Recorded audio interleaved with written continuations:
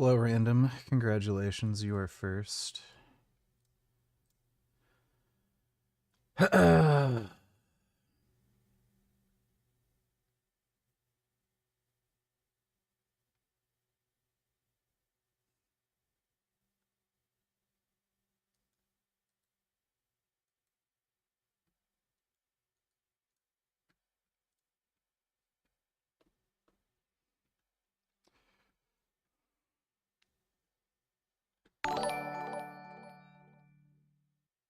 If you listen to vegan teachers live streams, it's kind of funny how many PPS is converting to veganism. There's lots of vegans in chat and that join the stream, and with so many views it's impressive, and Shazam's at running name the trait on these 10-year-olds. Well, that's good. I fucking hate TikTok. Luckily, TikTok is technically being sold. They have worked out a deal where I think an American company is going to have access to some of the algorithm and stuff like that, so I might actually make a TikTok account now that it isn't just being controlled, at least not entirely, by the Chinese. So I might end up doing what she's doing, where I do simultaneous streams on TikTok and YouTube. That might be rough going, though. Like, if I do TikTok streams or, YouTube TikTok streams, because they're terms of service, I might have to really hold things back. Thanks for the donation, though, Dodo. In this movie, Patrick Swayze is the greatest bouncer. This is like one of the dumbest movies of all time. It's incredible to me that they fucking remade this. Nobody asked for it. It was not a good movie when it came out. Just stupid. In this movie, Patrick Swayze is the greatest bouncer who ever lived. Dodo Donate Tellers, lol, how many views she's getting just on her YouTube in the last 2 days, and even more on her TikToks? Like, incredible. Yeah, I don't know how she manages to pull that many viewers. Like, I'm figuring some of it has to do with the TikTok audience conversion. I think some of it, too, is she just triggers the fuck out of people for whatever reason, even though she makes, like, some of the least offensive, innocuous content I've ever fucking seen. And just a ton of fucking people come over to just talk shit or troll. And TikTok. Yeah, she gets millions on TikTok. You need to collab with her now. Well, can't now. It's way, way too fucking cold for me to make that drive to go visit her. Maybe in like a couple of weeks if it warms up, but holy fucking shit. It's not even funny how cold it is. Thanks for the donation, Dodo. Dodo Donate Tellers, I'm sure Code Pink isn't happy that TikTok is being sold, and I think you helped influence Vegan Teacher to be a better debater, to be honest, because as you know, she used to not argue very well, but after some discussion with you, by now she is better at it. I don't know if I helped her at all. Thanks for the donation, Dodo. Oh, boy. So we open on a bar that's doing well. The Dalton, Patrick Swayze, the greatest bouncer ever, that Dalton has fixed up with his amazing bouncing. And then the guy walks in, this older guy walks in. Dalton is giving himself surgery. What? He got sliced in his bouncing duties. This guy's such a badass, he sews himself up. And he's like, it's a shitty little town called Jasper, Missouri. I just came into some money. I want to fix this bar I own up, and I hear you're the best. Like, and I'll give you a bunch of money. Come save my bar. And he's like, okay, I'll do it. And he's like, I'm going to get you a plane ticket. And he says, I don't fly. What? Because he's the toughest guy ever, and he's afraid of planes. Oh, no. That's so funny that he's like, they make him the biggest badass ever because he's giving himself surgery. But he's like, I'm going to come to town, and I'm going to kick everybody's ass. The only thing is, I'm afraid of planes, and I don't like clowns. But aside from that, I am the baddest mother you'll ever meet. Also, there's a peanut allergy. And if you do peekaboo, I will shit my pants. Should have also made him afraid of vaccines and cell towers. And then he goes to, it's a really small town. So he goes to this old farm where this old guy with a big white beard, you know, sweet guy, it's his farm. And he has this big, beautiful room above the barn or whatever. And that's where he's going to stay while he cleans up the bar. But Dodo, don't you tell her she's an easy target. Many people make videos about her, and then kids come over to troll her, but they stay and hear the arguments, and many of them go vegan. If you actually read the comments on the lives as well, you can see that, and also people that join the stream. Well, all the people who make videos on her, like, it's the most retarded brain rot trash where they never engage with anything she's saying. So I would imagine if people like consider her a joke and come over and then actually have to engage with her directly, unlike these fucktards who make, you know, that stupid content criticizing her. Yeah, they figure out, oh, I don't have an argument. Oh, I'm an idiot. Thanks for the donation though, Dodo. it's such a small town that the villain of the movie, Brad Wesley, he's this rich old guy who he's ruthless and he owns the town. And it's such a small town that his place just happens to be right across the pond, this little pond from where Patrick Swayze's staying. Mm-hmm. And then, okay, so now he's hired as the cooler. The cooler? The cooler is what you call the head bouncer. The first work meeting, mm-hmm. He's like, you're too violent, you're gone. He's cleaning house. Lady that was selling drugs, you're gone. There's a famous scene where one of the bartenders or bouncers is fucking a lady in the like utility closet, and he says, baby, you're gonna be my regular Saturday night thing. Oh God. And then the door opens and he goes, you're fired. And he's like, fuck. Okay. And then, and this is the pivotal part of the movie, he goes to the guy, the bartender, and he says, you've been stealing money from the cash register. You're out too. And the bartender's like, do you know who my uncle is? And then he's like, I don't give a shit. It turns out this guy's uncle is Brad Wesley, the guy who owns the town. Okay. And is very violent. Oh, so his windshield keeps getting busted, so he goes to the hardware store in town. And he meets Red, who is a nice old guy, and they get along. But then Brad Wesley is coming in and shaking Red down. And then there's a famous scene where he's out in the country, where his room is, and then he's on the grass by the pond, and he's doing shirtless, sweaty Tai Chi. He's just doing these slow motion movements, you know? And then they cut to the Tai Chi is the dumbest shit I've ever seen. Dodo, donate $2. So I'm Somali. I'm proud to be Somali. To me, being Somali isn't just eating bananas with rice. It's a lot. It's like it's an interesting thing. It's very hard to describe what it means to be Somali and what it means to be American, but it's like a cultural fusion. It's kind of like the bananas and rice. You know, people don't really. All the Somalian kids that I knew at school, like almost all of them aside from maybe one or two, were like all troublemakers. Like not criminal, like you know, the bad kids that brought like knives to school and shit, but like they're all weird kind of troublemakers. And I only knew one Somali kid who is just normal. See, like, you know, it's you know, people don't think, oh, you can eat bananas with rice, but that's what it's like to be Somali and American. It's like, it's not just about bananas and rice. It's bananas and rice. that combination of banana and rice, but Is this AI? Like, like somebody even commented, is this AI? Like, it's just so stupid.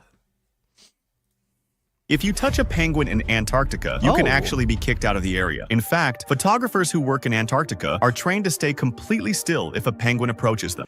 Yeah, I think penguins think you're also a penguin. That's because their feathers are coated with a natural oil that keeps them waterproof and insulated. Touching them can interfere with this layer and make it harder for them to stay warm in freezing conditions. But penguins will still waddle right Oh my god, penguins are so awesome. Up to people anyway. That's because in Antarctica, humans are the only other creatures that walk on two legs, so penguins sometimes mistake us for one of their own. If you touch a penguin... Dude, isn't that so cool? Penguins think you're also a penguin. Fucking love penguins. Oh.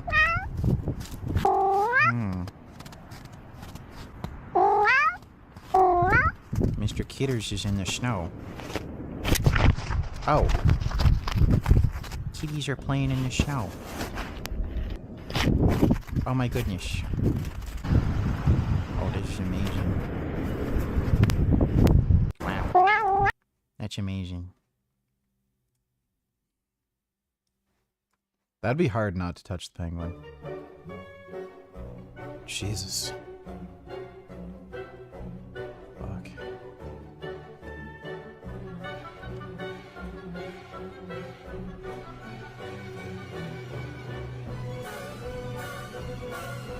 Yeah, that's rough. Jesus Christ.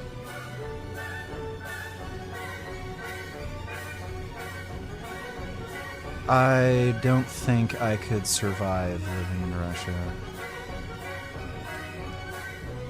That is just too much.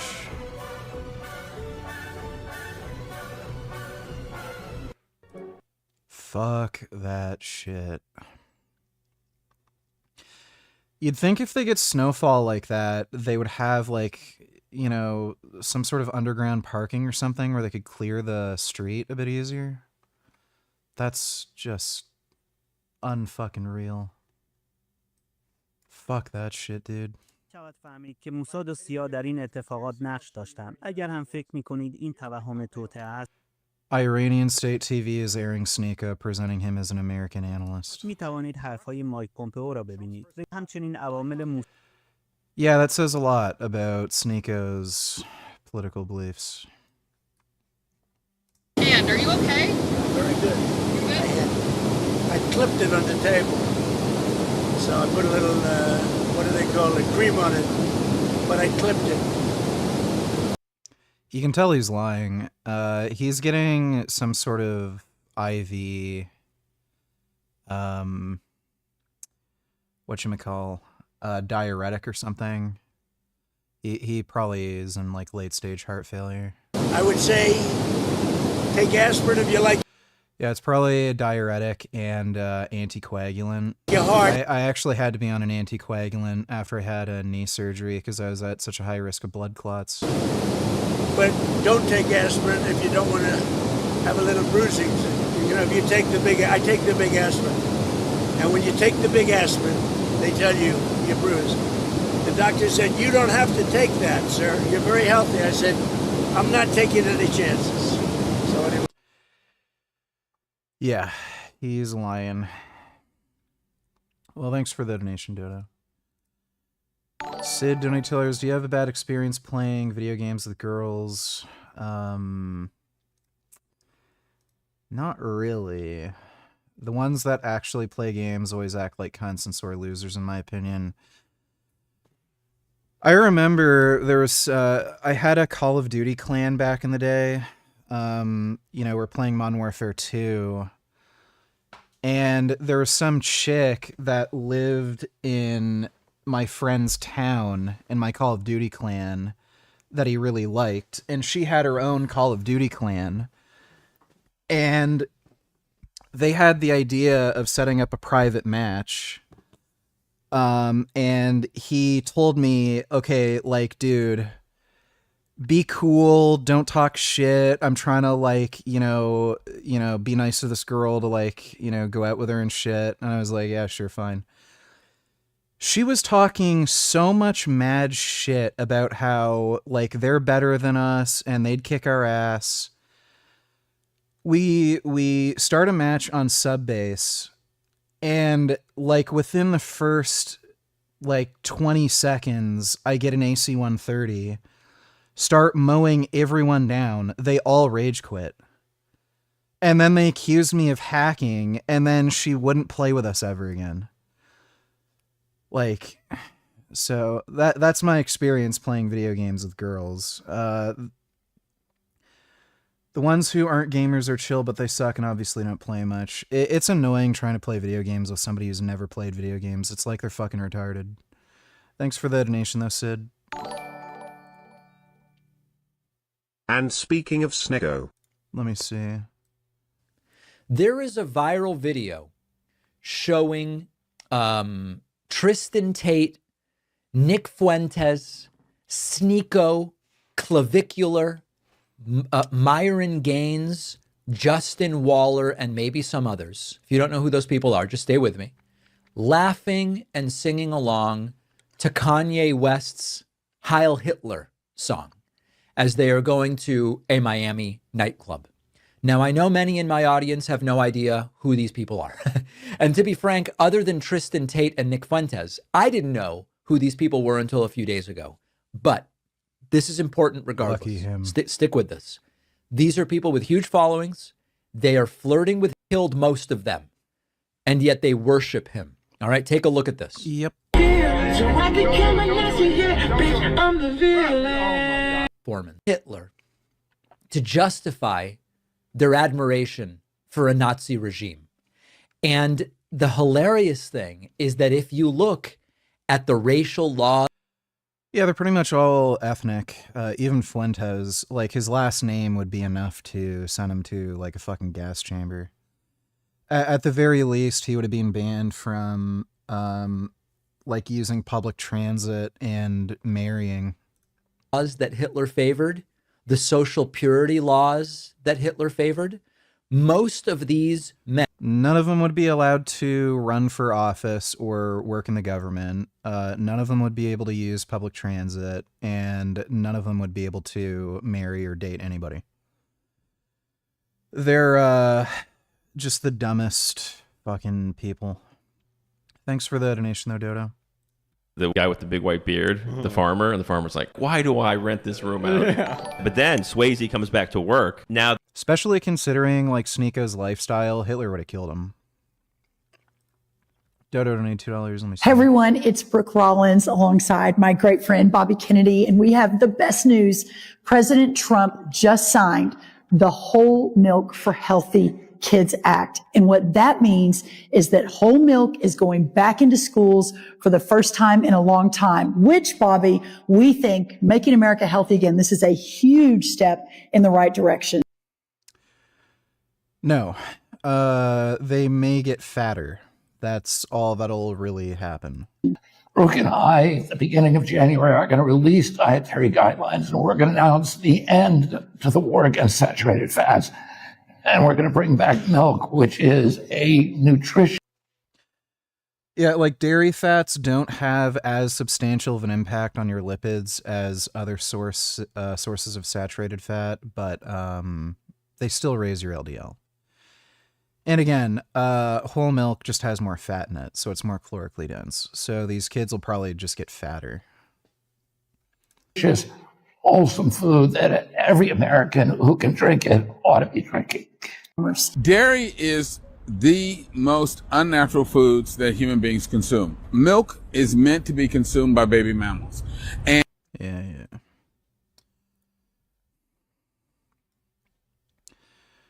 Miss Rachel spends her day posting and sharing content, but the vile Jew-hating post she liked and pinned was simply the result of a bewildering mix of buttons and words that caught her completely off guard. And now she's exhausted by anti-Semitism. Imagine what it feels like to be on the receiving end of all the Jew hatred. I misunderstood a comment and thought it said that the author of the anti-Semitic comment liked the comment, not me. So I pinned it because I thought I didn't like the comment in the first place. The fuck sense does this make? Their comment said left, not liked, so I just read it wrong. I was very emotional and read it quickly and read it wrong. Sure.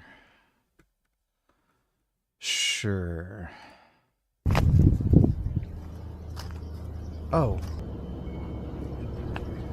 Oh my goodness. Friends. Oh, that cat's not being nice. Why is he doing that? Why was that kitty doing that? For me to like be standing with Hamas as a queer person. Why should you be ashamed? Well, it's punishable by death to be gay in Gaza, which, like, if that's true, that's a little conflicting. Punishable by death would be the extremist Islamists. Or Hamas extremist. Yeah, like Hamas. Islamists. No, they are not. They are a resistance. Yeah. Hamas aren't extremist Islamists. They're like moderate Islam. Yeah. Is this chick paid to be there? Like, what the oh my god. The amount of, like, dumb bitch women who watch TikTok or just get paid to protest. Few of them who would be maybe extremists, the same as there are extreme queer people who might be a murderer. Being gay isn't an ideology. Like, what the fuck? Wait, well, I don't know if a queer person's ever murdered anyone. You think? It's like a little homophobic, no? There's a very high count of queer people, so probably. I hope they all die. We need another round of COVID. Have one country when the Muslims have 57. Do you want me to say? Yeah, give me your honest opinion. I'm a Muslim and I read the Quran. In the Quran, it says Israel will never have a land. Really? I thought it said in the Quran that Israel is the land of the Jewish people. No, okay. that is untrue. That's propaganda. It literally says Israel's the land of Jewish people. Yeah. Fuck them, right? The Yeah, Jews. of course. Yeah. They will never have a land. Yeah. That's what I believe. Why do you think the Jews can never have a land? Because they did not respect Allah. Because they didn't respect Allah. Yeah, my God. Sure. Yep. Cultural enrichment. We need more of that, don't we? Thanks for the donation, Dodo. The bartender he fired is back, and he brought goons with him. And he's like, guess what? The owner's reconsidered. You don't fire me because my uncle is Brad Wesley, right? And then this starts a fight. There's a fat guy. Why are all these people of color these days such Nazis? Seriously. What's attracting them to fascism? VG? I have no real fucking idea. You do see this fairly frequently where you'll see like black people being anti-black. You'll see Asian people trying to be like as white as possible. Like it's probably like a weird mix of insecurity and wanting to fit into some sort of in-group. But yeah, these people are just retarded, like pathetic scumbags. It's funny too because these people are talking about like this alpha male kind of ideology, and then they're like some of the most insecure, follow the leader, like cucked faggots on the fucking planet. Thanks for the donation, Dodo. Suspenders. What? Everyone's got a knife. Swayze gets slashed. He throws a guy through the window of the office, and then there's a big bar fight, right? So now Swayze got a little cut. And now he goes to the hospital. Who's at the hospital? Beautiful blonde doctor. Nice. Love interest. And she's like, you're such a tough guy. You're a big tough guy. She's going to give him anesthetic. And he's like. It's funny how this was like the physique standard back in the 80s. Dude, if a guy looked like this in Hollywood, like they'd be like, wow, twink. Dodo $20, is he fake natty? Let me see. My name is Jeff Palmer. I'm 62 years old and in the best health and shape of my life. I work out almost every day. I can press over 400 pounds and I... Well, I'm assuming he's talking about on some stupid machine. There's no way he can bench 400.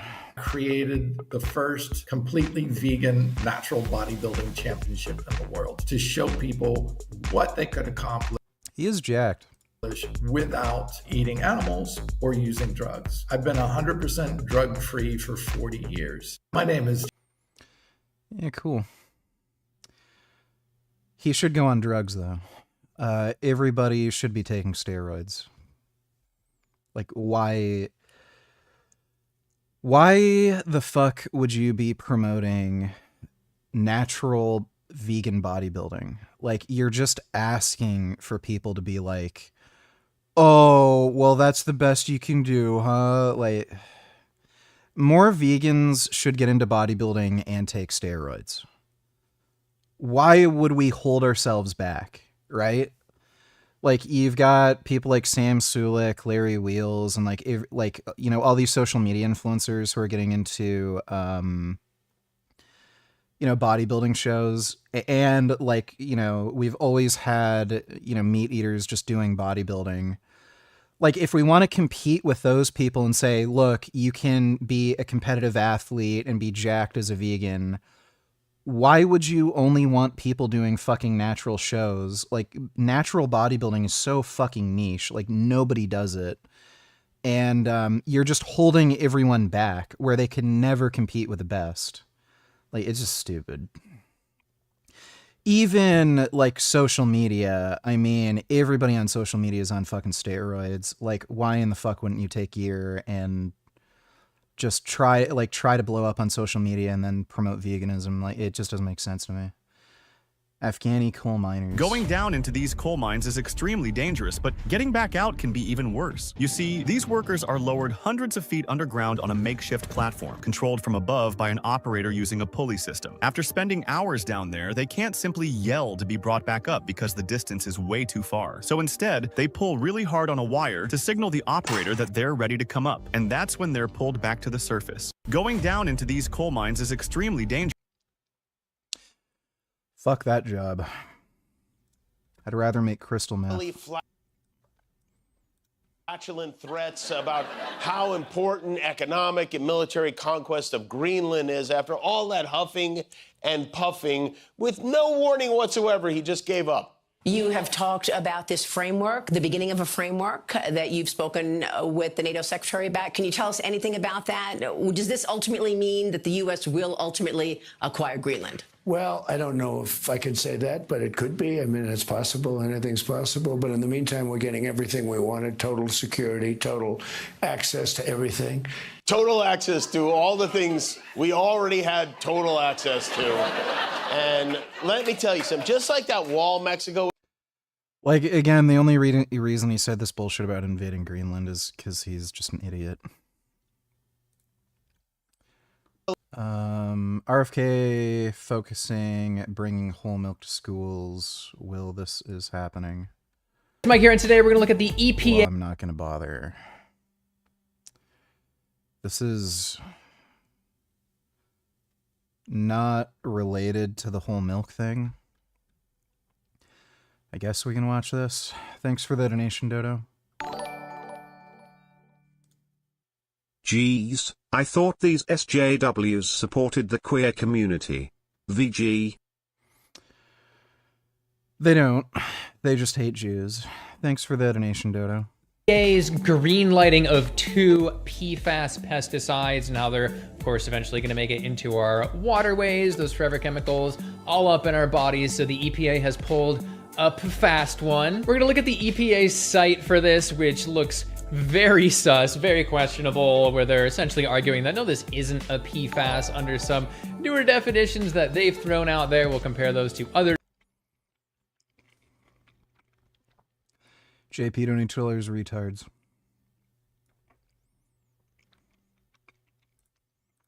Eat in a day as a 25-year-old girl who only eats meat. For breakfast, I had this massive 600-gram She looks older than me. ribeye. For lunch, I had 3 beef patties, and I make sure to pour all the fat on top of them as the She literally could pass for older than me. And she's almost 10 years younger. fat is my main energy source. For dinner, I had 2 patties and some shredded fatty beef. I can confirm that no plants were harmed in the making of this video, only the grass. Well, have fun with heart disease and aging faster because you have a diet that has no antioxidants or vitamin E, which are kind of important for slowing down the aging process. Let's see, more retards. Are brother and sister, and it could not be more obvious. You can look at both of their faces side by side for 5 seconds and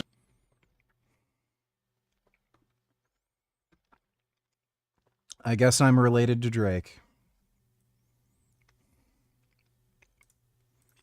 You know, sometimes in life, you just need to take a different perspective on things. This is the Grand Teton Mountain in Wyoming. This Is that Godzilla? is the Garden of the Gods in Colorado Springs, Colorado. I wonder if he knows. I don't know what flipping the image. Like, okay. Anything. Another little mountain from the Garden. Is he saying this is like Godzilla back or something stupid? Of the God. I wonder why they call it Garden of the God. I think maybe they knows something. Okay, well, that's the new social media grift. Thanks for the donation, JP. Dodo Donatillers, yes, I said RFK Jr. is focused on whole milk while the EPA is approving PFAS pesticides. This administration is so incompetent. Well, it's not incompetence, it's corruption. The reason they're doing this is because of corruption. Thanks for the donation, Dodo. Definitions and really look closely at the breakdown product from these PFAS pesticides, which is perhaps the biggest concern here. After all, scientists warn of its global threat from irreversible accumulation. Love that for us. And I know I'm talking about the EPA, but this is not just a US problem. There's also an EU and UK issue here as well, especially with that breakdown product.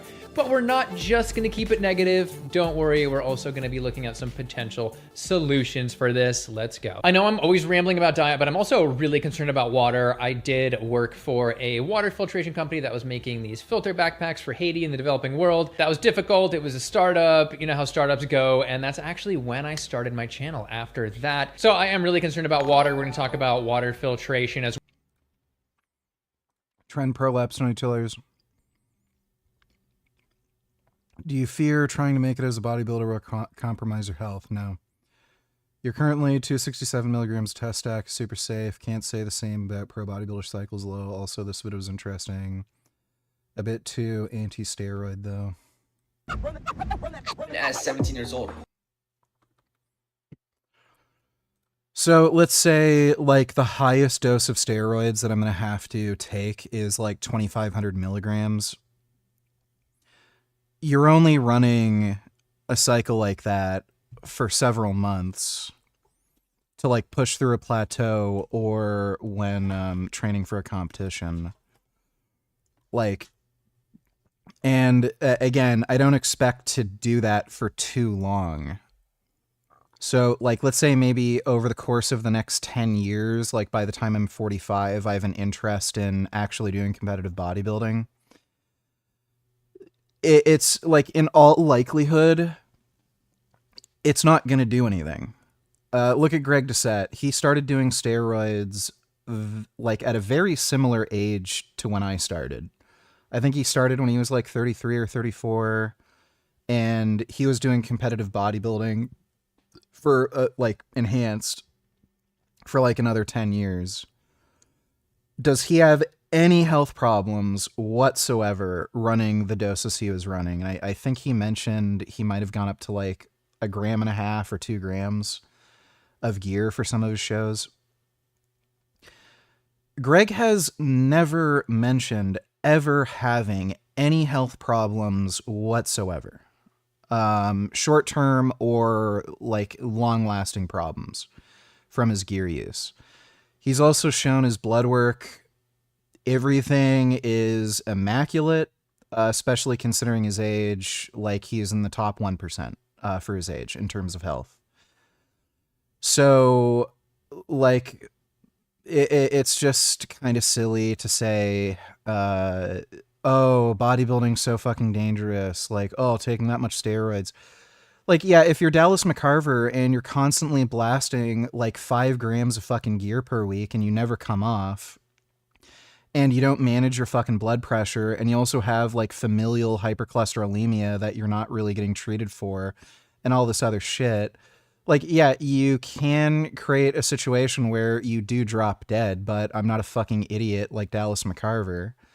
A lot of the other fucking problems that bodybuilders have, it's related to things like site injection oil or site enhancement oil, like Rich Piana, site enhancement oil, and according to friends of his, most of his health problems were related to the site enhancement oil he was doing. There's also been a number of other bodybuilders who've died young, and they used large amounts of site enhancement oil, like Nasser Al Somebody.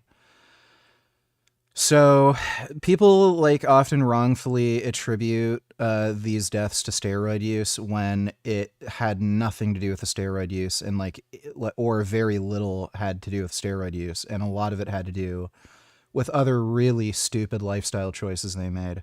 Yeah, like Ziz. Ziz was on steroids, but he also had like a genetic heart condition. He was taking diuretics to like dry out, and he was on cocaine, and he went into a sauna, and then he fucking died. So was it the steroids that killed him, or was it his genetic heart condition, diuretics, sauna, and cocaine? Like it's just silly. These are, like, you have to put this into context.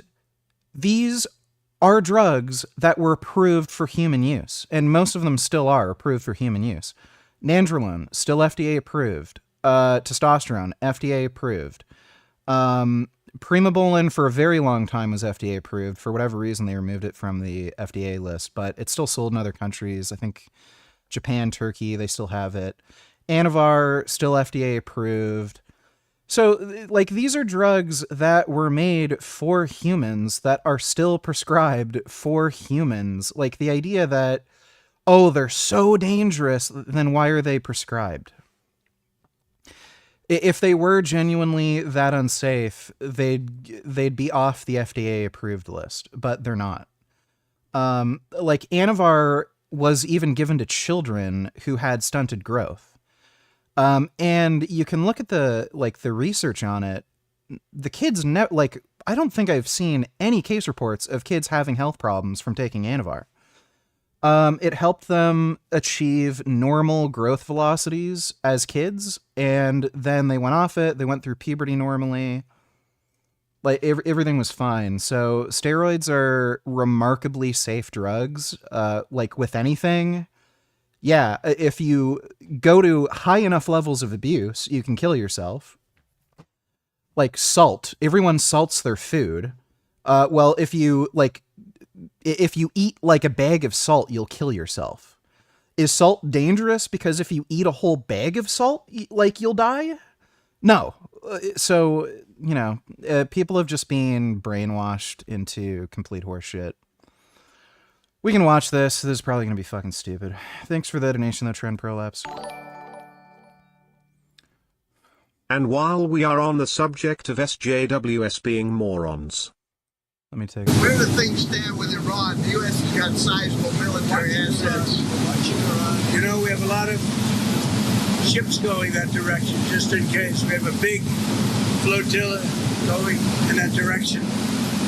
As you can see right there, Donald Trump is continuing to threaten military strikes, possibly full-on regime change in Iran, as a large quantity of US forces at great expense are dispatched to the region. Cenk, your 2 cents. Yeah, so look. How do I support Islamic terrorism without saying that I'm in favor of Islamic terrorism? When we attack this time, and I think it's going to be when, we're not sending the USS Abraham Lincoln to have a picnic there. And we'll get to all the facts as to why I think it's going to happen. And Iran this time says we're not going to just retaliate against Israel. America's attacking us, we're going to attack back. And when they do, if we lose. Iran has oh my God, they have no military. Look at what happened with the Iraq War, both of them. First Iraq War, literally done in a day. Second Iraq War, didn't they surrender within 3 days? So, this idea that this is going to be some long, drawn-out, prolonged war with Iran, they're a tiny country with no money. I can guarantee you most of their military isn't even particularly loyal to the regime, so they don't even have any ideological motivation to really risk their lives. If the US strikes Iran, they're done in a day. Lose any soldiers, that is all on Israel's hands. And you should be furious at Israel for getting us into this war, bribing us into this war, manipulating Oh my God. Jesus Christ.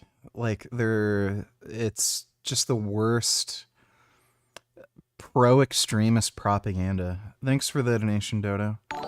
JP $22, is the girl being authentic or is this fake grifting act? Fuck my dick, bitch. Hey guys, it's Rachel or Kate, and I have Tourette syndrome. Fuck off. And this person said, not being able to handle someone ticking, fuck off, doesn't make them evil or hateful or She's probably got Tourette's. uneducated. Some people simply can't deal with the sound. I'm gonna tell you right now, fuck you, bitch. I'm autistic, I have major sensory issues, I'm also She's not autistic. incredibly migraine prone. I sometimes, yes, will get headaches from my own ticking. So, That's pretty normal. She's not autistic, though. fuck you, bitch. You know, if I'm in the same room as someone Women who get diagnosed with autism as adults either have narcissism or borderline personality disorder or both. They're not autistic. and I'm ticking a lot and they have a headache and they tell me, fuck you. Hey, I'm just gonna go into the other room really quick for Yeah, so I think it's pretty obvious she genuinely has Tourette's, but she's not autistic. Thanks for the donation, JP. Why did it take you in hell? Me and my friend hopped on at the age of 16 years old. Just take steroids. While steroids at 15.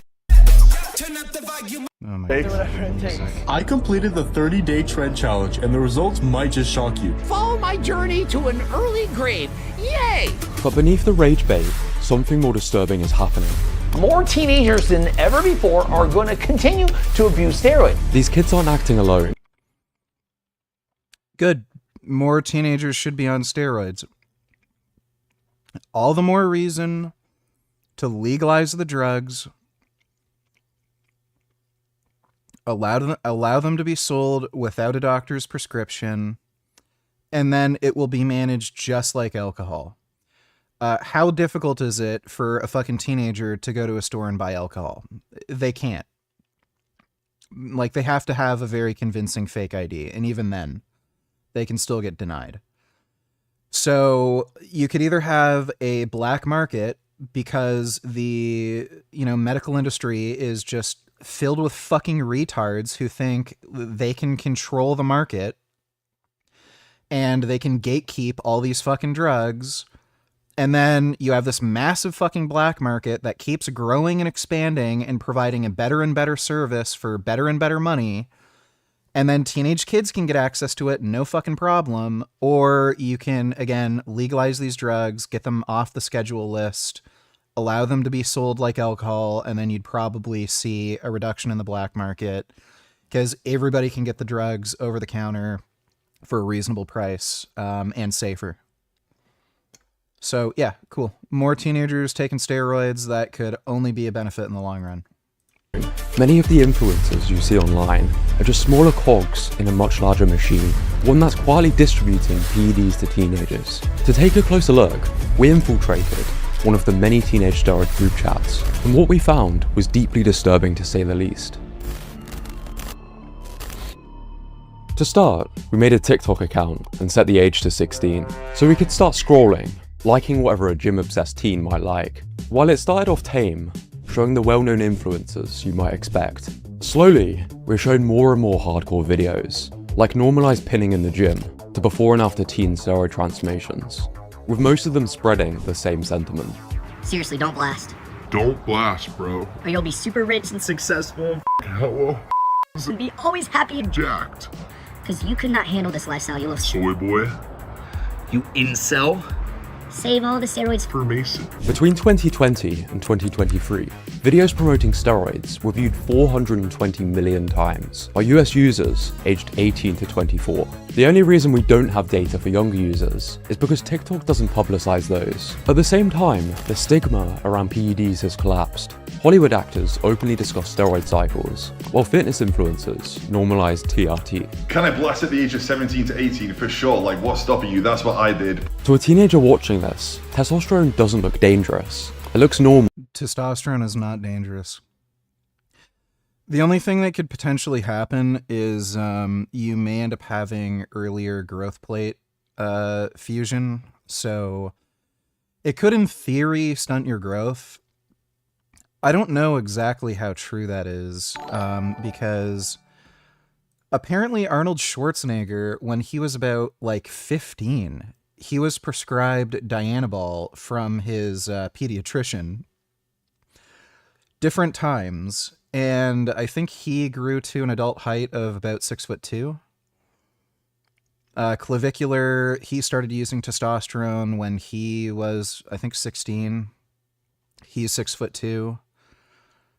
There, like, you can find a lot of examples of people starting steroids in their mid-teens and they grow to over 6 feet. So I don't know exactly how true the growth plate fusion thing is. Like, it makes biological sense, because like, if you increase aromatization and estrogen production, that is what eventually triggers the fusion of growth plates. But as far as I understand, this hasn't actually been researched to see if steroids do, in fact, cause stunted growth in teenagers. There's just biological plausibility for it. JP, donate $2, adorable cats. Let me see. And that's only for compounds that aromatize. They have used Anavar for treatment of stunted growth in children, and it's highly effective. They just stopped using it because growth hormone's better. My goodness. Wow. That's a good cat loaf. Gonna bake that cat loaf.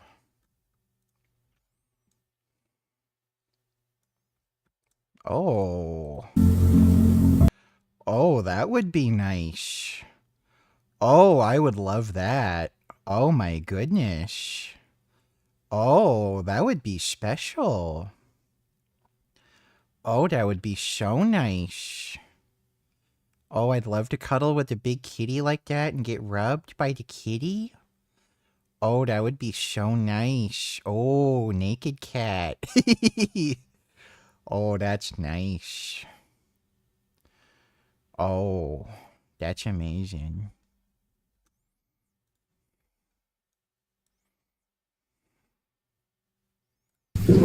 Oh. Wow, look at those cat loaves. Oh my goodness, those are good cat loaves. AI is great. I love the AI cat videos. Thanks for the donation, JP. Dodo Donatillers, you know, VG, I love how SJWs always use the phrase, how to say I'm racist without saying I'm racist against the right, but they themselves are racist against Jews and like to frame it as if they aren't, just like the right they so often attack. Well, yeah, it's funny, like, if somebody on the right wing mentions immigration and then they say this is all some, like, covert tactic to promote racism, but then they use the same argument to excuse themselves of anti-Semitism. Oh, I don't hate Jews. I'm just against Zionism. Like, yeah, sure. So they're full of shit, and they're massive hypocrites. Thanks for the donation, Dodo. More natural even. Even so, TRT is still natural. Add extreme looks maxing culture, and PEDs start to feel like a logical upgrade. If you take a drug that makes you more disciplined, more jacked, more focused, more attractive, and suddenly you're public enemy number one. To some, it's baffling as to why you wouldn't take a concoction of drugs to get ahead as a teenager. All the research is there, and it's really safe to use these drugs. Most aren't seeing the hospital visits or hormone crashes. They're seeing success, clout, and rapid results. With the constant that image he just showed of Greg Doucette and that kid in the hospital, that kid was reusing the same dirty needle over and over and over again, and he ended up getting an infection and had to go to the hospital for the infection. So what the fuck does that have to do with steroids? Like, I love how people do this. Hormone crashes of this content and viral teenage steroid transformations. Steroids stop feeling like an underground drug and start feeling like a shortcut to confidence. Dude, it's so silly. Like, this is, this reminds me of those, like, Dare ads or Dare campaigns where they told you, Like, if you smoke weed even once, your entire life is going to go to shit. It'll turn you into a fucking retard. You'll never work a day in your life. You're going to be homeless on the fucking street, and no one will ever like or love you again. Like, everyone figures out, like, okay, that's just bullshit, and then they end up doing drugs. Like, it's the same with the steroid use shit. Like, this guy is showing these kids making these fucking transformations on steroids. They clearly fucking work. Like, guess what?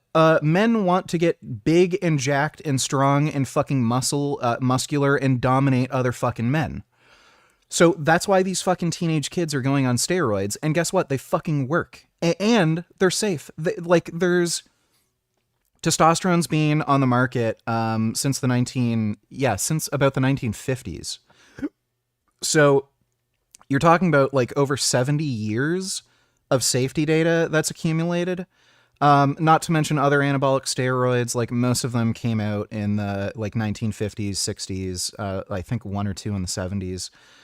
So like these are very old drugs, tons of safety data, and they're still FDA approved for human use. Like if they weren't safe, they wouldn't be FDA approved for human use. So all this bullshit about, oh my God, teenage kids using steroids. Oh, it's going to ruin your life. What are you doing? No one's listening. Like, it's, you have so many fucking bodybuilders like Milo Sarchev, who's lived to old age. He's 62, looks fucking amazing. He's been on 500 milligrams of test for 30 fucking years. And at least according to him, he has no fucking health problems. No one's convinced about this, like, fucking bullshit. At least not any kids that have half a fucking brain. So, like, the route to go about this, to tell kids not to use steroids at that age, is, like, it has to be some sort of logical, practical reason. Like, there is biological plausibility that it could stunt your growth. So you could either wait until you're in your 20s, like maybe 22, 23, where, like, 99.9% of people stop growing. And then you can reach your full adult height, possibly be over 6 feet tall, which is ideal for a man. And then you can hop on steroids. Whereas if you start when you're 16, well, maybe you're only going to be like 5'8" or 5'9". So would you rather wait a few years and then hop on steroids and be over 6 feet tall and mog everybody? Or would you rather be a 5'8", 5'9" Ninja Turtle and be jacked, but you're 5'8", 5'9"? Like, that's a logical reason that would disincentivize a kid from using fucking steroids. But no, instead, they have to lie, make up a bunch of fucking bullshit, and say, oh, you're gonna die, when they're not. Like, it's just so stupid. Steroids stop feeling like an underground drug and start feeling like a shortcut to confidence. And it must work, right? We're seeing more and more teenagers putting up impressive lifts, looking like Belgian blue cows. Yep. I did become enhanced at 17. Is that something that you're willing to do in the future? Oh, yeah. Oh, yeah, Larry Wheels went on steroids at 17. He's over 6 feet tall. So, like, I'm sure there's I'm sure, like, you could maybe induce the closure of growth plates by taking enough steroids. Like, I don't know, maybe if you're running a gram of test or more at 17, you could, like, actually close growth plates. But maybe with, like, some of the starting cycles that a lot of teenagers are doing, like maybe 250 or 500 test, like, you just don't get enough aromatization to induce that. I don't know. It's never been studied, as far as I'm aware. But there's a lot of examples of men starting steroids in their teens, and they're pretty tall. They're over 6 feet. Yeah, whatever it takes. Whatever it takes.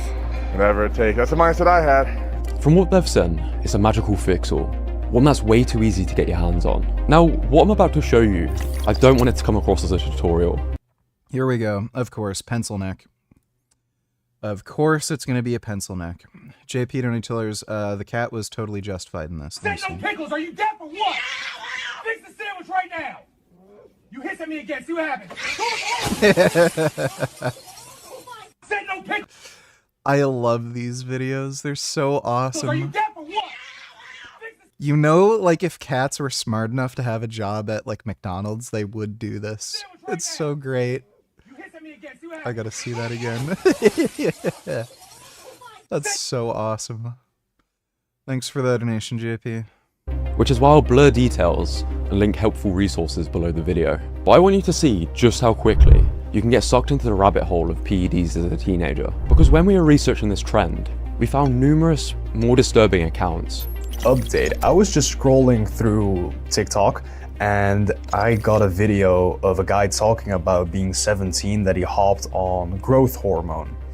It had a lot of views. So I clicked on his profile because he linked it in the video and it took me to a Discord server. And in this Discord server, they are selling cookies, anabolic cookies. In this group, you find full price lists, step-by-step instructions on how to buy, and teenagers teaching other teens which compounds to take. And so what I'm Again, if they took these drugs off the schedule list and sold them just like alcohol, you wouldn't be seeing this. gonna do in this group is ask the same question, like, what do you guys recommend? I'm 17, I'm turning 18 years old, I've been training for 10 months, what would you recommend? In just one swipe and 3 clicks, any teenager now has access to illegal anabolic steroids. All they have to do is put in an order. I sent my picture over and they said, oh, you look pretty good. A guy responded and I asked him like, okay, yeah, thanks, but I'm trying to push it to the next level. Like, what do you recommend? And he proceeded to give me an exact recommendation on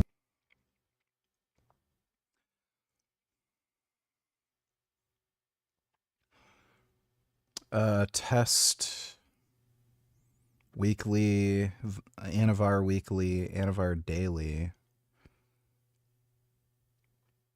Why did he say the same drug weekly and daily? what to do and what to take and what he's doing right now, the exact dose that he is taking. This is just one of the many teenage steroid group chats in a growing underground economy, and the advice they went on to give us was mental. So he's not just taking PEDs, he's training people and sourcing juice for them at... What is mental about the advice? He just said the advice is mental. What is mental about it? 17 years old. I wanted to try this experiment out for myself, and after sending "Hey guys," I already got a DM linking to what looked like the Amazon of steroids. And when I asked what I should take, along with a photo of myself around 14, he told me I was too young. Okay, good. But he still... By the way, in a lot of countries like Russia, Bulgaria, they would put teenage kids on steroids regularly. Dmitry Klokov is an example of that.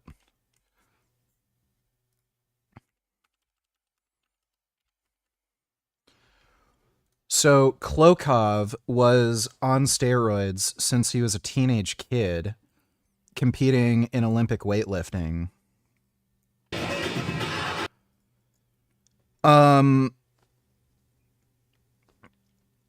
So this guy achieved like some of the highest success in Olympic weightlifting that you can possibly have. He's not a midget. I don't know if he's quite 6 feet tall. He might be like around, 5'10" or 5'11", but I think his dad is about the same height. So questionable if steroids caused his growth to be stunted at all. And like, tell me if you can find any man who wouldn't want to look like this and be this strong. So, it is the reality that the younger you take steroids and the earlier you start sports, the more success you are likely to have. The Russians figured this out very early on, and a lot of other Olympic weightlifting teams have also figured that out. Like, it just is the fucking case. So if you're going to try to make some sort of argument for kids not using steroids, there has to be some sort of rational, logical fucking reason based off self-interest that you have to come up with. And all they're doing is saying, oh my God, 17? That's too young. That's crazy. Like, these people are genuinely fucking stupid. The people who make these videos are just concern trolling fucktards. Proceeds to give me a complete laundry list of instructions for using various substances, along with a photo of myself around 4 laundry list of instructions. I gotta see some of these. Fuck me, dude. Like, why the fuck is he,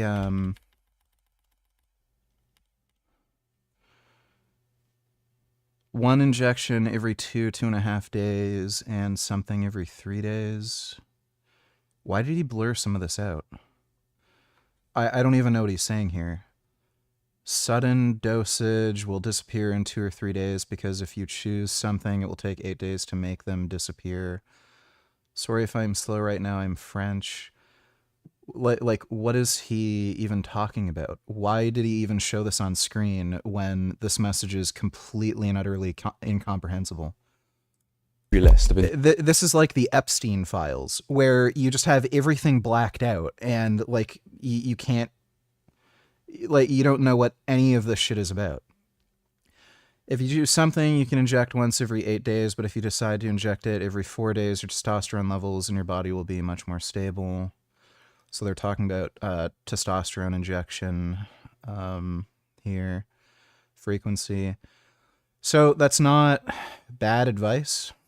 To use testosterone, you will also need to buy... I'm assuming he's talking about extraction needle, injection needle, syringes, alcohol swabs, protections. Who knows? He might be talking about an aromatase inhibitor. And maybe desmodium too, if you have enough money. Desmodium is used at the end of a cycle in general. If your ALT, AST are still high, something. I don't know what desmodium is. So I think he's talking about a liver enzyme marker. They're not actually liver enzyme markers.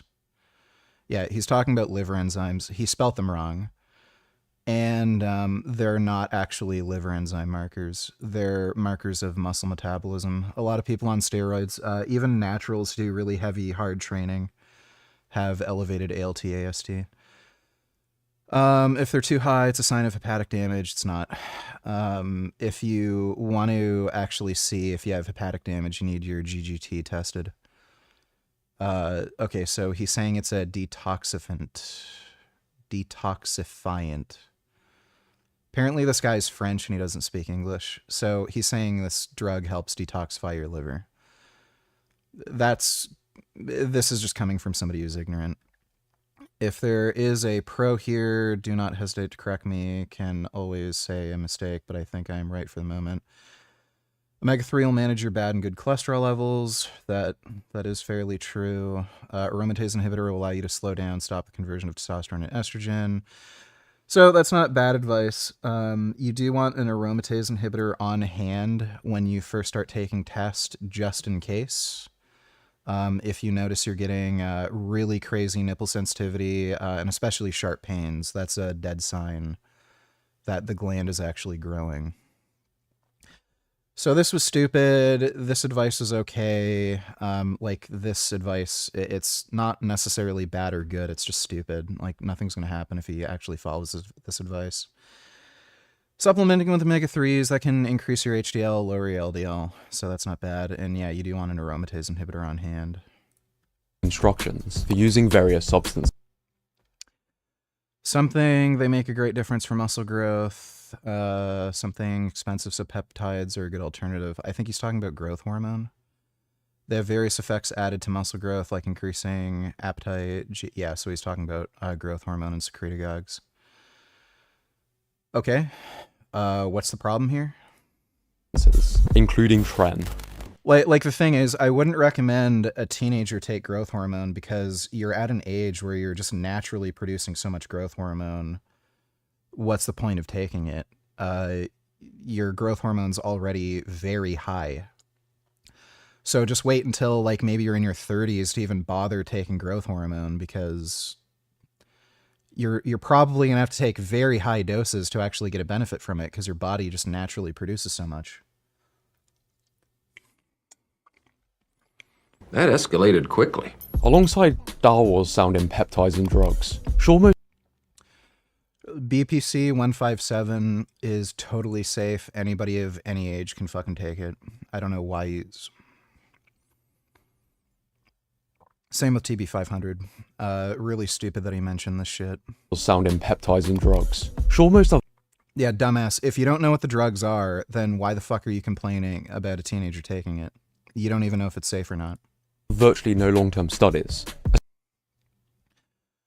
SARMs are stupid. Especially with teenagers. But it's easy to see. He didn't recommend any SARMs. This guy thinks BPC is a SARM? How a teenager can feel like they've done their research. Especially when... There's some mention of Anadrol.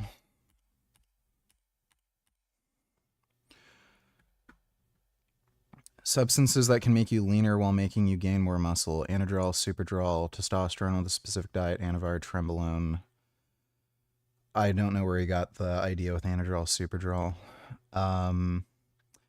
Testosterone, Anavar, and Trenbolone do improve nutrient partitioning. You can't take Anadrol or Superdrol for long enough to really get a fat-burning benefit from them. I think Trinibol injectable version exists. It's better, less toxic. It's not. I don't know where he got the idea that Trinibol is less toxic than Anavar. So this is some dumb advice. You need to dedicate your first cycle to find the perfect dosage for you. Increase dosage every 21 days. You don't just arbitrarily increase the dosage every 21 days. That's dumb advice. Starting with something per week. And if your body... Why did he blur out the milligram amounts that are being recommended? It's as if... I'm 5 feet 6 inches. Is it still worth getting big? Yes. I don't know why you'd want to be both short and weak. Thanks for the donation, Raymond. It's as if he's trying to blur out some of the like important information so that he has a better case of this being bad advice. But we can't actually determine whether or not some of this is bad advice if he literally blurs out the advice. It's like the Epstein files. If you blur out all the fucking evidence, it's like, well, what is there to fucking go on? Especially when speaking to so... One injection every 2.5 days, every 3 days, something, sudden surdosage. Surdosage. He's talking to somebody who doesn't speak English. Is this the same message that he showed before? Yeah, this is the same message he showed before. This video is just fucking lazy. I was 8 when I started gymnastics, quit when I was 14 after training every day with a Russian coach, and now I'm only 5'2". Gymnasts tend to be smaller. Average female height is 5'4".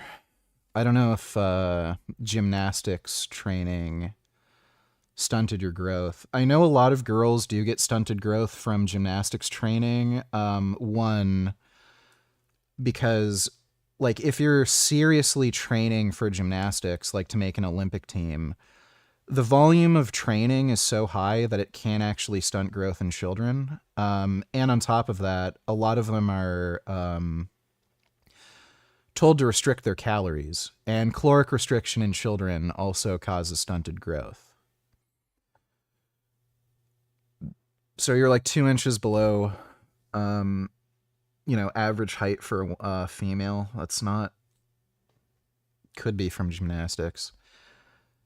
I was doing gymnastics when I was very young. I think it was a Russian guy who was, or some European dude, who was running the gymnastics program I was in. I hated doing it, and it's because the guy was fucking insane.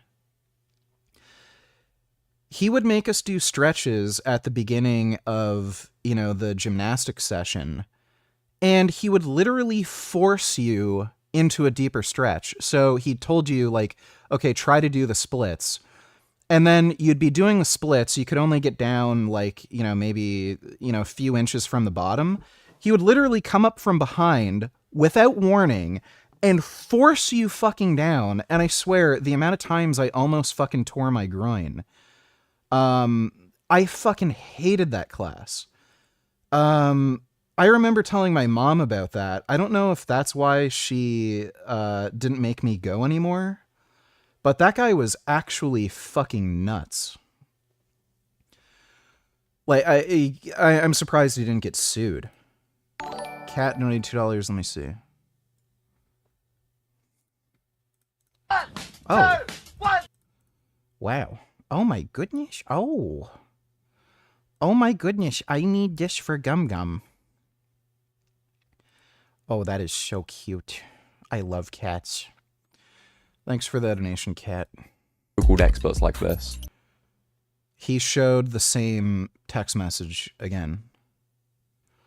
So they didn't have any evidence against these people, and they lazily showed the same list of messages, and they flashed it on screen super fucking quickly and with important details blurred out so that you wouldn't be able to tell what the fuck's going on.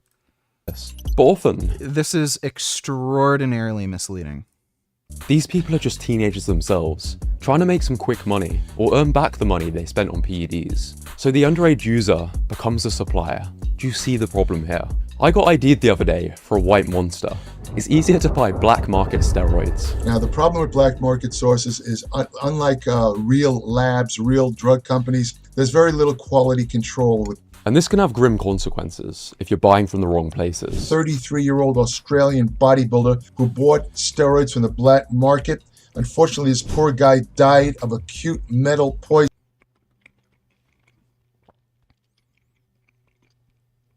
Apparently, the black market in Australia is pretty bad. I've seen some Australian bodybuilders talk about black market, steroids in Australia, and they say like 90% of everything's faked, and you have to make sure that you test all the batches that you buy. In Canada, the black market's pretty good, especially with there's the one source that I get from that's really good. And there is 2 backups that I have right now. The one backup's better than the other backup. But yeah, the black market steroids in Canada are pretty great. Poisoning. It turns out that when they analyzed his steroid that he took, it had 33 times the safe level of arsenic. So this guy bought a black. What steroids was the guy on? Wait. They literally...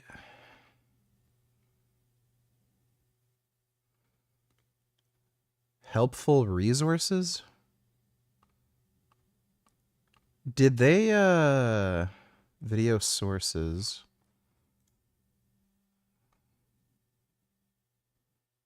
Oh my god. Wow. WADA Anti-Doping Agency. Natural is enough. Yeah, tell that to all the gold medalist Olympic athletes. Fuck you. Oh my god. Dude, society just wants you to be a fucking loser. They just want weak, submissive dumbasses who do what they're fucking told so that you can stock Amazon warehouse shelves without unionizing.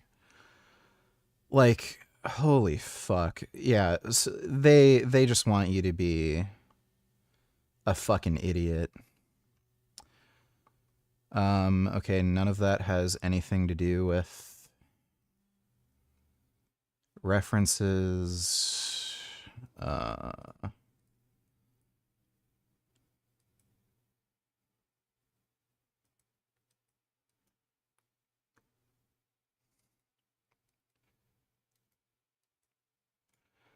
Where's the case report that they were talking about?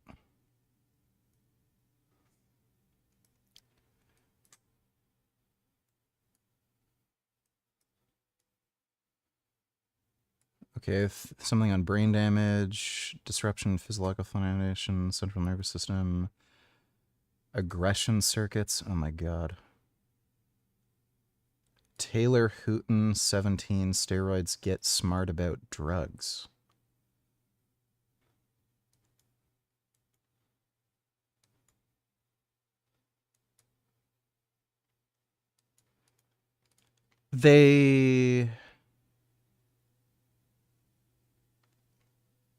These people seem remarkably dishonest to me. Like, maybe this was an accident that they forgot to link it, but they literally showed a case report. They didn't present the title of the case report. Oh, wait, is that it? Underground, injectable, something. So you can't even read the full title. And then nowhere in their show notes do they actually link this. And then here's this gay fucking retarded shit. Taylor Hooten, 17, steroids. Didn't he kill himself? Yeah. His whole family confronted him about his unacceptable behavior. Taylor is grounded. After tearful apologies, Taylor begged his mother to lift his punishment, but she said no. Taylor went to his room and hanged himself. It was only after his death whole picture came into focus. I'm sorry. We're blaming this kid's death on fucking steroids? Like, so he literally hung himself, but steroids did it. Okay. Give me like, this is, I know of that story. That was memed on like crazy in the whole bodybuilding community. Let me see if I can find this case report. 35-year-old Australia died, steroid,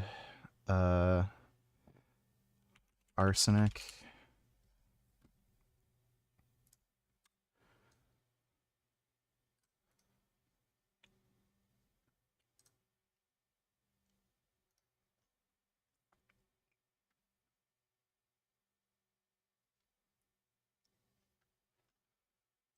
Oh my god. Underground, injectable, contained arsenic, killed bodybuilder. Is this even a case report, or is this just a random fucking article they found?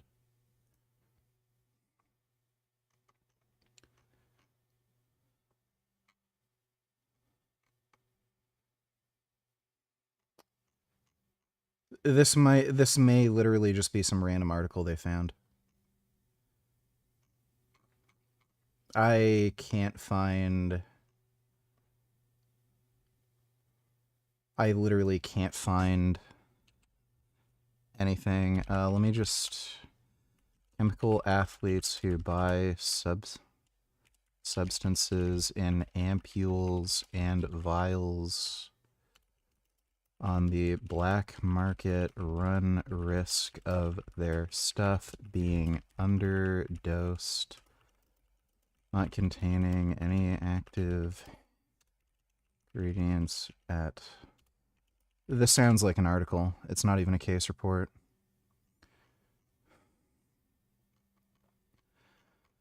I'm just trying to find where the fuck they found...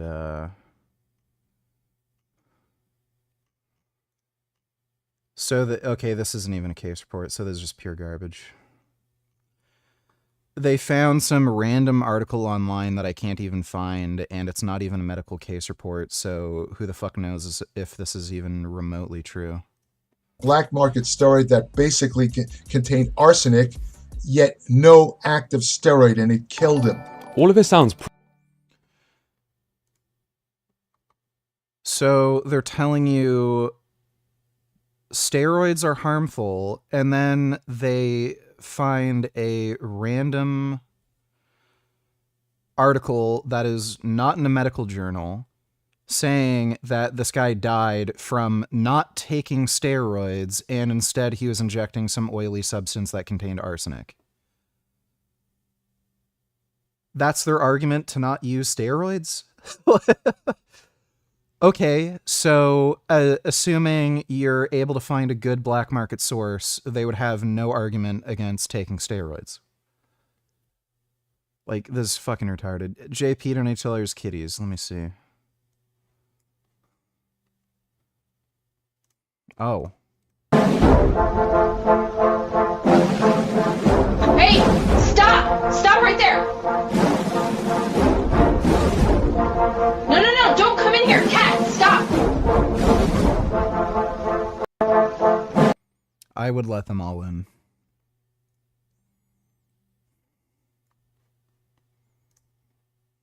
Hey, stop that!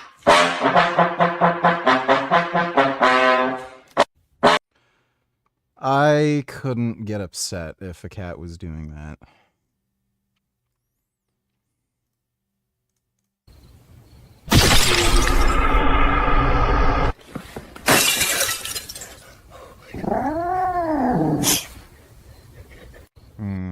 Kitty got angry. Thanks for the donation, JP. Pretty unsettling. Besides, steroids are illegal in most countries, and the idea of buying from some random dealer or Telegram channel is enough to make most teenagers hesitate. Ooh, steroids are illegal. Ooh, I don't want to be a bad boy and do things that I'm not supposed to do. Let's see, what's the government approved drug list? Oh, I can take alcohol and destroy my fucking liver and kidneys and cause brain damage. I can smoke cigarettes and destroy my fucking heart and lungs and give myself cancer. Oh, I can eat all the junk food I want, Skittles, McDonald's. The government's okay with that. So I guess I'll just stick to that. I'll drink alcohol, smoke cigarettes, and eat McDonald's because that's what the fucking government wants me to do. Steroids are illegal. That means they're bad for you. And the government has the best interest, my best interest in mind. So I'm going to be a good boy and not do steroids and just smoke cigarettes, drink alcohol, and eat McDonald's. Fucking faggot. But what if there was a legal loophole? SARMs are compounds similar to anabolic steroids, but because they're still quite new, they don't have similar regulations yet. SARMs are not similar to anabolic steroids. What the fuck is he talking about? They're completely different molecularly. This guy's a retard. Manufacturers have found a way to exploit this. So the top thing is not for human consumption. This label allows companies to sell these substances legally, whether that's in gym vending machines or online. It means they can avoid pharma-grade drug standards and legally protects the company if you were to die. Not for human consumption, but we'll send it to 22-year-olds so that they can make fucking edits about their use. What was once a black market has shifted into a legal grey area, and influencers are cashing in. The thing is though, they're not side effect free whatsoever. They actually do have basically the same side effects as steroids. Really? Yet, there's no shortage of influencers selling these drugs with affiliate codes, earning a cut on every sale, or just getting overexcited about them. But where are teenage suppliers? These people are remarkably ignorant about literally everything they're talking about. Actually getting these compounds from, and should they be as confident in them as they seem? To find out, it's worth tracing the source of their supply, and it turns out it's often a far cry from the pristine labs they show in marketing photos. And it's a good reminder of how exposed people really are online, which makes today's sponsor, Incogni, pretty relevant. I don't like being spied on, not because I'm doing it to keep making these videos. This is Renvex, a steroid lab once rated amongst the top 3 in the world on online forums. But don't let the premium scientific branding fool you. Behind it was a family operation. Macaulay Dodd started taking steroids at 14 after noticing their growing The government spends millions to make you quit smoking and eat less fast food. Right. That's why they give subsidies to fast food producers so they can sell their food as cheap as possible. And again, if they had an interest in getting you to quit smoking, why not ban smoking like they ban steroids? So it's a fucking joke. The government's just fucking retarded. They also full-on allow the sale of alcohol. And in Canada, actually, the government controls the whole alcohol market. They get money from alcohol sales. So, yeah, it's a joke. The government of Canada is literally, they own the fucking alcohol business, sort of like how Russia, it's a similar system in Russia. So they actually get direct money, not even through taxes. They earn directly from alcohol sales. And do you think they're ever going to fucking ban alcohol? No, of course not. There's alcohol commercials on fucking TV and all over the place all the fucking time. So the government doesn't give a shit about your fucking health. That's not why steroids are banned. Steroids are banned because of political fucking reasons, has to do with the Olympics. It's not because these are dangerous drugs that nobody should ever do. Popularity. His father purchased a remote farmhouse in Wales, and alongside him, they began cooking up steroids, as you do. It's just made in my shed. Raw materials were shipped over from Chinese suppliers in sweet packets to evade border control. Even producers admit the conditions are often far from sterile. Well, I've seen some very dirty conditions. You know, smoking cigarettes over it. The ash is dropping in, it's not getting filtered. Every time you take this shit, you're risking your fucking life. By underground standards, and before it went wrong, Renvex was considered one of the better ones. After all, they were making the steroids and then selling them to other smaller dealers, so their reputation was important. But underground labs are fragile. If customs seize a shipment, a batch goes wrong, or the police get involved, the operation can disappear overnight. Some labs simply rebrand and relaunch, others vanish completely, leaving thousands scrambling for a new source. And make no mistake. So what you're saying is the police shouldn't bust these dealers so that better producers can be on the market. When dealing with steroid labs as an unexperienced teenager, there's some very real contamination risks. No fucking teenage boy anywhere in this fucking world needs to be taking anabolic steroids unless they've got a real medical issue. There's a lot that can go wrong. And we know all about that. Dude, doctors gatekeep testosterone replacement therapy like you can't fucking believe. You can be androgen deficient and have every fucking symptom, and you can go to doctor after doctor after doctor, and they just won't prescribe you. And it's just because there's this cultural stigma against masculinity. Testosterone is evil. It's going to kill you. It's horrible for you. Why would you ever want more muscle? And, you know, it's fucking stupid. And even women have to deal with this shit when they go through menopause. The amount of doctors that will tell you not to go on HRT if you're a woman on menopause is fucking retarded.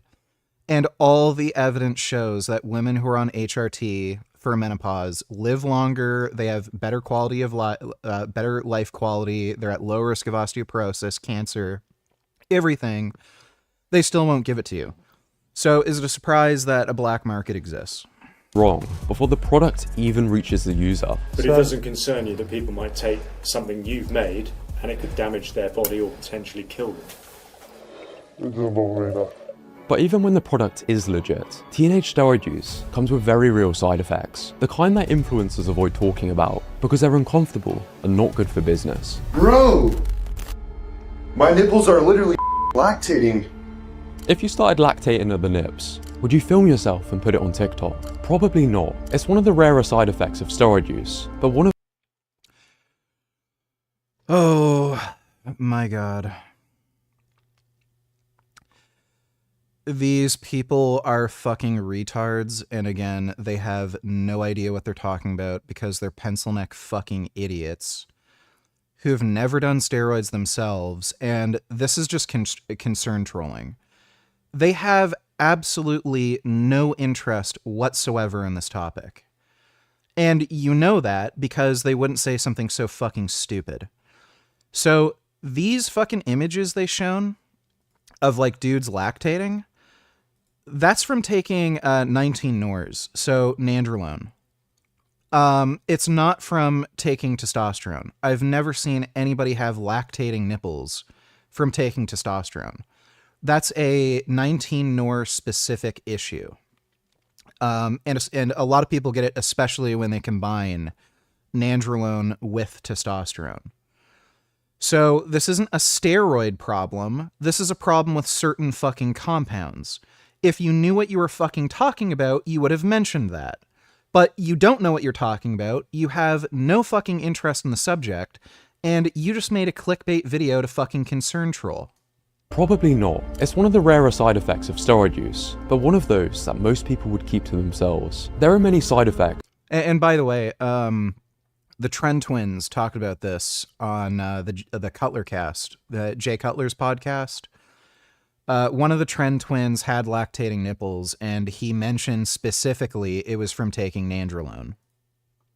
That teenagers need to worry about a lot more than adults. It's not necessarily that your body can't tolerate the drugs as a, guy who's 15, like you have fresh kidneys, fresh heart, fresh everything. It's more so the developing things that haven't reached maturation that might be stunted. Some kinds of steroids close your growth plates early. That means they'll prevent you from reaching an adult height. Think of these steroids.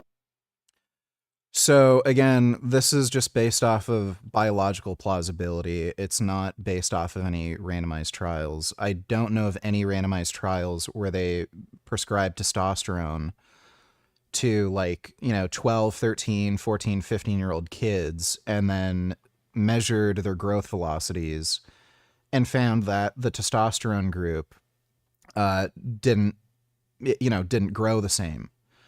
This is just based on biological plausibility. So yeah, there's biological plausibility that steroids that aromatize can stunt your growth. But again, you can find plenty of examples of dudes who've taken steroids that do aromatize in their teens, reaching bigger than average adult heights. Larry Wheels started taking steroids when he was 17. He's over 6 foot. Arnold Schwarzenegger was taking Dianabol when he was fucking 15. He's 6'2". Who else? I mentioned one other guy. I think Lou Ferrigno, same thing. He started in his teens, and he got up to 6'5". So clavicular. He's 6'2". He started when he was 16, and that was testosterone. We know exactly what he was taking. So it may be related to dose and the extent to which you aromatize. If you're only taking 200 milligrams or 300 milligrams of test a week when you're a teenager, it might not actually do anything. You might grow normally. But if you're taking a gram of testosterone a week, that might stunt your growth. And on top of that, what's hilarious that they're not mentioning, they're using this generic term steroid. They're not even mentioning compounds that specifically aromatize. Anavar was used to treat stunted growth in children.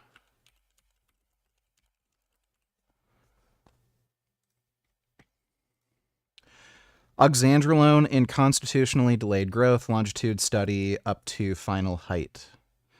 So 27 prepubertal boys and 9 prepubertal girls with constitutionally delayed growth were treated with anabolic steroid oxandrolone for 12 months and followed until they reached final height. 16 boys were treated with a mean dose of 0.12 milligrams per kilogram per day, and 11 boys with a mean dose of 0.22 milligrams per kilogram per day. Girls were treated with a mean dose of 0.1 milligram per kilogram. 13 boys, 9 girls served as controls. On oxandrolone, the mean height velocity increased from 4.0 to 8.6 in boys, low dose, from 4.3 to 8.9 boys, high dose, and from 4.3 to 8.3 centimeters per year girls. The immediate post-treatment height velocity was significantly higher than the pre-treatment height velocity, regardless of whether the patients had entered puberty.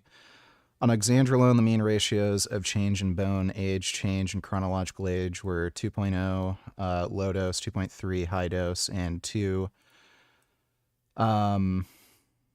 year per year girls, and continued to be accelerated during 6 months after treatment. Height predictions at the onset of treatment and after 6 months off treatment were calculated by 3 different methods, blah, blah, blah.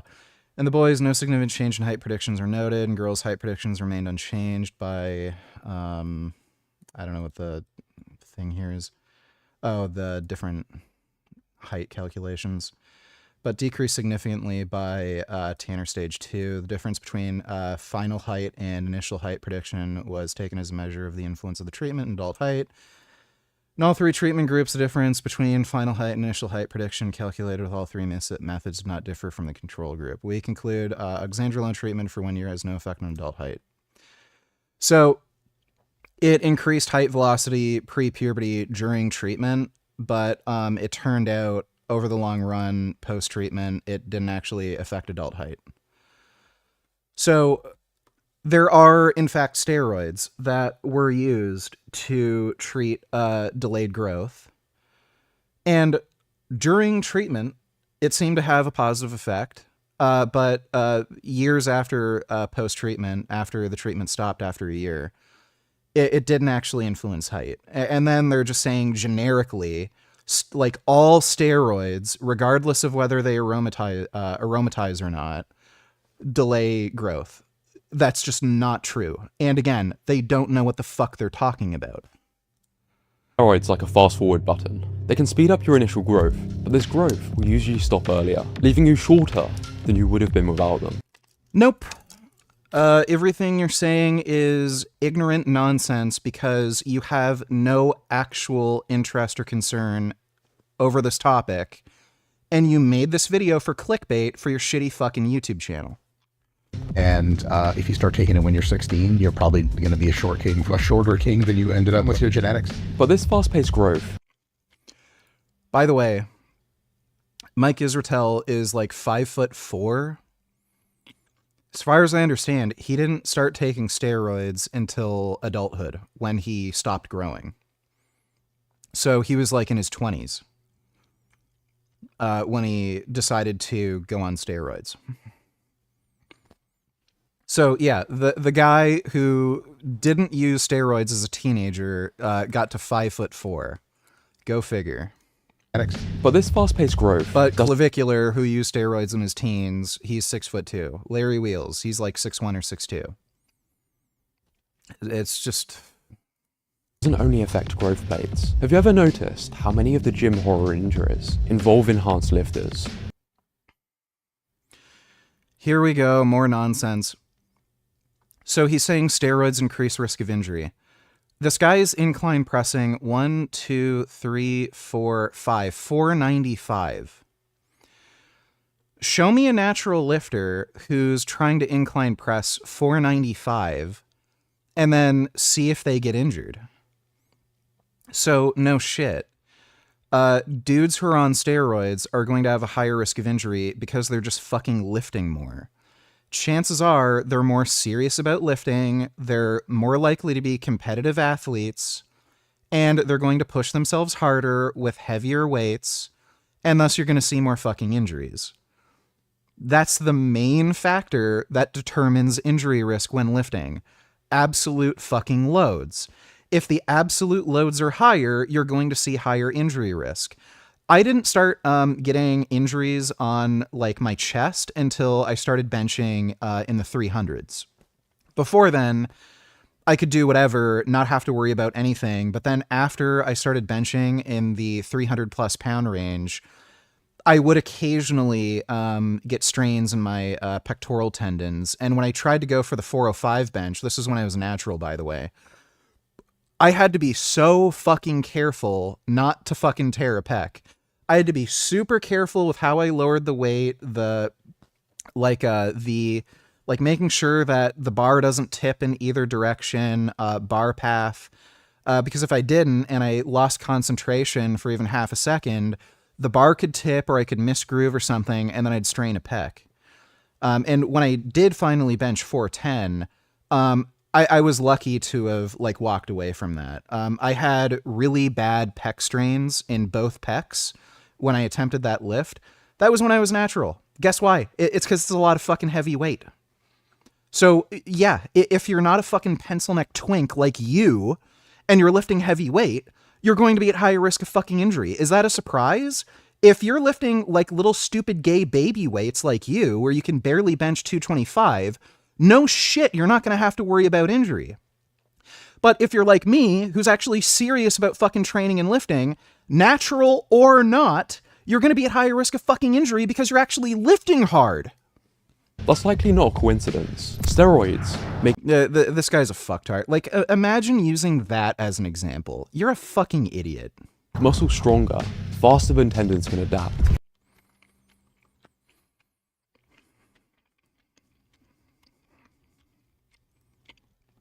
So first of all, this idea that steroids cause your muscles to get stronger faster than your tendons can adapt, that's bro science. That's not actually based on anything. It makes logical sense. Like, yeah, steroids make your muscles grow really quickly. And if you have massive weight jumps in the gym, you do notice this. Like, if somebody adds 50 pounds to their bench in a week, you do see, like, anecdotally, more people getting injured. There's no actual science or research on this.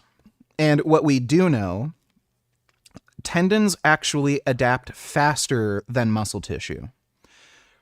What the problem is, the amount of training volume required to cause muscular adaptation is far more than is required to cause tendon remodeling. Tendons remodel extremely quickly.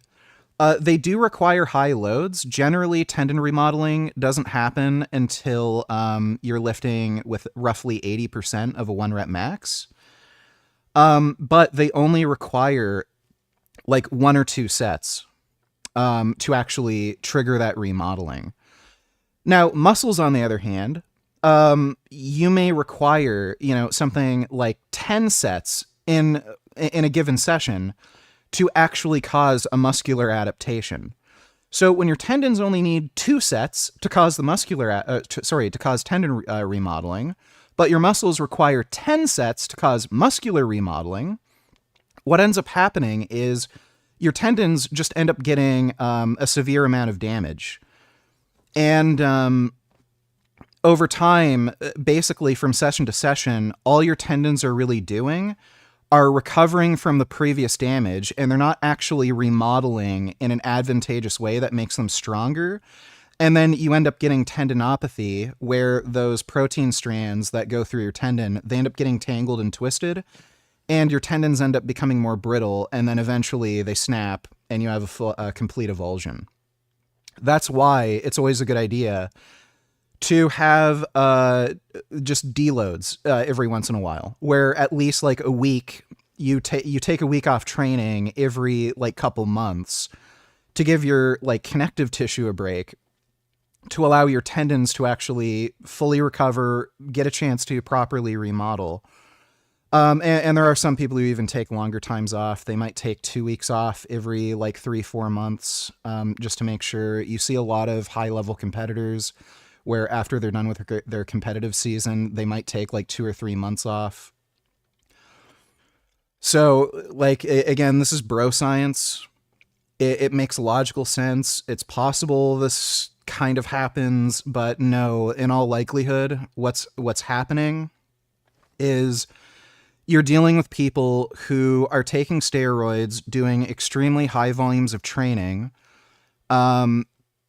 and they're not giving their connective tissue a chance to just rest, recover, and adapt properly. And then because they're doing this successive damage over a long period of time, when they finally lift a really heavy weight and something goes wrong, they end up like snapping their shit. While also stiffening connective tissue by disrupting collagen balance. This is why things can be more likely to snap. And for teenagers whose tendons are still developing, the risk is even higher. But what about the more likely? Okay, so tell me why all the most successful Olympic lifters, or almost all of them, they started taking steroids when they're in their fucking teens. Side effects. Do you suffer with this? Hey yo, let's talk about gyno real quick. Gynecomastia refers to the increase of breast tissue in men, or what's jokingly called Gyno, the lady nip. Well, might be a funny name. Again, this is from Nandrolone. I know Togi also takes Anadrol. Anadrol can also trigger gyno, but like you usually see this from Nandrolone. So if somebody's combining testosterone and Nandrolone, that's where you see gyno. Almost every single fucking case of gyno that you see on a bodybuilder, it's from them combining testosterone and nandrolone. Or they're just taking such ridiculously high doses that even if they keep their estrogen under control, just weird shit happens. So if you're taking like 2 grams of gear, who the fuck knows what your body's going to do? But almost all cases of gyno like this, it's from running test and nandrolone. It's not a very fun problem. Gyno is caused by an imbalance between estrogen and testosterone. No, it's not just caused by an imbalance of estrogen and testosterone. It's testosterone affects it, dihydrotestosterone affects it, estrogen affects it, progestin affects it, and growth hormone affects it. There's a number of different hormones that are involved with the development of gyno. It's, again, he doesn't care about this topic. He just did a quick Google search, looked on some basic bitch stupid fucking website, and just found this little thing, and he has no idea what he's talking about.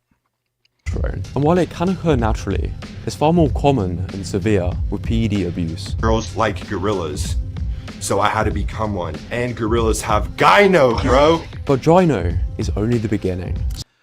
It is extraordinarily rare for you to ever see anybody develop gyno like that from just taking testosterone because it's so easy to manage.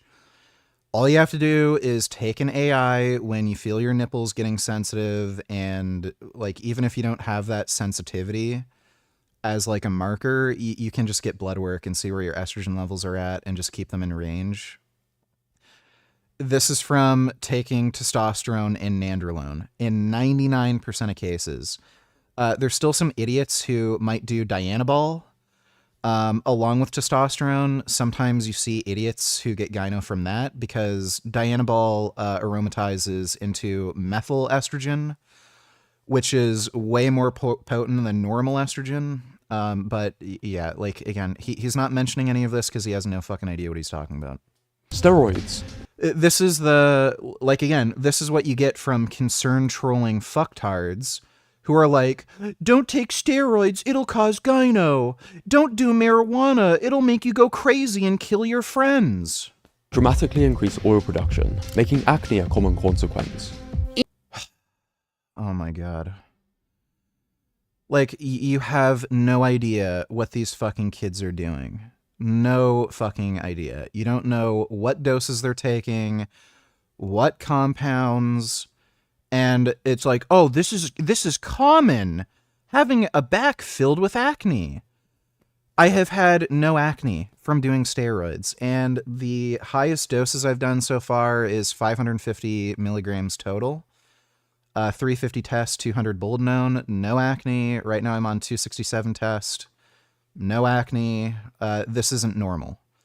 This is what you see from somebody who's extremely prone to acne and is taking way too much of whatever anabolic drug they're on.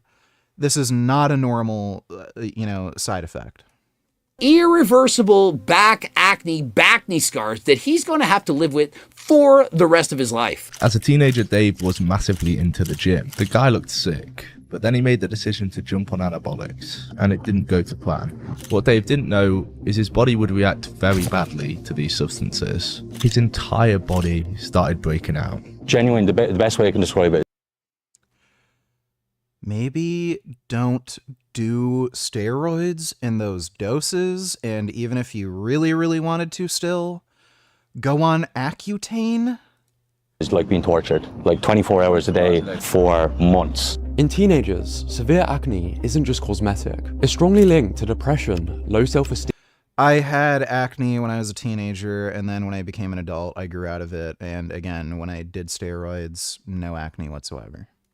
And poor body. I have a feeling that some of my acne was actually related to my diet, like consuming dairy. I'm pretty sure that was a trigger for it. Because I remember after going vegan, my skin cleared up a little bit, even though I didn't really get acne so much anymore. And steroids don't only cause unwanted growth, but shrinkage too. Especially when you're getting into the realm of, even your development. They can shut down the production of testosterone that your body makes, and as a result, your natural hormones crash. Yeah, my balls. Okay, that's why you keep taking testosterone. Have shrunk 20 to 30%. which can lead to infertility and a dependence on these drugs for the rest. So, first of all, who cares about infertility? Why do you think gay people make more money? It's because they can't have fucking kids. And they're men, so they'll actually work with their free time. So gay people make more money because, yes, they are technically infertile. You can't get a butt pregnant, or your own butt can't get pregnant. Neither can your mouth or your face. Wherever you fucking jizz on a dude, none of that's going to get pregnant. So, oh no, teenage kids are going to be more productive and be able to save their money and be wealthier. Oh, what will happen to society? Secondly, there's absolutely no evidence whatsoever testosterone over the long term actually causes infertility. There's no statistical way to actually demonstrate that taking steroids causes infertility. These are very rare exceptional circumstances that you just hear about occasionally, where some random open bodybuilder will try to have a kid with their spouse, their partner. And then even after coming off steroids and doing HCG, monotherapy and stuff, they're still not producing any sperm. You'll find case reports like that, but you'll also find case reports of normal fucking people being infertile. I think fertility issues affect about 10% of men and women. So, it's a fairly common issue for non-steroid users. So when you run the statistics, you can't actually find any evidence that long-term steroids cause infertility. You'll only find anecdotes, and there's a good chance the reason why these anecdotes exist is because they had fertility problems to begin with. They were just prone to it. Rest of your life. But that's not all. It's colloquially termed DECA, is erectile dysfunction. Steroids can either skyrocket or completely destroy sex drive. Some will lose all libido, while others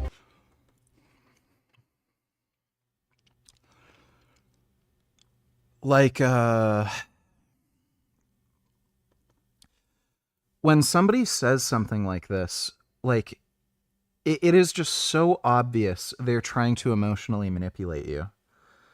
You know what can also crash your fucking libido? Stress. So don't go to work. It could crash your libido. If you're stressed out at work, you may not have sex drive to fuck your girlfriend. So don't go to work. Don't go to school. The stress from school can give you erectile dysfunction and crash your sex drive. I mean, it's just so silly to mention something like this. Yeah, certain anabolic steroids can hurt your sex drive or cause sexual dysfunction while you're fucking taking them. Your main concern when taking these drugs probably isn't to be a porn star. It's to build muscle or be better at your sport. So why the fuck even mention something like this? It's just so silly and fucking stupid. Dude, there are natural athletes that compete at a high level, and due to the ridiculous amount of fucking training volume they have to do, they don't have a sex drive. You see that often with gymnasts, with swimmers, the amount of training volume they have to do and the amount of stress they're under for their sport. Oftentimes, while they're competing in season, they have no sex drive and they have issues maintaining relationships. But their main concern isn't, their relationship or fucking their girlfriend or jizzing all over her face or something. It's getting better at the sport. So what point are you making here? experience the complete opposite. They will have insatiable libidos, which is a pretty typical outcome, but often this leads to a diversion in sexual appetite through increasing escalation of like intense and extreme pornography to achieve that dopamine hit. It's pretty wild. They're not claiming that teenage steroid use will turn you into a sexually deviant hobbit with tiny balls and a lactation issue. But side effects are far harder to navigate as a teenager. And we still haven't touched on the deadliest one. The effect. The best argument you could make, like if you're going over this topic, is yeah, if you're a teenager and you don't have much money, navigating some of these problems, if you need certain ancillary drugs or therapies and you don't have the money for it, then you're kind of fucked. So it's another reason why you're better off just using them when you're an adult and you have a job and you make your own money and shit, because yeah, if you run into any problems, well, you have the money and resources to actually deal with it. But some of the shit they're mentioning is just so fucking silly. Like, if you're gonna take fucking nandrolone and you're worried about getting erectile dysfunction, like, what are you doing? You're doing nandrolone to increase physical performance, like build muscle, get stronger. You're not doing nandrolone because you're expecting to do a fucking porn scene and you need to fuck for like 4 hours on camera. Effect they can have on the heart. Just like other muscles, the heart grows, which can lead to heart attacks or cardiac arrest. There's been cases where teenagers.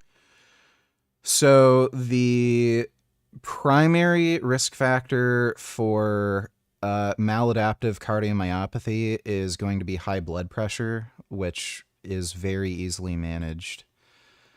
If you're on steroids, the most sensible blood pressure med to be on would be an ARB, because of how steroids affect the angiotensin-aldosterone system. So, yeah, go on an ARB if you do have elevated blood pressure. You can also just lose weight, so maintaining a lower body fat percentage, keeping your sodium under control, not eating like potato chips every day, and doing daily cardio. I have not had blood pressure issues because I do all those things. I take a angiotensin receptor blocker. I do daily cardio. I keep my body fat percentage relatively lean, and I've never had my blood pressure elevate. The only other modifiable risk factor would just be smoking, which if you're smoking cigarettes, like, I don't know what you're fucking doing. Other than that, it's just genetic. Some people just have more, what is it called? Their heart muscle is just more prone to hypertrophy from exercise. The most common cause of death in teenage and collegiate athletes is maladaptive cardiomyopathy or left ventricular hypertrophy. And that's not from steroid use. That's just from physical activity. So there's some people who are just genetically prone to it. Ian Valaire, he commented on one of my Instagram posts about this. He's done massive fucking doses of steroids, like over 2 grams per week for well over a decade. He's never had maladaptive cardiomyopathy. Dorian Yates, who is 5 or 6 time Mr. Olympia, massive bodybuilder, he did not have maladaptive cardiomyopathy. There's plenty of massive bodybuilders doing ridiculously high doses of steroids. No LVH, no maladaptive cardiomyopathy. So it's genetic. And again, you can maybe see if it runs in your family. If you have family members who've ever had it, then maybe that's something you want to just keep an eye on, whether you're on steroids or not, because again, it's primarily genetic. And you can just get cardiac ultrasounds to see, what is it? You can get echocardiograms too. That can also detect LVH. These are things that are very easy to deal with, and he's just like acting like, oh, if you take any fucking steroid at all, your heart's gonna enlarge and you're gonna die. Like, it's stupid. Teenagers have died before making it into adulthood, but generally, the longer 7-foot teenage bodybuilder who wanted to be Dwayne The Rock Johnson died after a workout. Do we even know if this kid was on steroids? So, one thing that stands out to me here is he's 7 feet tall. The taller you are, actually, the more likely you are to get LVH.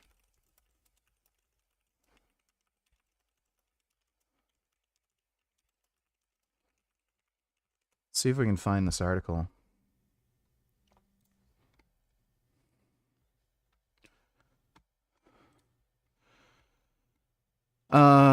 Hit 210 kilogram PB deadlift, blah, blah, blah. 7 foot tall teenage bodybuilder who wanted to be the new Dan Electron. Died instantly when an artery burst in his chest after a workout. He had an aortic dissection. Completed intense exercise session twice a day and used steroids to bulk up. Teenager was 7 foot 2 inches, 19 stone. Died instantly when he collapsed outside a supermarket. Use of steroids contributed to his enlarged heart, which was 50% bigger than average. Well, he was 7 foot 2 inches. Who the fuck knows if it was related to steroids? He was like, it's hard to believe that a 19-year-old, like, by the way, when they say 50% bigger than average, athletes have larger hearts.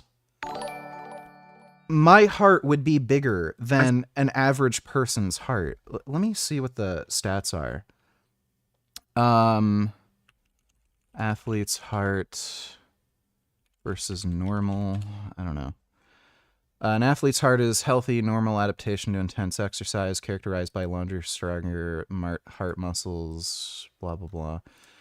What is the average difference in size?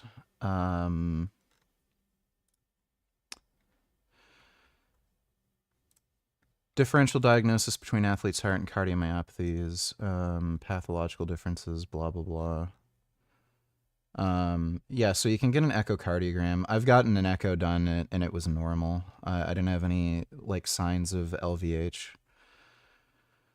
Structural functional adaptation. I just want to see what the size difference is generally.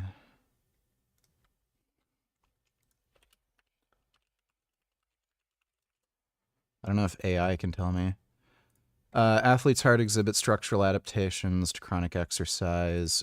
Key differences include about 10% increase in left ventricular diameter, 15 to 20% greater wall thickness, and up to 45 to 48% higher overall left ventricular mass. So, total heart mass, calculated left ventricular mass is significantly larger, often nearly 50% greater than in non-athletes. So, by the way, like, this is the problem with relying on a random fucking news article and not an actual, a case report from a medical journal. Apparently, that's normal. Athletes normally have a heart that's 50% bigger. So he probably didn't have LVH or maladaptive cardiomyopathy. He in all likelihood, this was something else, and the steroids had nothing to do with this, because you would typically see somebody who's an athlete have a 50% bigger heart. So, this is just fucking ridiculous.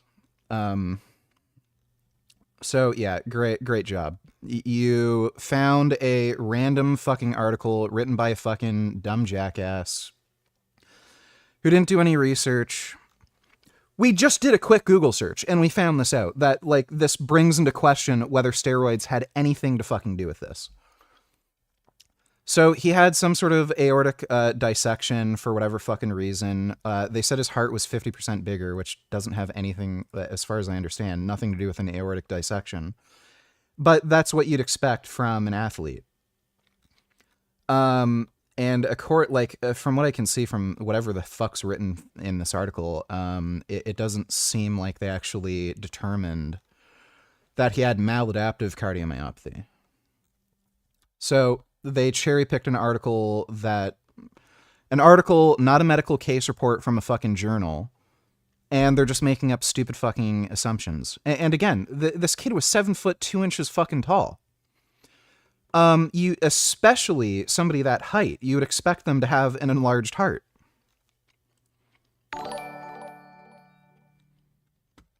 Experience will be a big deal in the primaries, I believe, because Trump would have completely ruined the economy and state of the government and country by then, and even for far left people, I have to admit Newsom is better positioned regarding that than AOC or someone.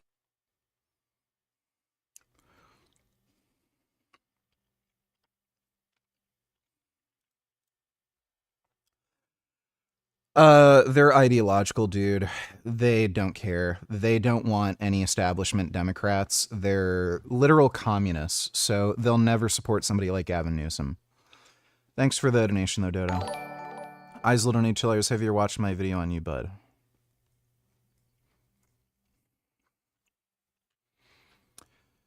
Vegan gains human growth hormone for the soul.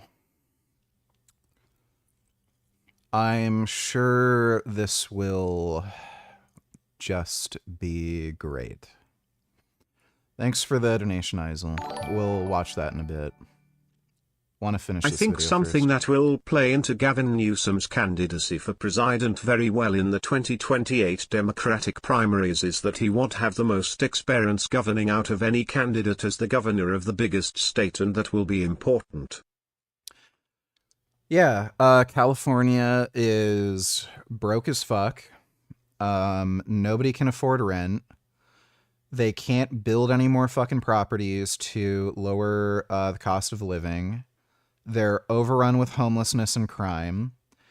And they have some of the most stupid cucked gun laws in the entire state, and they prosecute legal gun owners for defending themselves against criminals.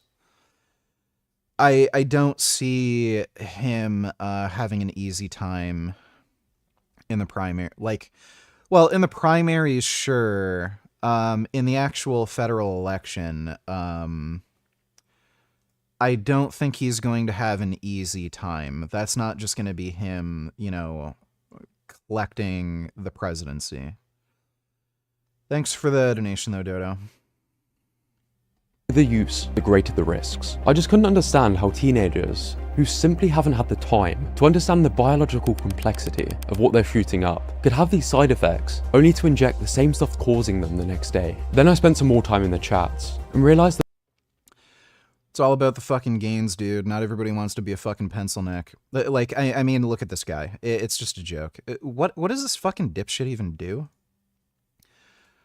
Josh Brett? Oh my god. Does he have any fucking workout videos? This is hilarious. You gotta love people with fucking fitness channels who literally, like, never work out.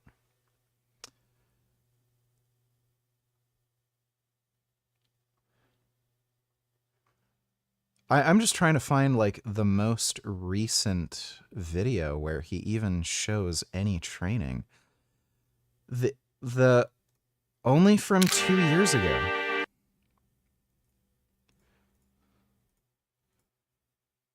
So this guy has only been training, like, since COVID lockdown.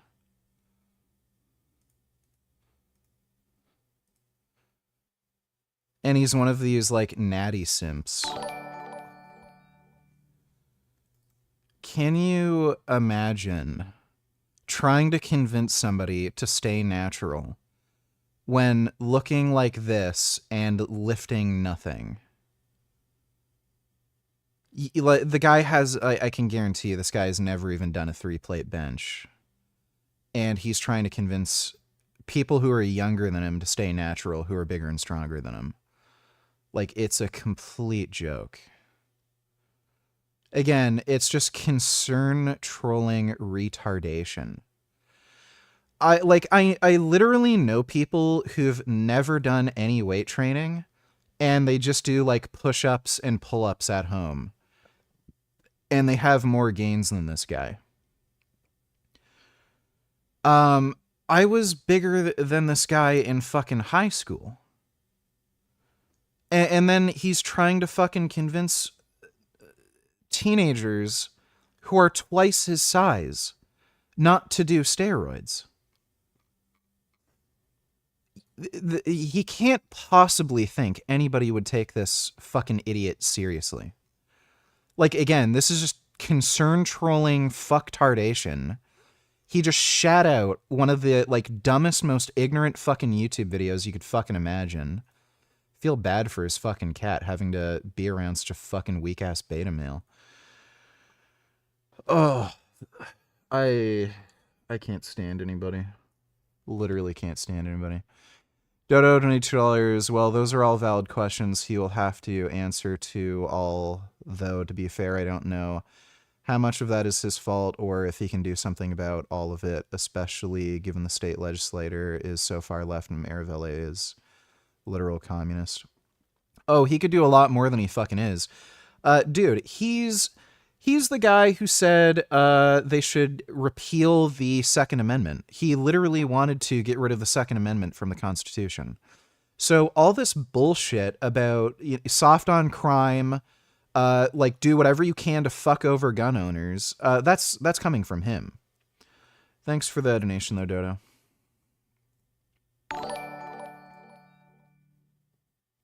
Spam. Spam.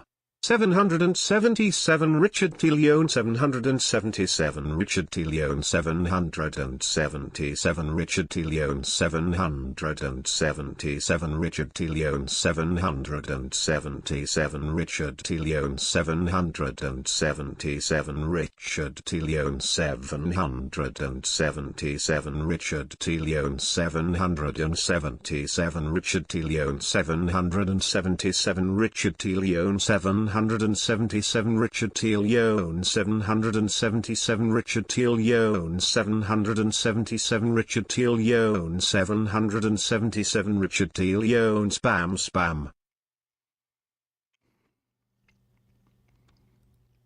All right, well, thank you for that, Killing Titan. The mental side effects of stopping can be even worse than the physical. We first noticed this problem in the group chat. A teenager sent a message after his parents had found his steroid stash and thrown it away. No post-cycle therapy, he was to quit cold turkey. Without PCT, testosterone can remain dangerously low, bringing severe PCT doesn't do anything. Like, again, this guy's just an idiot. Fatigue, depression, and mental health crashes. The 16-year-old lashes out. He called his parents retards and threatened to scare them, because in his mind, they think that a dead son is better than one without steroids. Factually untrue. There's no record of Newsom outright saying something like we should repeal the Second Amendment in mainstream, verifiable sources. Claims saying he did are from fringe or ideologically driven sites without supporting transcripts/video.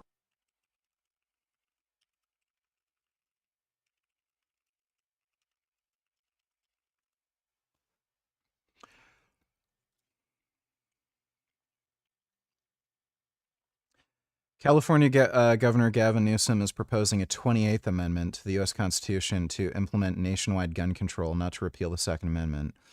It's to repeal the Second Amendment. His proposal aims to enshrine restrictions such as universal background checks, there already are, raising the purchase age to 21. Okay, well, I guess if you're 18, you're just going to have to get raped and murdered if you live on your own. And banning assault weapons. There's no such thing as assault weapons. So he wants to create a 28th Amendment that basically destroys the Second Amendment. And they can add whatever the fuck they want or interpret the 28th Amendment however they want, and you're just screwed. So, no, he does want to repeal the Second Amendment. So the 28th Amendment idea, if he's saying bans assault weapons, well, an assault weapon is literally anything. It's a political terminology. There's no class of weapon called assault weapon. So that could be any handgun, that could be any rifle, that could be any shotgun, that could be literally anything. So, and again, it's entirely up to how the 28th Amendment would be interpreted, right? So that could effectively ban every single firearm because an assault weapon could be defined as literally anything. So that would just give the government complete and utter ability to completely ban firearms ownership. So he does want to repeal the Second Amendment. This guy's a cocksucker. I fucking hate him. Thanks for the donation, N-word. This guy is fucking nuts. Oh yeah, him. 700 by 2.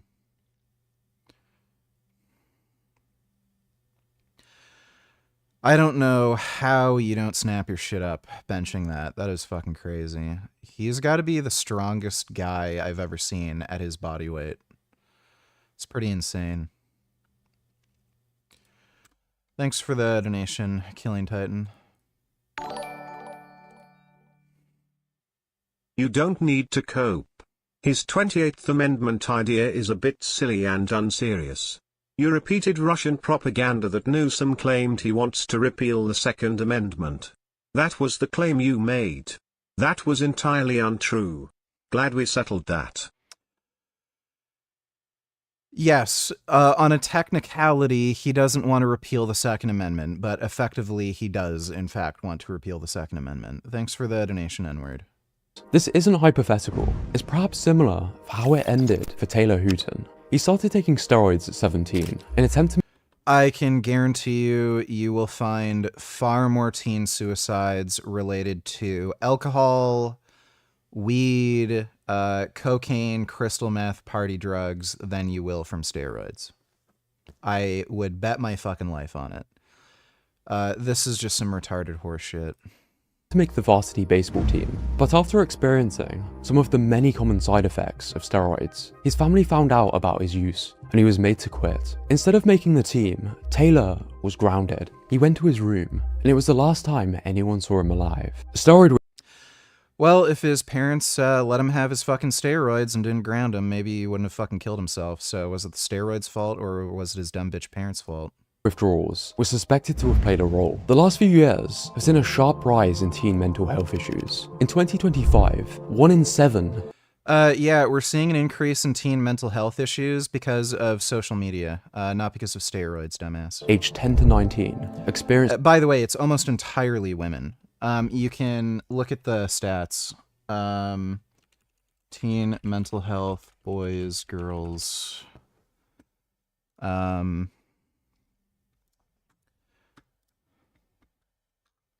So there's just some stupid random fucking article, but US teens with major depression. You can see massive increase in girls, fairly modest increase in boys. And US undergraduates diagnosed with mental illness. And Hey VG, have you ever played Slay the Spire? Very fun and addictive deck building game. No, I don't play card games. Thanks for the donation, E-Nation. This doesn't differentiate between girls, boys. So I guess girls are the ones taking all the steroids, right? Because they always had higher rates of mental illness, and they've had a higher increase in mental illness compared to boys. So I guess girls are the ones doing all the steroids, right? Like, this is fucktarded. This is effective social media and just like bad parenting and shit. Fucking idiot. I know you don't have kids or want them, but if someone told me this was your son, I would fucking believe them. Come right here.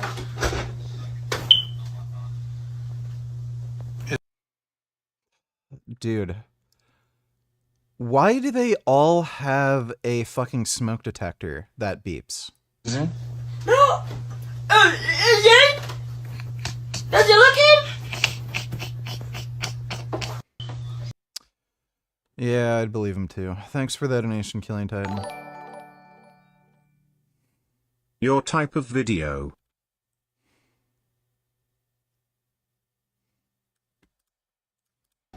Tell him to lay down. Good. Lay down. Lay down. Lay Pull down. straight down. Boop. Please bite that child. Straight down, Kason. Straight down, Kason. Kason, straight down. Yes, put your face right next to the dog's mouth and be as annoying as possible. You're pulling Straight down. Lay down. What are you doing? Oh!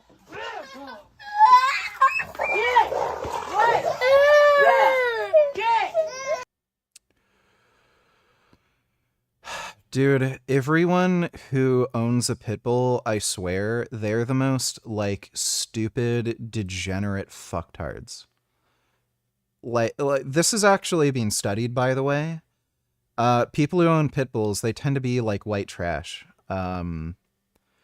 like, fucking alcoholics. They have, greater history of criminality, low income. Like, holy fuck. Imagine being, like, this fucking stupid. Oh, we've got little kids. Let's get a fucking pit bull and then teach our kid to be as annoying as possible around the fucking dog. Like, and then the pit bull's to blame. You literally see the fucking video where they've trained their son to be an annoying fuckwit around the dog, and then the dog attacks him, and then guess what? The dog's to blame. Fucking hate those people. They should all be fucking euthanized. Like, that's why we need fucking eugenics. Thanks for the donation, Killing Titan. It's the mental disorder. Depression, anxiety, eating disorders, and behavioral issues. And now so widespread, it's called the youth mental health crisis. Let's see, depression, anxiety, eating disorder, behavioral issue. Oh, you mean like every teenage girl? Let's ban teenage girls then. Let's force every teenage girl to gender transition, because you literally described every single fucking teenage girl problem. They all have depression, they all have anxiety, they all have eating disorders, they all have behavioral issues. So yeah, teen boys on steroids are the problem, even though you literally described every fucking teenage girl. Now add anabolic steroids to that mix. Steroids don't just affect muscles, they alter brain chemistry and structure, including regions responsible for mood, impulse control, and behavior. So this is absolutely fucking retarded.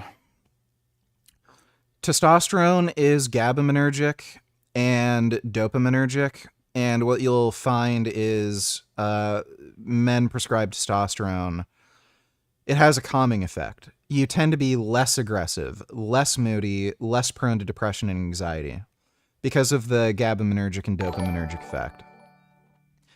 It makes you more stoic, calm, rational. Again, that's why you see greater mental health issues among women. It's because they have less testosterone. And a lot of women who gender transition or just for whatever reason take testosterone, they will anecdotally report feeling less anxiety, depression, feel better overall. And that's another motivating factor why you've seen this massive increase in teenage girls claiming they have gender dysphoria and they end up gender transitioning. It's because one, teenage girls are fucking insane and it's a pathway for them to get attention. And you'll see when one girl transitions, a number of other girls in their friend group also transition. Part of that is because they want attention. And they're literally so insane they'll do anything for attention, but they notice like their friend just like feels better, less depression, all this crap. So you see a lot of teenage girls even finding the same kind of mental health benefit from testosterone. So again, it's so fucking silly and ridiculous how this guy's saying, oh, steroids. What steroids? What doses? Like they all do something a little different. So testosterone is different from fucking trenbolone. Yeah, if you're taking high doses of fucking trenbolone, I would expect you to have behavioral issues and mood issues. If you're taking testosterone, I would expect the opposite. Dodo donate $2. Can we watch the Mike the Vegan video soon? Yeah, we're almost done with this video. Thanks for the donation, Dodo. Rec donate $2. Hate how animals are put down when they try to defend themselves or protect their owners. Stupid humans, I swear. Yeah, it's... Society is run by chimps, dude. Thanks for the donation, Rec. Anxiety, like you would not believe. Every day that I'm on high doses, I wake up in the morning afraid of the rest of my day. So, Mike Isertel is a fucking liar. I can guarantee you in this interview, he is completely and utterly full of shit. This guy is a narcissist and a pathological liar. Do you honestly do you honestly believe if someone was having such horrific mental health side effects from steroids where they can't even get out of bed, how are they taking more steroids? Like they can't even get out of bed, right? They're terrified of everything. I like, by the way, I've had general anxiety and serious depression. Like, if I was normal and I was taking steroids and they caused me to have those mood issues, even if I wanted to keep taking the steroids, it would literally be impossible for me to keep taking them because I literally wouldn't be able to get out of bed to take them. Like, depression and anxiety can fuck with your like motivation to such a fucking massive degree. You would end up seeing that effect where if steroids did cause him these sort of mental health issues, he would naturally just stop taking them because he couldn't get out of fucking bed to even take them. He'd be too anxious to fucking do another injection. So this guy is lying. So yeah, like, show a clip of a guy who's an admitted liar, by the way. He made a video where he literally admitted to lying constantly all the time. And that was like a personal problem that he wants to work on. Why would you show a video of a guy who's a fucking narcissist and a complete liar? He did not have these sorts of mental health issues from taking steroids. No fucking chance. He just wouldn't take them. Did you hear they want to raise the age of consent to 21 and even 25? If that happens, are you still watching teen porn or nah? I've heard that's your style. Well, I mostly watch hentai. There's no chance they could raise the age of consent to 21. Like, no fucking chance. Anyway, thanks for the donation, Cocknudge. We can't claim clear causation. It's possible people already struggling are more likely to.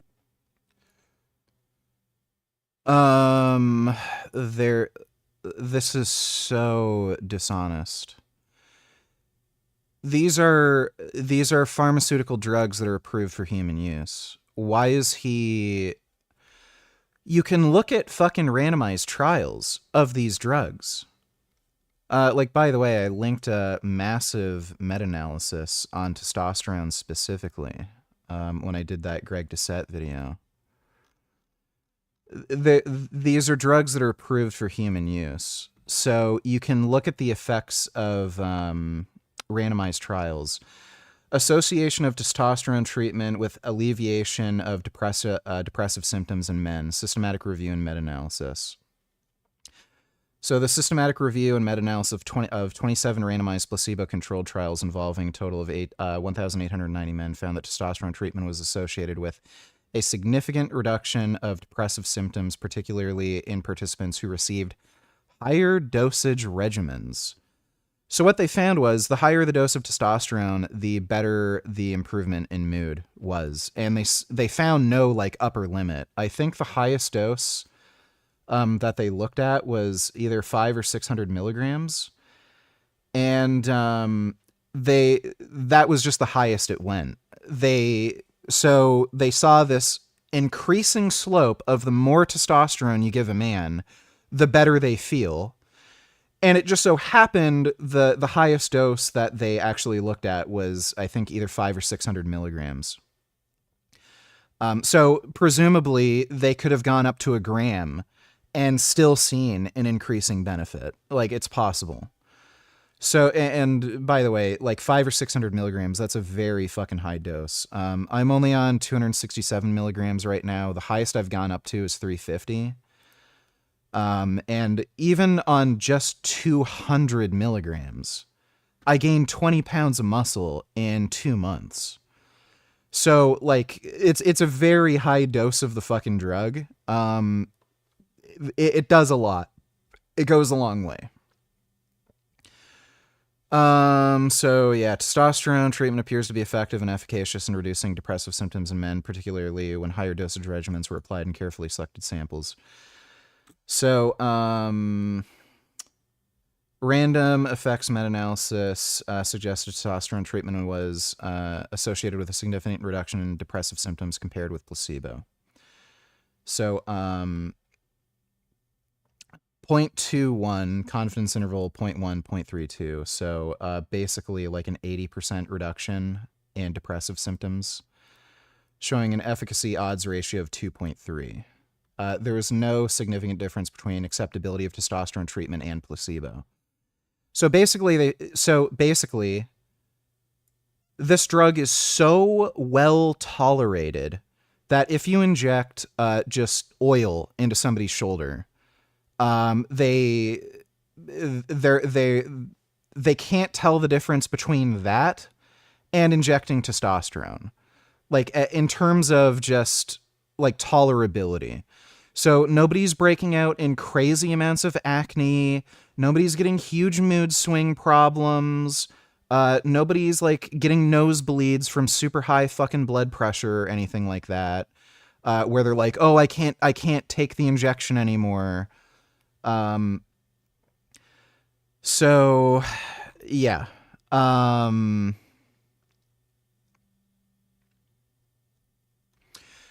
Yeah, and in the most conservative bias scenario, testosterone treatment remains significant whenever dosages greater than half a gram per week were administered, and symptom variability was kept low. So basically, over 500 milligrams a week, very high doses.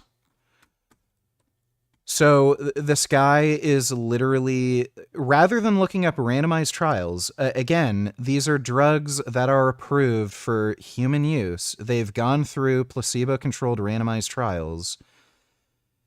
He went and got a cross-sectional fucking survey that has no ability to show cause and effect.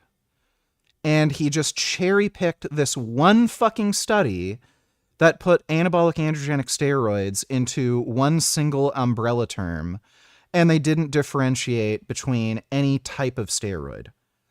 Like, this guy is a biased, lying fuckwit. Use steroids. But steroids don't just change how teens see others, they change how they see themselves. Some users claim massive psychological benefits. If steroids didn't make me more jacked, I would still take them just because of how it affects me mentally. If you're depressed, just take steroids. But as with most drugs, what goes up? Just take testosterone. Testosterone is a more effective antidepressant than antidepressant medications. Testosterone should probably be considered first for drug treatment of depression before any of these antidepressants are even considered. Must come down. Body dysmorphia and low self-esteem are no. Body dysmorphia is a misused term. This is just fucking ridiculous. There's no evidence that steroids cause body dysmorphic disorder. Low self-esteem, like... Show, like, you know what? Just show me the research. Oh, that's right. You have no research. He's just making shit up. So he doesn't even show any fucking evidence whatsoever that steroids induce body dysmorphia or low self-esteem. None. He just says this.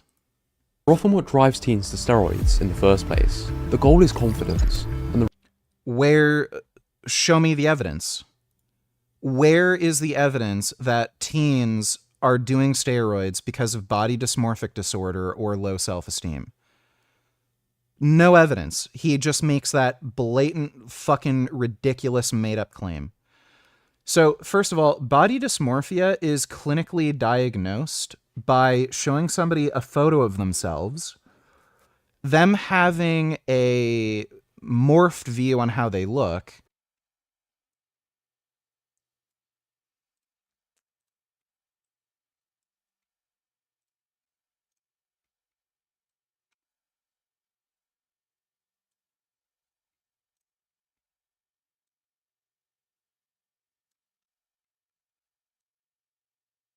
Are we back? Okay, it looks like we're back. I don't know why that power goes off pretty frequently around here. I think there's a lot of like old shitty power lines that get fucked up easy. Hey, Gum Gum. My gummy up too, huh? This big kitty doing? My goodness, this is a big handsome kitty. It's your big kitty. You know I love you. Yeah, it's snowing. And it's also ridiculously, psychotically cold out. With the area of the brain that calculates risk still being underdeveloped. Yeah, so like I was saying, this guy is just fucktarded. He could have looked up randomized trials on the effect of different anabolic steroids on mental health, and he didn't. Just found a shitty cross-sectional survey that has no ability to demonstrate a cause and effect. That just suits his bias. Into a car with flat tires. I've never had so much body dysmorphia in my life. Again, he has no evidence that steroids either cause body dysmorphic disorder or people with body dysmorphic disorder are more likely to use them. Just find stupid anecdotal claims online, and I can guarantee you this guy isn't even diagnosable with body dysmorphic disorder. Again, the way it's diagnosed is you show somebody a picture of themselves, they'll give you some warped description of how they looked like, then you show them a picture of somebody who looks exactly the same, and then they give an accurate description. That's how you confirm body dysmorphic disorder. Just because somebody's unhappy with the way they look, that doesn't mean they have body dysmorphic disorder.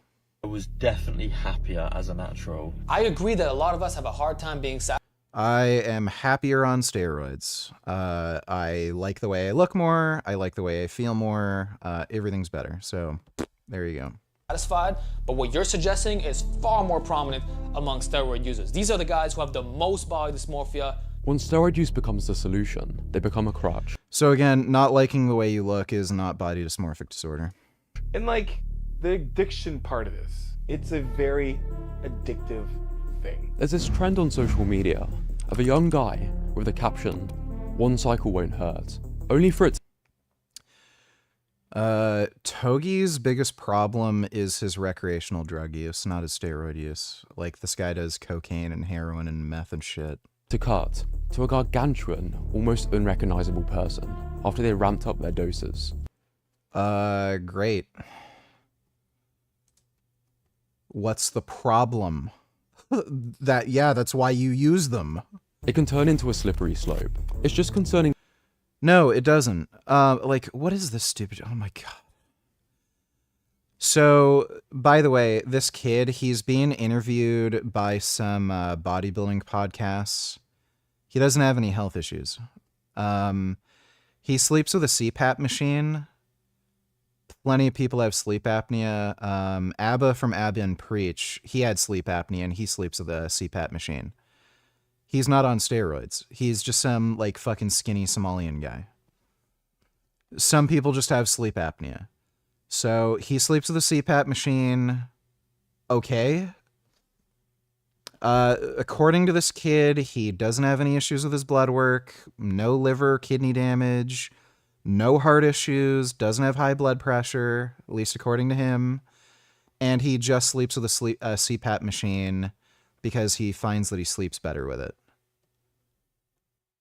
What is, like, what is the fucking problem exactly? So, because this guy's sleeping with a CPAP machine, oh no, he's gonna die. To see a young guy celebrating his 21st birthday hooked up to an oxygen mask. That's not an oxygen mask, you fucking idiot. It's a CPAP machine. This is just... Only more teenagers seem to be taking to forums to ask questions about starting PEDs. This guy is genuinely a fucktard. Okay, well, we're done with that. So this guy's full of shit and he just lies constantly. Mike here, and today we're going to look at the EPA's green lighting. Okay,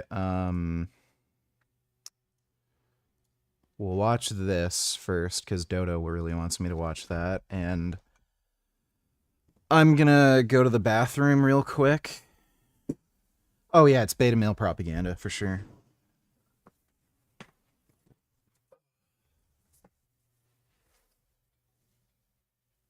Okay, I'll be right back.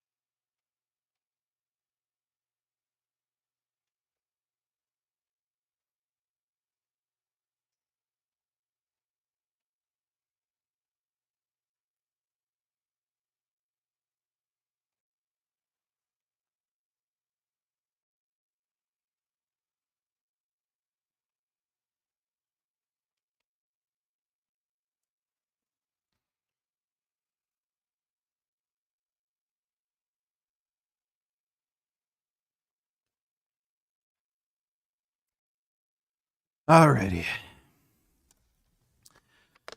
I am just gonna get a little high. Of 2 PFAS pesticides and how they're, of course, eventually going to make it into our waterways, those forever chemicals, all up in our bodies. So the EPA has pulled a PFAS one. We're going to look at the EPA's site for this, which looks very sus, very questionable, where they're essentially arguing that, no, this isn't a PFAS under some newer definitions that they've thrown out there. We'll compare those to other definitions and really look closely at the breakdown product from these PFAS pesticides, which is perhaps the biggest concern here. After all, scientists warn of its global threat from irreversible accumulation. Love that for us. And I know I'm talking about the EPA, but this is not just a US problem. There's also an EU and UK issue here as well, especially with that breakdown product. But we're not just going to keep it negative. Don't worry, we're also going to be looking at some potential solutions for this. Let's go. I know I'm always rambling about diet, but I'm also really concerned about water. I did work for a water filtration company. You can see him here, like typical low. This guy's on more steroids than last time.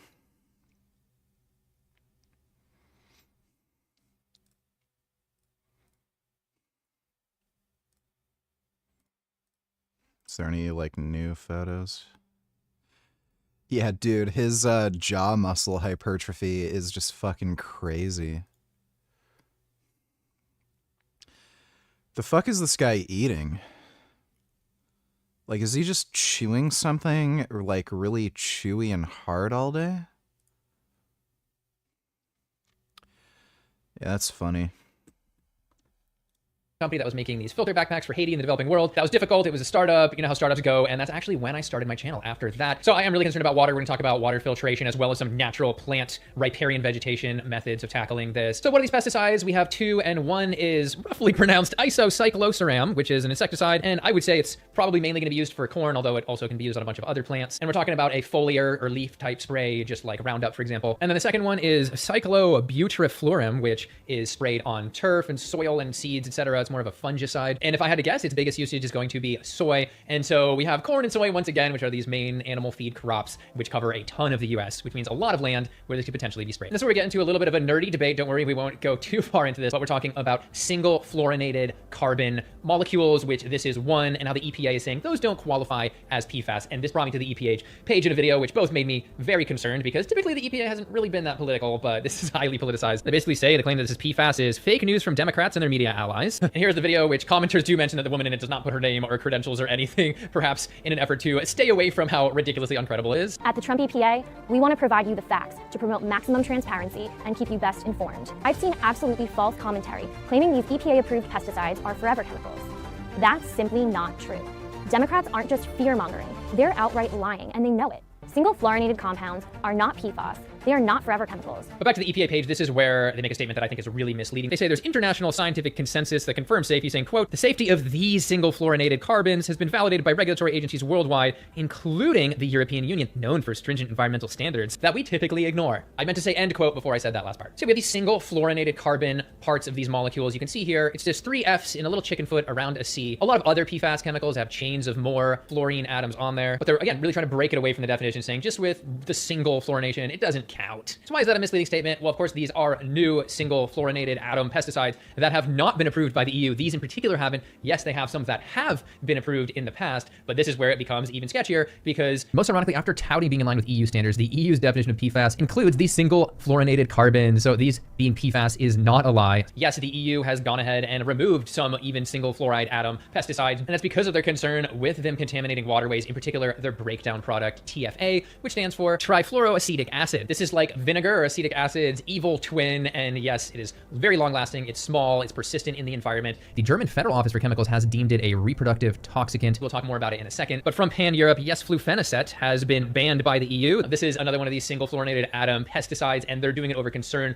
of TFA in the water supply, for example. They go on to say that in France, Bayer, the chemical company, is of course already replacing that ingredient with its second most used PFAS pesticide. And Denmark, again, due to water concerns and TFA, has banned 23 different PFAS pesticides, in particular one single fluorinated carbon, one called fluoperam, probably saying that wrong, again adding about TFA that, quote, this forever chemical is a largely non-degradable acid that pollutes the environment and drinking water entering the food chain. And to continue rebutting against the idea that the EU is just as lax on PFAS in general, well, we have how they just recently, days ago, announced that they're tightening their PFAS water rules, requiring authorities across all states to test tap water for contamination of PFAS. The Environmental Working Group also responded to the EPA simply saying that PFAS pesticides are bad news, not fake news. Biznatch. That was part of the title originally. They removed it. So yeah, a lot of people are buying just the activated carbon filters, and those have a hard time getting a lot of the PFAS, in particular the shorter chain PFAS. And TFA, which these new pesticides break down into, is an ultra short PFAS. So what do you need? That brings me to Cove Pure, which is a tabletop reverse osmosis filter that has been working great for me. Yep, stuck that one right in there. Cove Pure is a great way to get reverse osmosis without having to the vegan to get $200 off. Isocycloseram has some pretty toxic concerns in its own right. From Bill Free, Science Director at Center for Food Safety, he says that the EPA is actually just rubber stamped the manufacturer's junk science here, ignoring the risk of cancer, birth defects, and environmental harms of this hazardous insecticide. It turns out that the EPA did find that this pesticide reduced testicle size, lowered sperm counts, and harmed the liver in animal studies sponsored by the pesticide manufacturer, Syngenta, of course. Australian studies had similar findings, but the EPA rejected those. But let's learn more about TFA because I consider it one of the most important, not well-known chemicals in our environment that we need to learn more about. Again, it looks like vinegar, but it has, instead of these hydrogen atoms, it has those fluorine atoms.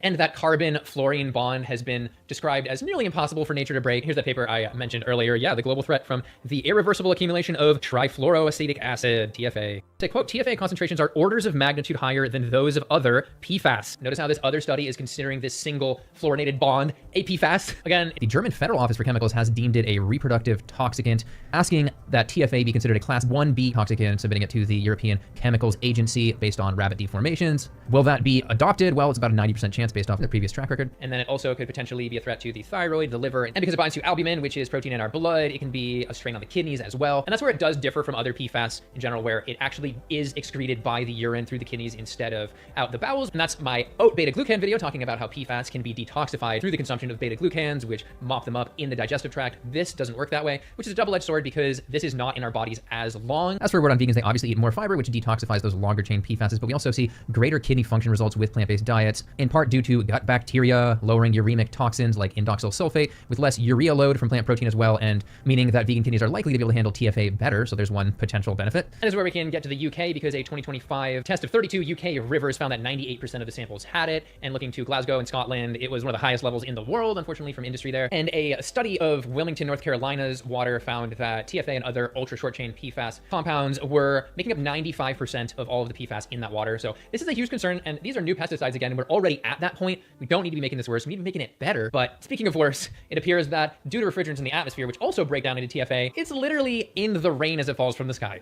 Feel the PFAS on my skin. Those are Natasha Bedingfield's new lyrics to Unwritten. I don't want to fearmonger too hard. I don't think rain levels are super toxic or super dangerous. It's just there. Like, we can find it. Now I have to mention that there's a pretty important relationship that we need to highlight. The relationship between the EPA and this revolving door of chemical companies, as well as Syngenta, the one that actually created these two pesticides in particular. Pesticides. And of course, just how the people that have been appointed at the EPA, again, have this revolving door relationship. People previously worked at, for example, the American Chemistry Council, which represents major PFAS manufacturers, as well as the American Soybean Association, which is super pro-pesticide. For example, Kyle Kunkler, quite a name, was a former high-ranking lobbyist for the American Soybean Association, who was then appointed the Deputy Assistant Administrator of the EPA in June 2025. Thankfully, we have some legal action. We have a lawsuit for one of these chemicals against the EPA. They said that they ignored their own guidelines regarding thyroid tumor risk, for example, as well as sidestepping the PFAS concerns. Syngenta also has its own corporate PAC where it can donate money to people who are running, and they found that the majority of the $400,000 that they gave people was directed at candidates that oversee the EPA and, of course, the approval of pesticides like this. And the EPA says that there's no risk to human safety as long as the pesticides are used according to the label. Unfortunately, the label doesn't say anything about whether or not you can drink the water within 10 miles of where this crap was sprayed. But now in terms of solutions, we already talked about reverse osmosis. There's also ion exchange filtration that can help with this. Ion exchange beads are really interesting. I actually used them in the past to help with a recycled vegetable oil diesel little operation. You can essentially feed contaminants through a tube, and certain ones through ion exchange, the electrical charge, can be filtered out. And thankfully, TFA is one of the things that can be sucked up by that ion exchange. We also have some potential solutions here. We need more data on this, but a few plants in particular show some promise for soil and water. Sunflowers might be a good solution, theoretically, as well as cattails for water. Another one that's really interesting is fungi, which can potentially break down these fluorine bonds, although it can help to pre-treat it in various ways, but that is huge. Mycorrhizal fungi could once again be a solution here. And there are other plants that are being studied for this as well, including one of my favorites, Lemna minor, or duckweed, which of course has that bioavailable Wow, that's a nice frog. B12 in the amounts that you need to prevent B12 deficiency, making it a plant with B12. However, if it's high TFA water that's being sucked up by duckweed, I don't think you're gonna wanna get your B12 that way. I know you already don't wanna get your B12 by sopping up pond scum, essentially. So yeah, in the end, we have these two Syngenta chemical pesticides that are definitely PFAS, according to the majority of scientists in most of the world, just not our EPA. The same EPA that is made up by people who were paid nearly $400,000 by Syngenta lobbying groups so that they would make the right decision. Additionally, the EPA was just being super duper sketchy about the European Union approving of of this, making it seem like they do, like it's already rubber stamped by them when they're actually rolling back the approval of this same type of pesticide. Sure, they have some approved and they have had some approved, but it's going in the opposite direction. Like that's not a point for them. And the EU has absolutely not approved these particular pesticides that they are talking about. That's a key point. And this is all part of the EPA. Yeah, it's probably just corruption. There are just a bunch of industries that paid, you know, the Trump administration to just legalize it. It's usually how it goes with Trump. Remind you of that famous phrase from the Emperor Marcus Aurelius. And so, we are competing for no ordinary prize, but for whether we are to be sane or insane. Do you think it's possible that in the 21st century, some small percentage of vegans have committed themselves to beliefs that are driving them insane? Emmanuel donated $3. Gary, what do you think about carnivorous animals? Are you in favor of killing carnivorous animals to reduce negative rights violations? Do you herbivorous animals? Gorgie, Derp777, love you both. And VG, what do you mean the left wing is communist exactly? So, like, would you be in favor of, like, killing off carnivorous animals to protect herbivorous animals, like getting rid of tigers to, you know, save peacocks? If you're familiar with the source being quoted here, Gary Yourofsky and Vegan Gains proceed to agree with one another endlessly. And neither one challenges the other's thinking, they don't challenge themselves, they don't use any examples that would make them feel uncomfortable. I've offered to debate anybody on the topic, and so far, I think only one person has ever gone on my channel to debate the issue. There are other people like, what's the guy's name? He's from the UK. He's got a orange beard. Carnism Debunked. I think he uploaded a video once saying that I was crazy for that position, and then he refused to debate the topic with me or Avi. And his excuse was he's not sure now. So, like, I don't have access to everybody who disagrees with me. If somebody disagrees and they refuse to debate, or I don't know of them, or they don't reach out, then, yeah, I can only talk to who I'm talking to. So, like, what point is he trying to make? They pat themselves on the back, they pat each other on the back, they both confidently agree that they should, quote, kill off, close quote, predators. No, that's not our position. That's just a stupid... He didn't listen to anything that was being said. Animals. Kill off, eliminate, drive to extinction, lions, tigers, sharks. Now, when you think about it, this would extend down to the entire food chain of the ocean. Actually, even... It wouldn't necessarily. With large land animals, So again, the proposition is we're in favor of reducing rights violations. So there are going to be some circumstances where killing carnivorous animals would increase rights violations. So no, it's in cases where it would reduce rights violations. So the megafauna doesn't live up to our standard of what vegan ethics should be. Deer in the wild. We kill human beings that don't live up to our ethical standards. That's why we killed the Nazis. That's why we bombed Japan. Like, what the fuck is he talking about? Will swallow down a small bird, such as a robin. It's horrifying. All kinds of animals we think of as herbivores will adventitiously eat meat. And then there's cannibalism. Then there's the questions of the sexual politics of what bears do to others. So it's odd order predators specifically that is used in the hypothetical. They're bears in the wild. So he literally has no clue like what the argument is, and then he's like straw manning the position. And this would extend destroying the land, attacking a deer. Would you want to intervene to rescue the victim? Richard especially likes using this language of rights violations. Would you want to protect the rights of the victim against the aggressor, against the predator? The concept of rescue is dangerous. In any political context, in any philosophical context, I would challenge you to rephrase the problem or rephrase the solution, rephrase whatever claim is being made to disambiguate what exactly rescue means. Would you like to rescue the women of Afghanistan from the patriarchy.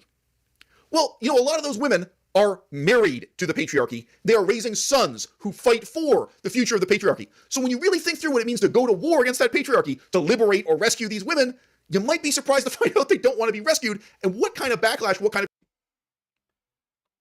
Is he out of his fucking mind by any chance? You have many women who have protested the Taliban. He literally thinks that, on average, women in Afghanistan wouldn't want the Taliban to be overthrown? resistance you're going to face. Would you like to rescue the people of Vietnam from communism? What does the word rescue really mean? In this case already, I've jumped ahead and solved the riddle for you. What would it mean to rescue the lamb from the lion? What would it mean to rescue? It would mean killing a lion. I don't know why you just blabbed. All of the small fish from the big fish. It would mean totally destroying the ecosystem. It would mean, as Vegan Gains and Gary Rovsky admit, hunting those predators to like again, it's interesting how he didn't say, what does it mean to rescue Germans from the Nazis? Like, it's just so bizarre what he's saying. I've used this model in several different contexts, and I've received a lot of fan mail from it. Whatever, people talking to me over the phone, however they communicate with me. You know, we're asked the question, if you really believe this is good, how does that apply when we scale it up and we look at a whole enclosed society?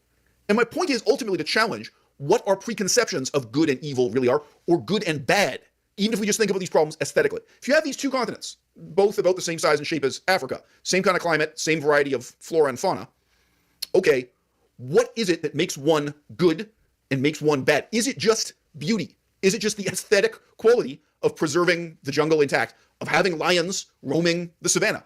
Let's just point out, not all of these creatures are quite as photogenic as lions. Scorpions, mosquitoes. Would you prefer to hunt mosquitoes to extinction, or to live with them just for the sake of...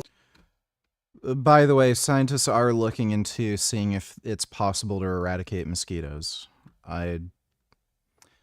Barring any environmental disaster, yeah, I'd be in favor of eradicating the world of mosquitoes. Of that ecosystem being intact. Is this just a question of moral aestheticism? Is it a moral judgment you're making aesthetically in terms of what's beautiful as opposed to what's...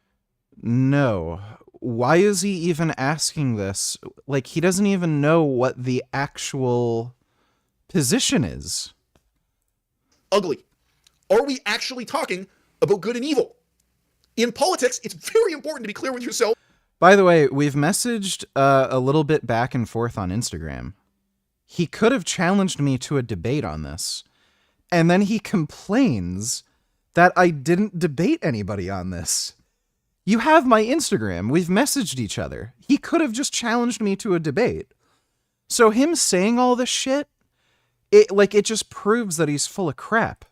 And others. What is the moral argument you're trying to make? It's okay to...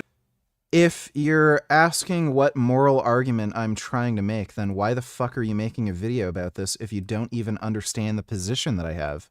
Advance arguments. Okay, this is just... There's another island where they go... Time. In this movie... Like, Jesus Christ. What a fucking windbag. Like, actual fucking windbag. Spenders. He's like, I don't want it. Oh. And he said, she's like, do you like pain? And he's like, pain don't hurt. He's like, but if you put on a captain's hat, I'm out of here. Pain don't hurt. But planes scare the shit out of me. Oh, and here's the point where I forget the character's name. His mentor, his Mr. Miyagi, the actual greatest bouncer, is Sam Elliott. Oh, Mr. Big old mustache himself. Yep. Sam Elliott. That's pretty good. I can do Sam Elliott. What's he say? That's pretty good. Thanks, man. He calls him Miho. Okay, so we cut to his shitty bar that he's in because he's living the bouncer lifestyle. It's a wet t-shirt contest. He calls him and he's like, hey, I got a new gig in Jasper, Missouri. And he's like, cool. I guess he realizes he's kind of in some deep shit. So I think he asked him to come help him out. So it's now Sam Elliott's like, you got yourself into another pickle, brother. You got yourself into another pickle, brother. That's pretty good. Yeah. When I think of Sam Elliott, I always think that in the movie Mask, he just, no one comments on it, but he comes in being cool, and he's just wearing a t-shirt that says free mustache rides. And Cher is like, my son is disfigured.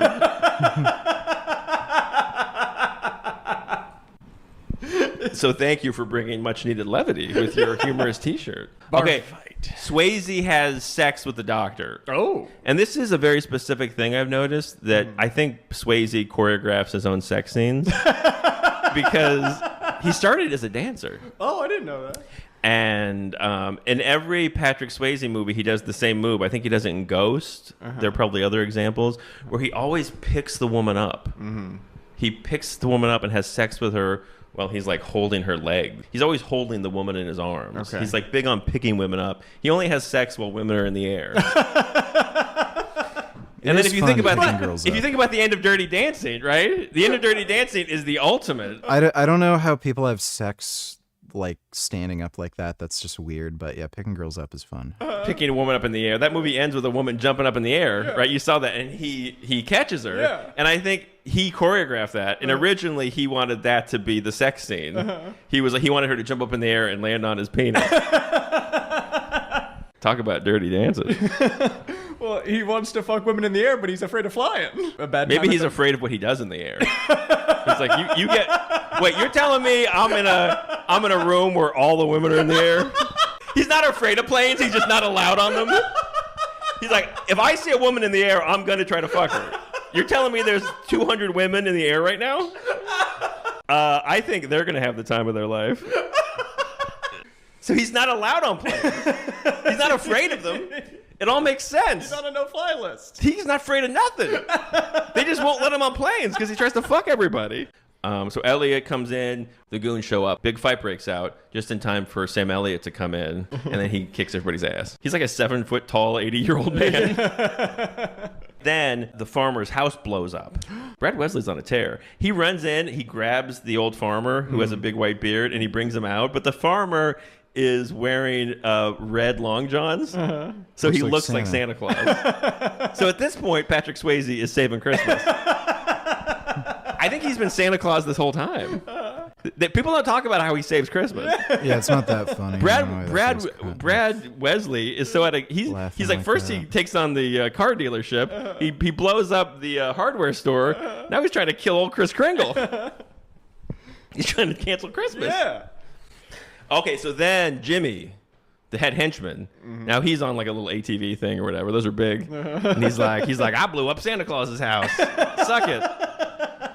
So now they have their big fight in the woods. It's just like a shirtless. I think Swayze's shirtless. They do it's so much. It's just the sound of meat slapping. Oh God. It's just a sweaty meat slappy good time. It's just they're hitting each other. This goes on for a long time, right? The big line. This is what makes this movie a masterpiece. At one point, he's hitting him, and Jimmy goes, "I used to fuck guys like you in prison." Oh shit! And you're like, I think I'm watching prison sex now. Yeah. Like this is very slappy. Oh man. If you close your eyes, it's prison sex. Oh. He has to do his patented move, where he grabs the guy's throat and rips it out. Get the fuck out of here. He rips his throat out. Dude, you haven't heard about this? No, seriously? He just grabs it. It's like MacGyver or MacGruber. And rips it out. Oh, dude. And then the guy falls in the pond. Oh. Basically, he does got your nose. Ripping. The way Patrick Swayze is acting in this movie seems to make sense because in bars, there's like fights and nudity and booze. But if he had worked anywhere else, you would have realized he was the problem. Like if this movie took place in a restaurant, you would realize he was a maniac. If instead... Let's see if Space Ice has anything good. Oh yeah, fucking Predator. Dude, apparently this whole movie was about a predator who is trying to not be a beta male, and the android on his back was trying to convince him to be like this beta male feminist, and by the end of the movie he was like, yeah, masculinity's toxic. The movie is literally about trying to convince a predator not to embrace toxic masculinity. So fucking gay. Predator Badlands is the Ron Perlman mega blockbuster hit movie where he showed the world Game on Kai, motherfuckers. Game on Kai. It starts off being less than truthful.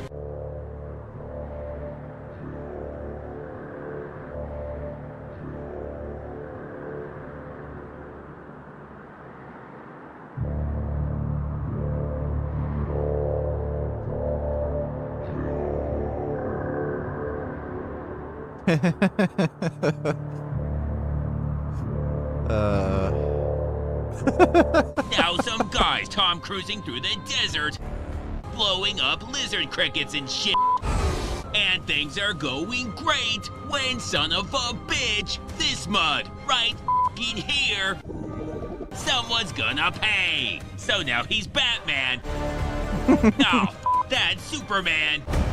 No motorcycle helmet glowy swords, man. So you know this shit's serious. And boy, is it. Cause now he has to stalactite cave fight invisible family. So they touch swords, which we all know turns invisibility off. Also the ground's lava, you're in, no tag backs. When, oh shit, his cape is caught. And while he could very easily take it off, or just rip it, he goes for the highly advanced, just f***ing die instead move. Then I guess the narrator turns the book sideways, cause it's the only way this makes any f***ing sense.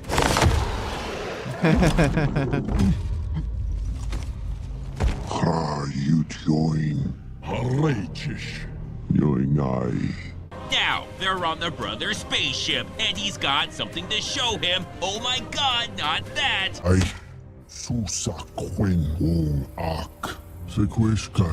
And that's his friend Tad. They're just friends, he f***ing swears. Look, he wasn't expecting company right now, so just go kill a giant fire dog and forget this ever happened. But then, son of a bitch, Dad's here. So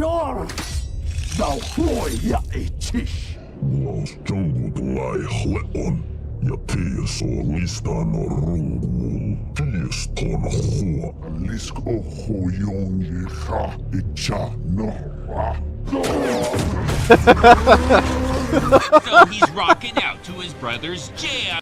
Oh, the fucking subtitles he added in are great.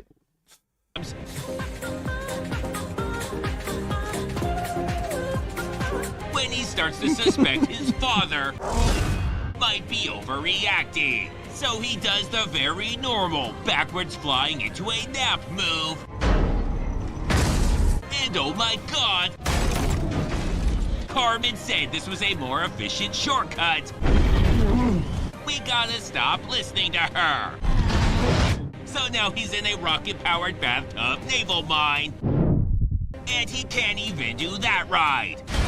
But it was just a crash landing from space. So he's perfectly fine. And now these weapons are just f***ing here somehow. And things are going great. When, oh shit, an ulcerated tree spirit. Those things are just the worst. But he's a predator, so he does what they do and runs away.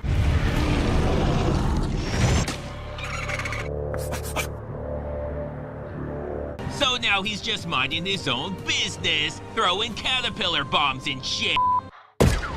When he comes across some lady. Universal translation. You hear Yautja, others hear their language. Well, that's stupid, since whoever's hearing it would have to be the one with the translator. But okay. Cause it gets worse. Hi. It's only half a lady. Excuse you, sir. Why's it gotta be the annoying half? We found that... That was rhetorical. Nobody gives a shit. Yes, exactly. So he brings her along to launch her at shit for funsies. And the little freak's somehow into it. I've never been thrown before. But she makes up for it by asking some very smart questions. How fast were you going when your ship crashed? Faster than sublight speeds? Every speed is faster than sublight speeds. You catch more flies with honey than you do with vinegar.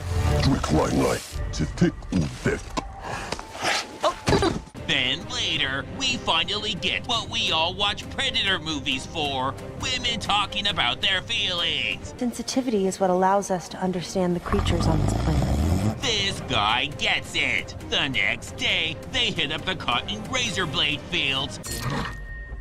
Battle Ninja Turtle monkeys. Maybe a forest kraken or two. And make it home in time for cornflakes. Anyway, now she's talking again. Dynamic trio!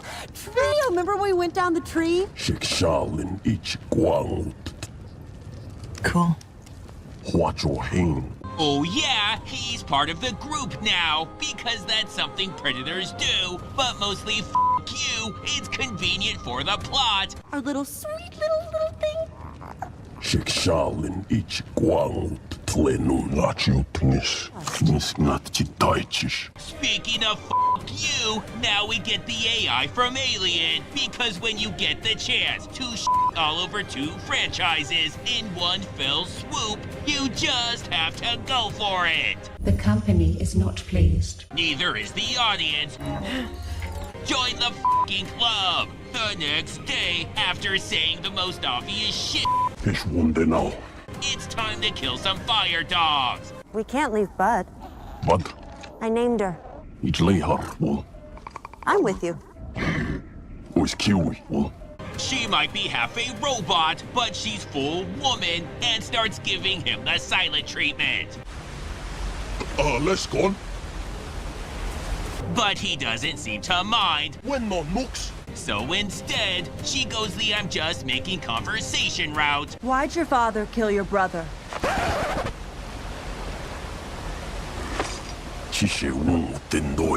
On Earth, there's a predator known as the wolf. They hunt in packs. Swine lying misao.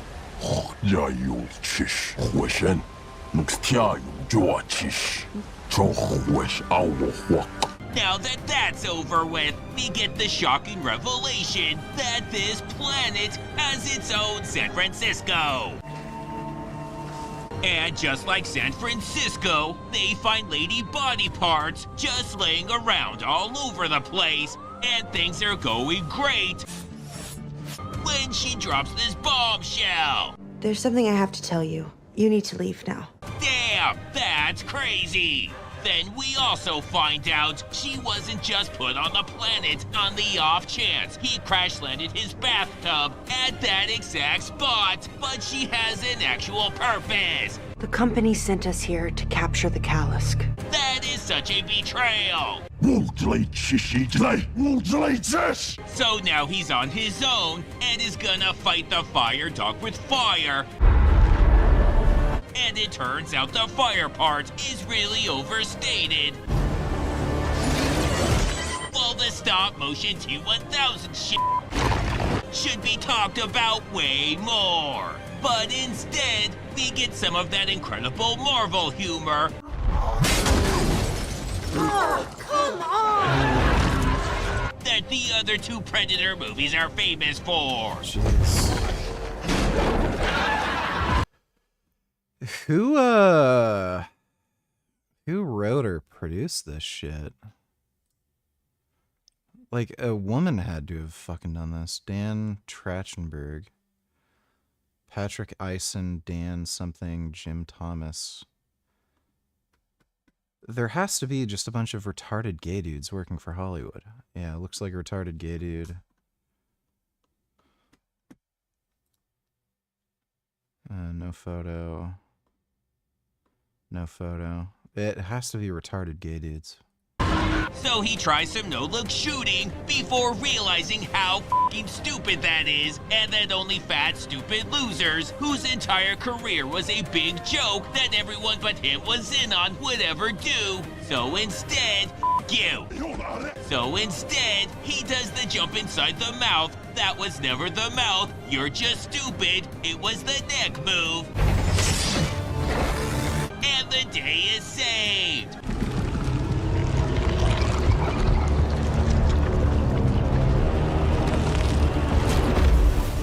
Well, shit. Which is when things start to get a little weird.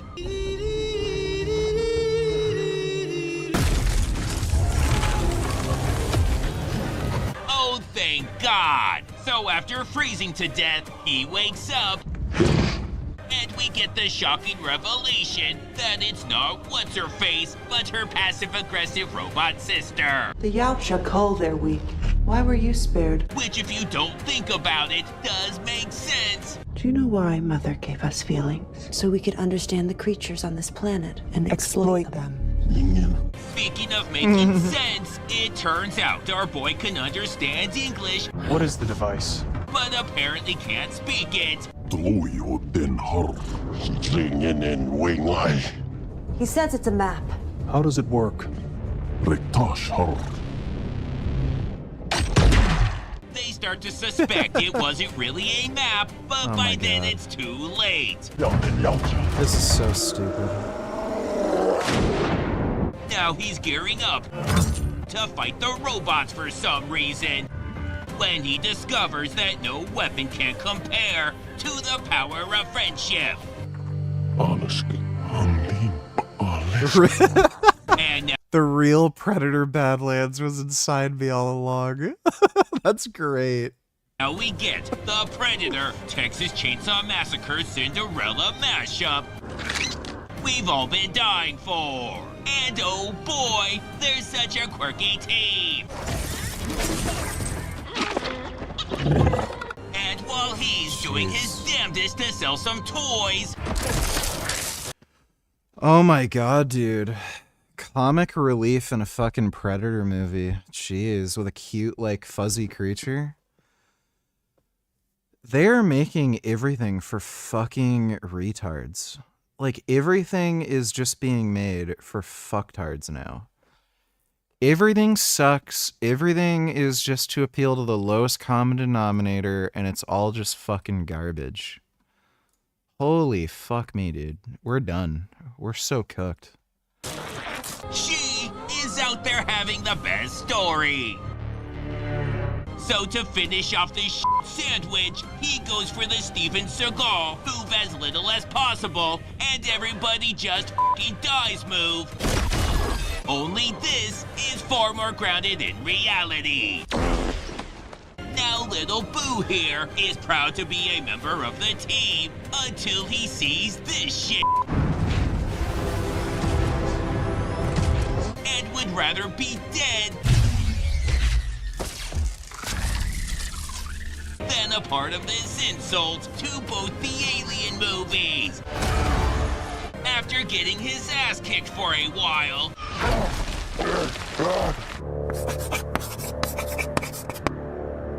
he thinks quick and tries the just have the magical and invincible super monster come and save the day move. Fucking brilliant! Then after being helped up by a creepy Marvel level CGI arm, we find out the magical and unkillable fireless fire dog can be killed by just one thing: a freeze grenade.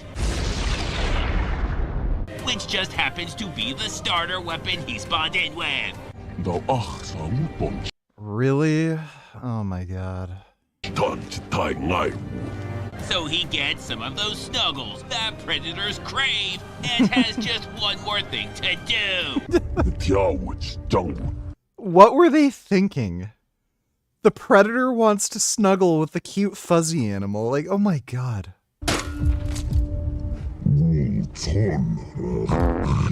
Which is the coldest shit a father's ever told their son.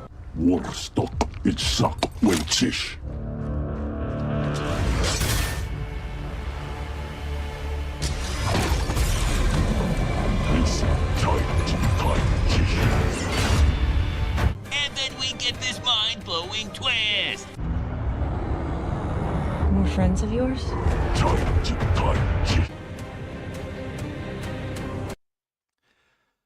That looks absolutely fucking horrendous. It's worse than I could have ever fucking imagined.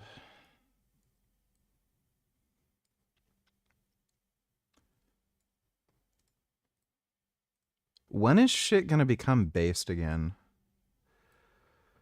Like, it's gotta happen at some point.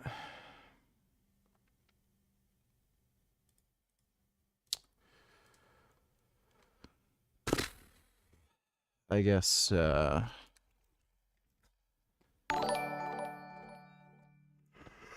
Hey, bed boy, donate $2. I don't know if I'm coming back. Coppers is filmed live on location with the men and women of law enforcement. All suspects are considered innocent until proven guilty in a court of law. Whoa, check out that neighborhood. I've been there. Yeah. Okay, now remember to take out the big guy first. He's armed and completely irrational. Okay, move!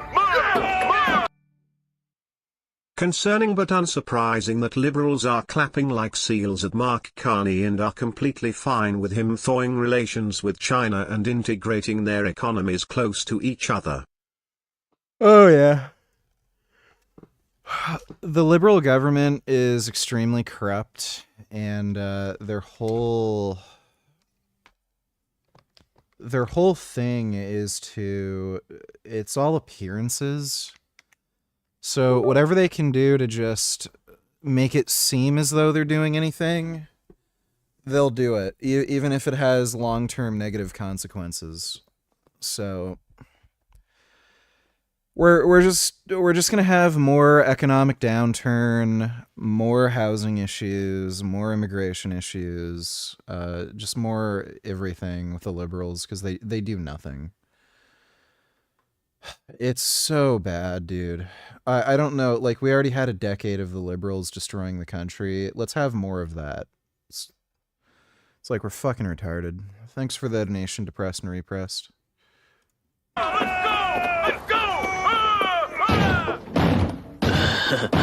Hey, Beavis, did you hear something? Yeah, I thought it was you.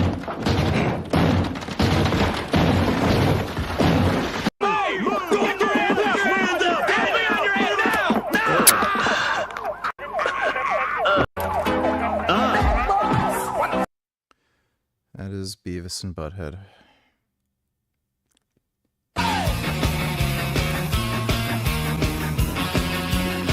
Yeah, do we get people response? I think you've already sent me that one before. Thanks for the donation, Ben Boy. I do recall you sending me that, and we watched the mall cop thing before.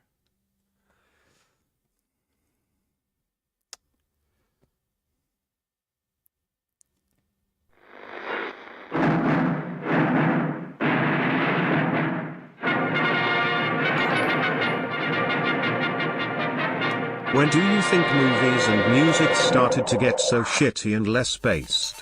I miss going to the movies and being able to beat my cock in theaters because everyone was distracted by the movie. Sucks shit cock. I'd say about a decade ago is when everything started to go downhill. Thanks for the donation, Nignog. Or Nigdog. Let's see. That's amazing. An old game actually started in 4K. Not that stupid 1440p horseshit. I don't know why that's so hard for all of them to fucking do. Subtitles on. I really wish they would just have a master volume. The fuck's the issue with master volume? Survivor mode. I'll play on medium. Oh, what's going on, Gum Gum? You don't get your num num for another hour. It's on a timer. It's automatic. Forgot my namification retailers. Make your own comic VG. You know how to draw. Yeah, that'd be something. Thanks for the donation. Forgot my namification. Final report of the commercial starship Nostromo. Gummy. Third officer reporting. come lay down, Gum Gum. The other members of the crew. It's a good baby. Kane, Lambert, Parker, Brett, Ash, and Captain Dallas are dead. Cargo and ship destroyed. I should reach the frontier in about 6 weeks. With a little luck, the network will pick me up. This is Ripley. Last survivor of the Nostromo. Signing off.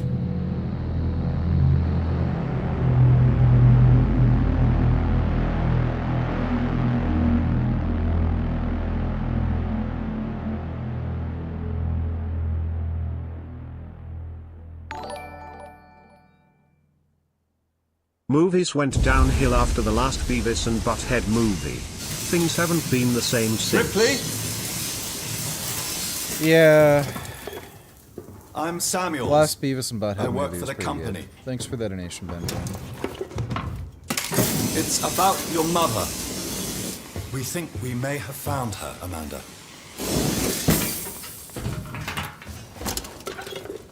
A commercial vessel, the Anisadora, has recovered what we believe to be the flight recorder unit of the Nostromo.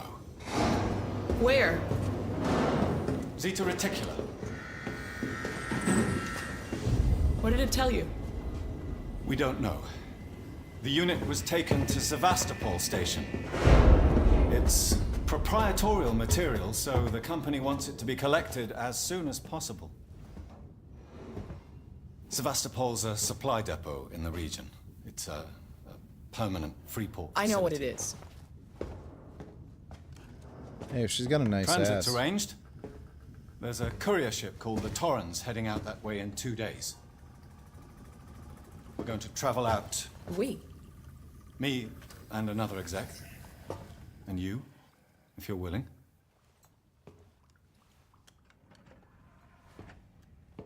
Look, Ripley, when this job came across my desk, I read the case history. I know why you're working in the region where she went missing. You're still looking, aren't you? I've been cleared to offer you a place on the Torrens if you want to come along. Maybe there'll be some closure for you.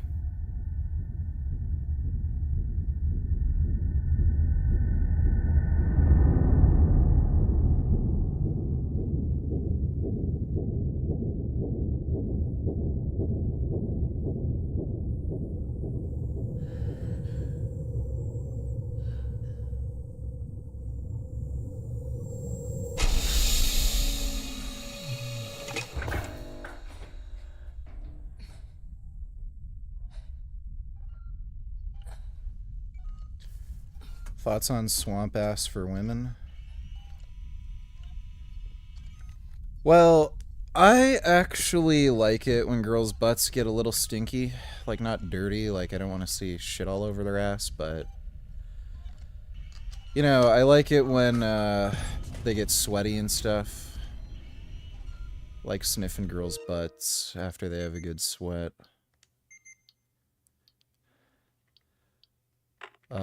Jesus Christ, what?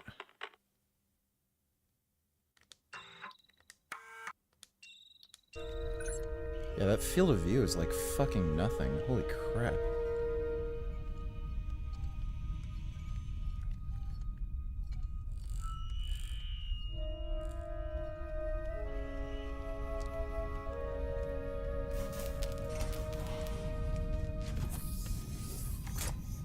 Like, what do you mean I'm weird?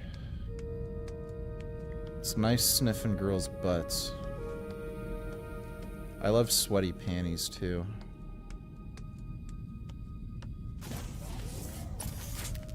It's too bad most women are, like, fucking insane and intolerable.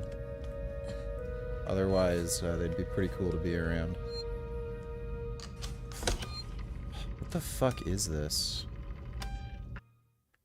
Sure, whatever. Oh wait, didn't we already save? Is that what that was?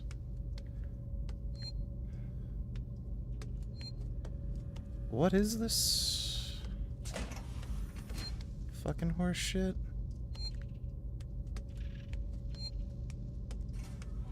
Use. Okay, that turns on and off. Get dressed. Sure.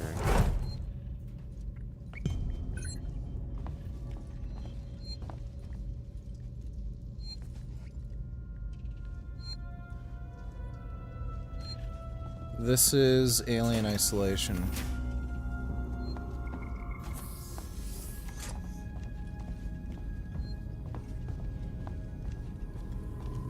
This is already very boring.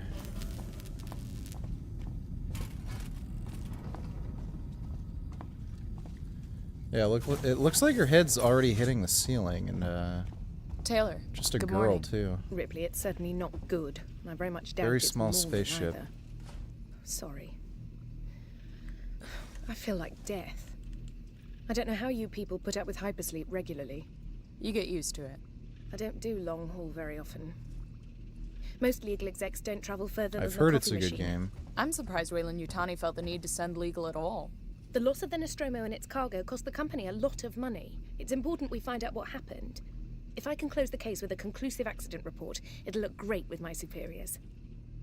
I'm sorry. That was insensitive. I realize your mother has been missing for 15 years, and you... It's okay. We'll both get what we want, right? Have you seen Samuels? He's probably been up for hours. I'll catch up with him.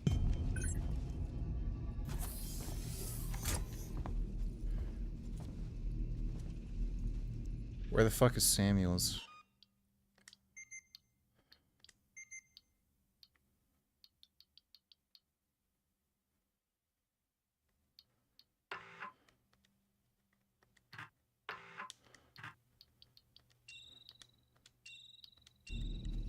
So they're like... Oh, that's like a weird lean mechanic.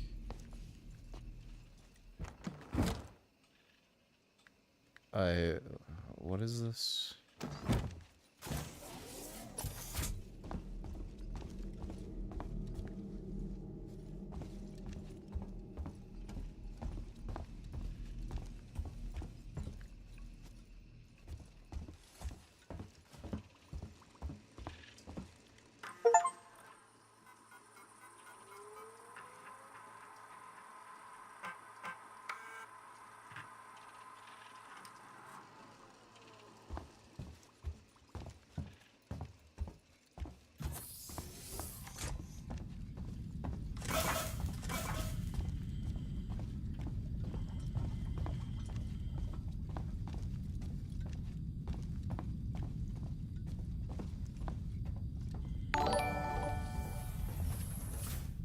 Jasmine dubbed you and she makes more money.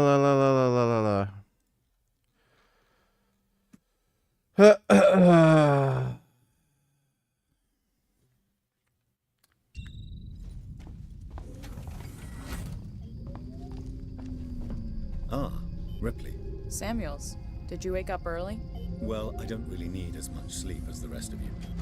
I was just inspecting the Torrens facilities. A well-maintained ship. I realize it's a very similar model to... The Nostromo. Yes, M-Class.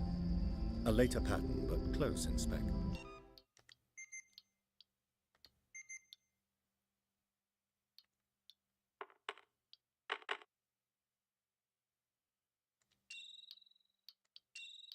I've worked engineering jobs on ships like this. Of course. Is Taylor up yet? She's not a seasoned traveler. Hypersleep may have been punishing for her. We talked. She seems nervous. I hadn't noticed. She's a skilled executive, though. Should help us with any legal issues we might encounter.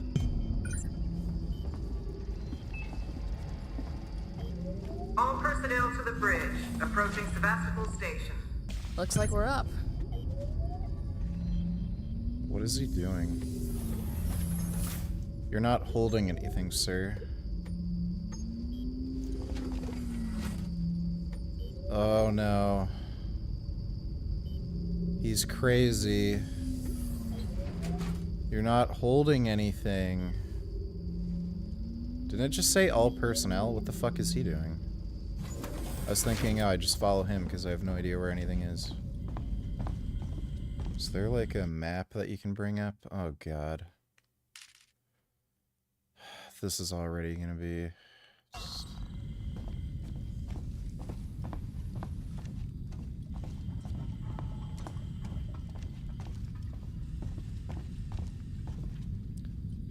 Oh, do I ever love having to bring up a map screen every 2 seconds.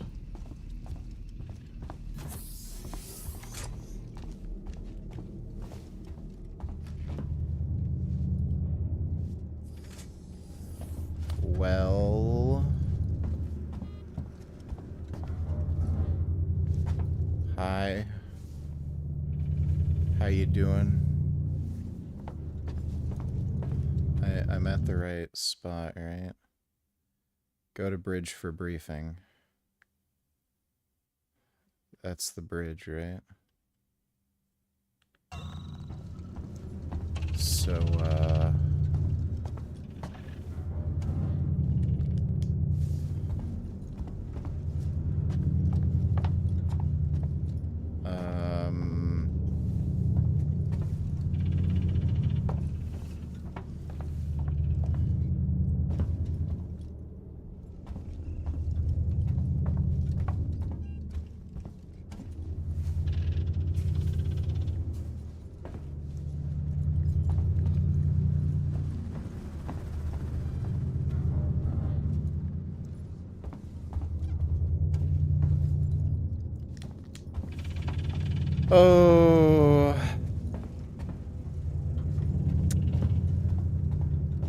This is great.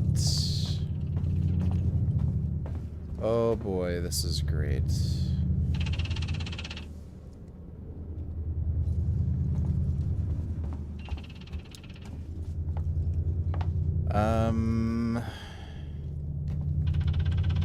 Press X. Well, I'm pressing that. It's not doing anything.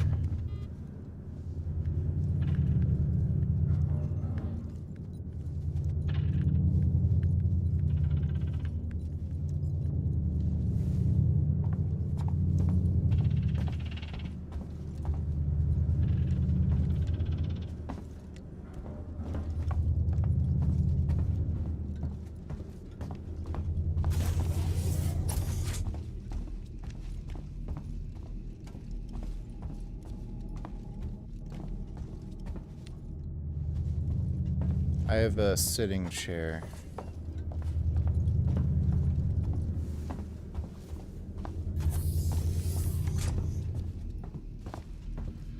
Oh my god.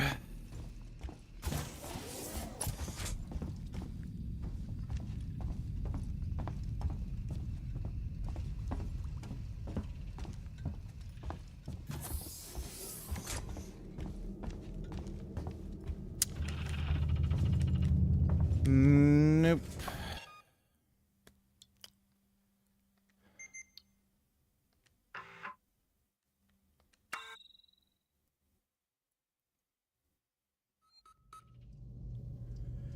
If I just needed to pick up documents from my desk, then it would have, Connor, Verline, Taylor, Ripley.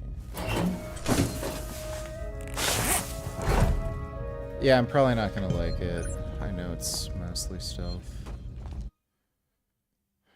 Where are we gonna go?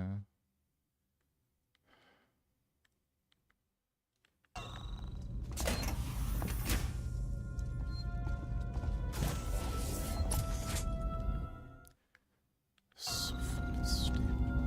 Why isn't there just a mini-map? Or just a thing that tells you where to fucking go? Oh yeah, I prefer doing this. Yeah, over and over again.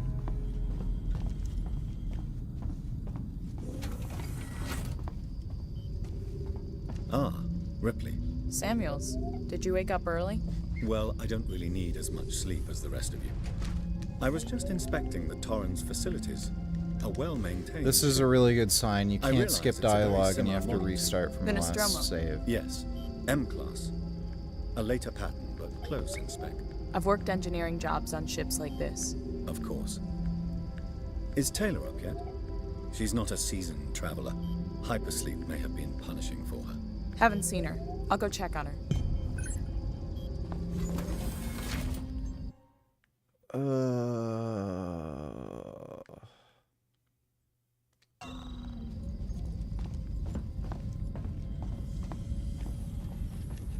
I feel sick.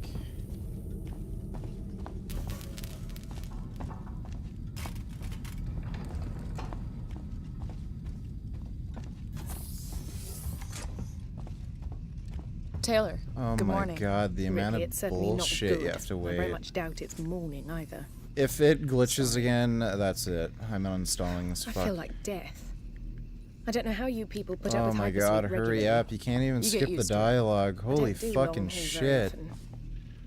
Most legal execs Yeah, don't that's travel right. further than the coffee Blab. machine. Love listening I'm to women surprised Wayland blab. Yutani felt the need to send legal at all. The loss of the Nostromo and its cargo cost the company a lot of money. It's important we find out what happened. If I can close the case with a conclusive accident report, it'll look great with my superiors. I'm sorry.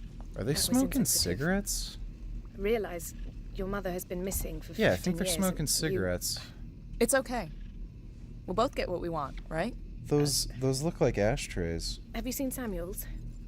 He's probably been up for hours. Oh wait, we already spoke to. Yeah, so now it's All personnel to the bridge. on the Approaching bridge. Sebastopol Station. Looks like we're up.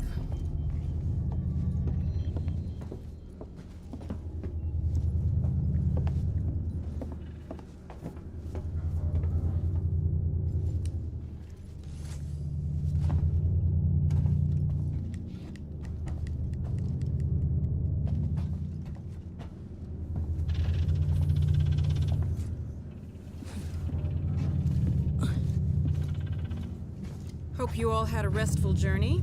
The Torrens is in very good order for an old M-class captain. She was a wreck when I bought her. Took a few years and a lot of contracts to refit. She pays for herself now. You So said that we're was the approaching problem. He Sebastopol wouldn't move. Station. Are we docking? I believe your contact is Marshal Waits, is that right? I'll hail Sevastopol and arrange boarding with him. Good.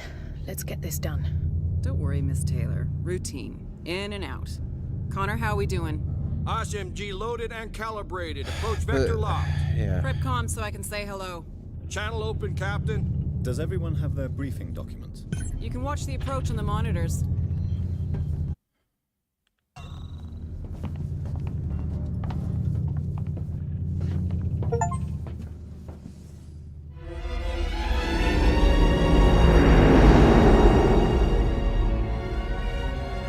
Can we see it? Switch to monitors. Sevastopol Station. Is that damage? It looks like damage. Punch up 74, tight angle. Looks like the dry dock bay is screwed. I can't bring the Torrens into that. This is a commercial vessel, Torrens out of St. Clair, registration number MSV7760, calling Sevastopol Traffic Control. We're carrying 3 passengers on a Wayland Yutani Bond, you're holding the Nostromo flight recorder unit. We request immediate permission to transfer the passengers portside over. This Waits, Colonial Marshal, Sebastopol Station. Serious situation. Hello, Marshal? Marshal, this is the Torrens. Say again?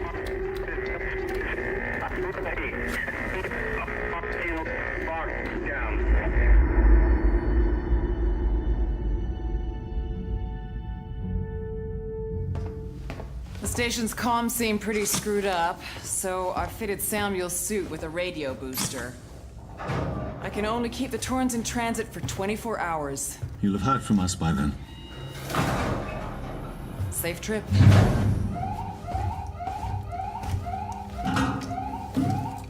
Stand by. My contract doesn't cover bloody spacewalks. It's the only option, and it's perfectly safe if you do what I tell you.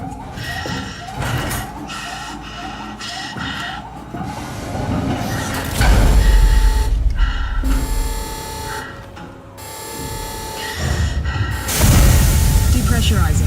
Fuck. Hating this. Just shadow me, Taylor. You too, Samuels. Affirmative.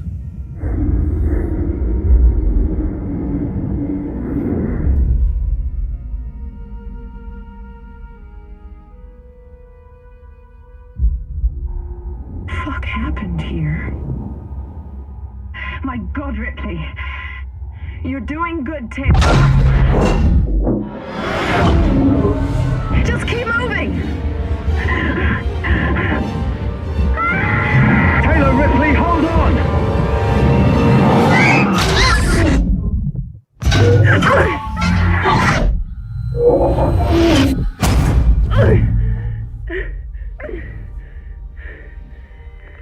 Samuels! Taylor! Respond! Anybody!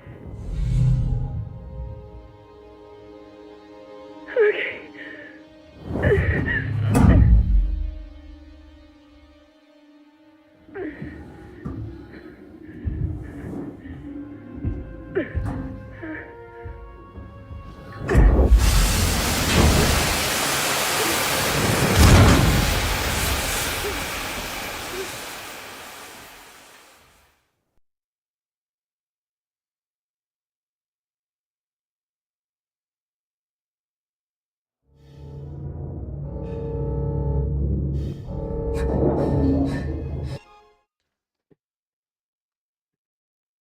Oh.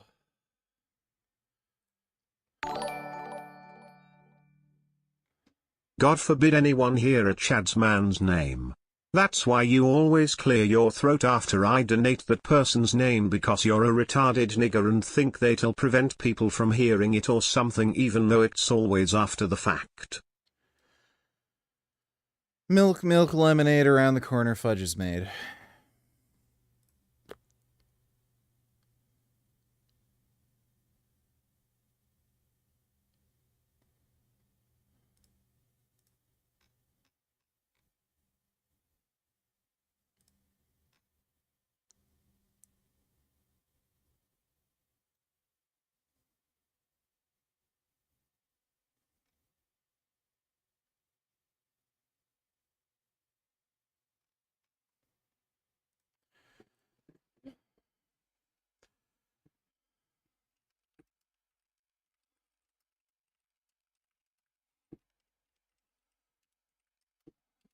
My God. There's a very low likelihood that I'll have a debate tomorrow with that PhD guy that I debated before on saturated fat. Oh my God. This dude is an absolute fucktard. He does not know how to formulate a debate proposition. He cannot clarify what his fucking argument is. And it's just nonsensical.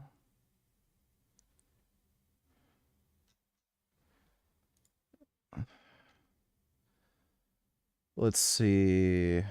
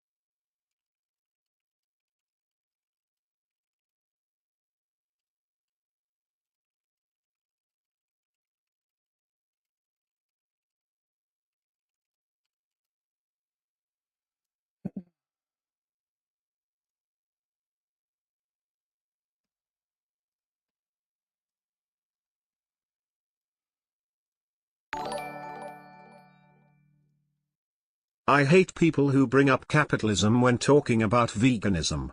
The claim is that under communism animals would lead better lives. Yeah, sure buddy. Meanwhile China building a mega funeral machine. I ask them if a vegan do activism in China and they STFU.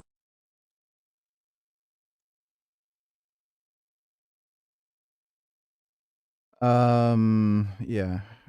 Communism has not been any benefit to animal rights. So it's these people are just brain rotted TikTok fucktards. So thanks for the donation though, Kami. Yeah, nice try, dipshit.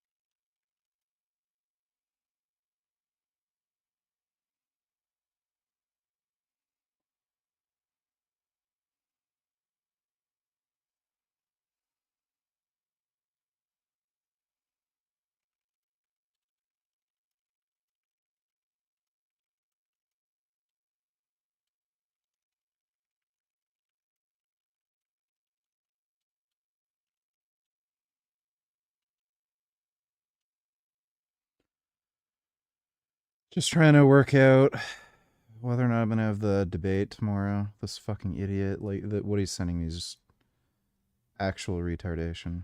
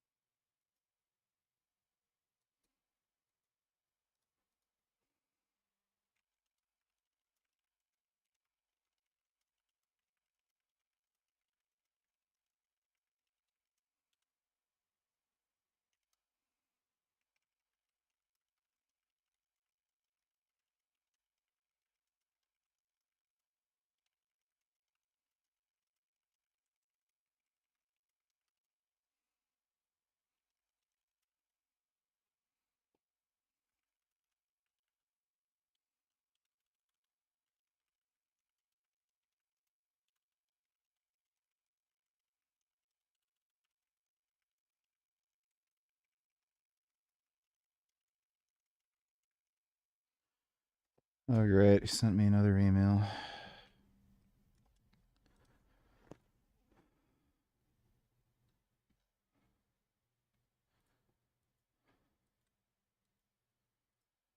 If you agree with most of what I'm saying, let's just start the debate where the disagreement begins.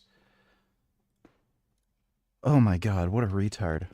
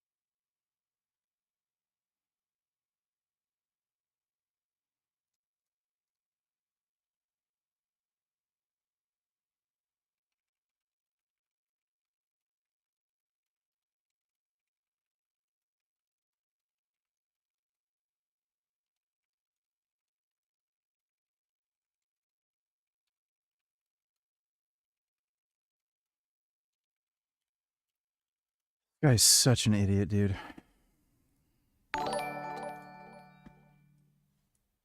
Looking shredded VG. Never really knew Inmendham was this unhinged. I've already watched this video. Yeah, he's nuts. We've already watched this on stream, though. It's 41 minutes long. I'm not watching the same 41-minute long video again, but yeah, the guy is... he's not quite as crazy as he seems when you take these clips out of context. Like, a lot of that is him just... He gets very amped up and excited, and he'll, like, kind of exaggerate his actual position when he gets angry, just to be more hyperbolic. But, yeah, like, fundamentally, the guy is deranged. Thanks for the donation, though, Alienator.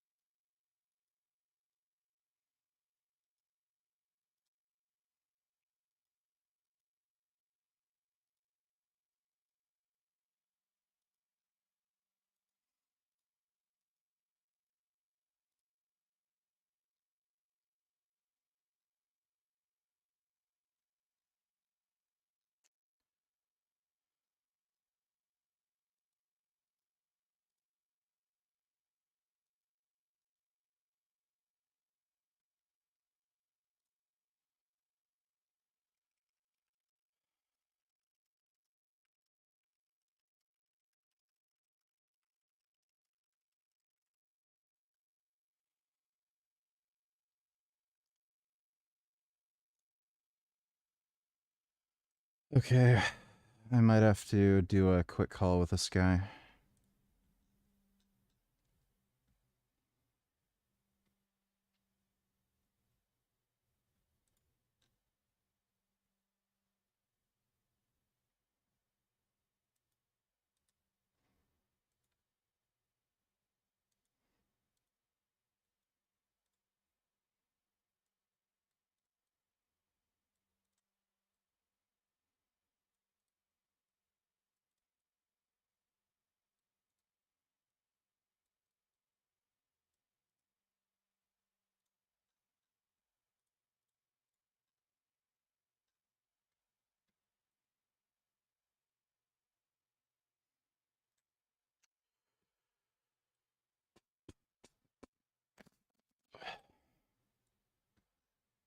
I'll just leave that open on the side. See if he fucking messages something stupid.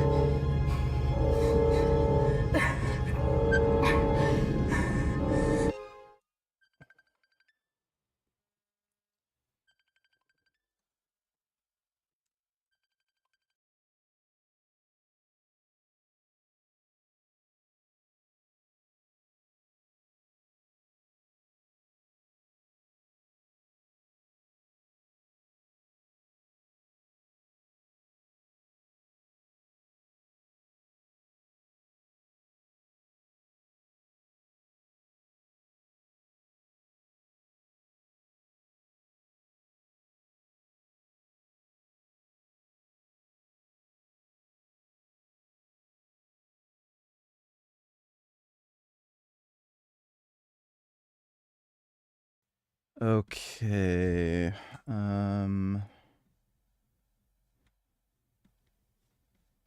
Jeez.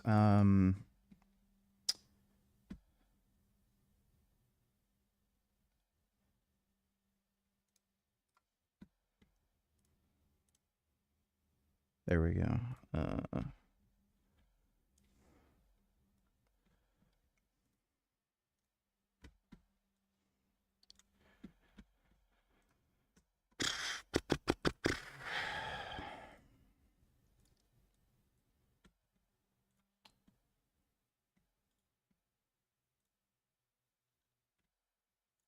Whoops.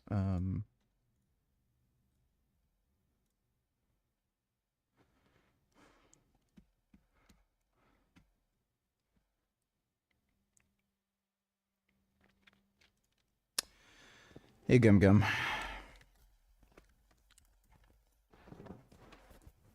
Oh.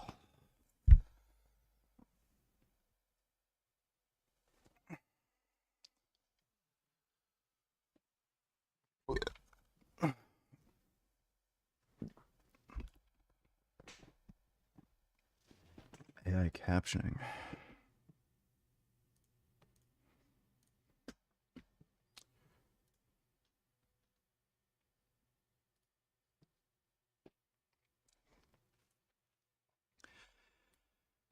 He might just be a minute. Just sent him the Zoom link.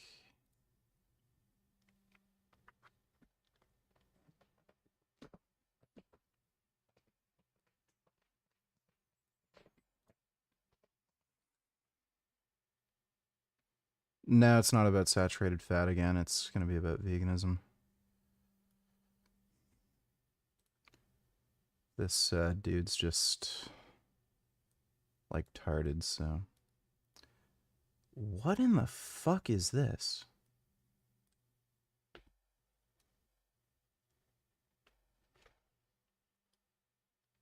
YouTube or oh my god, why is this a feature on Google Chrome? This is some of the stupidest shit I've ever seen in my life. You got the Zoom link, right? Yeah.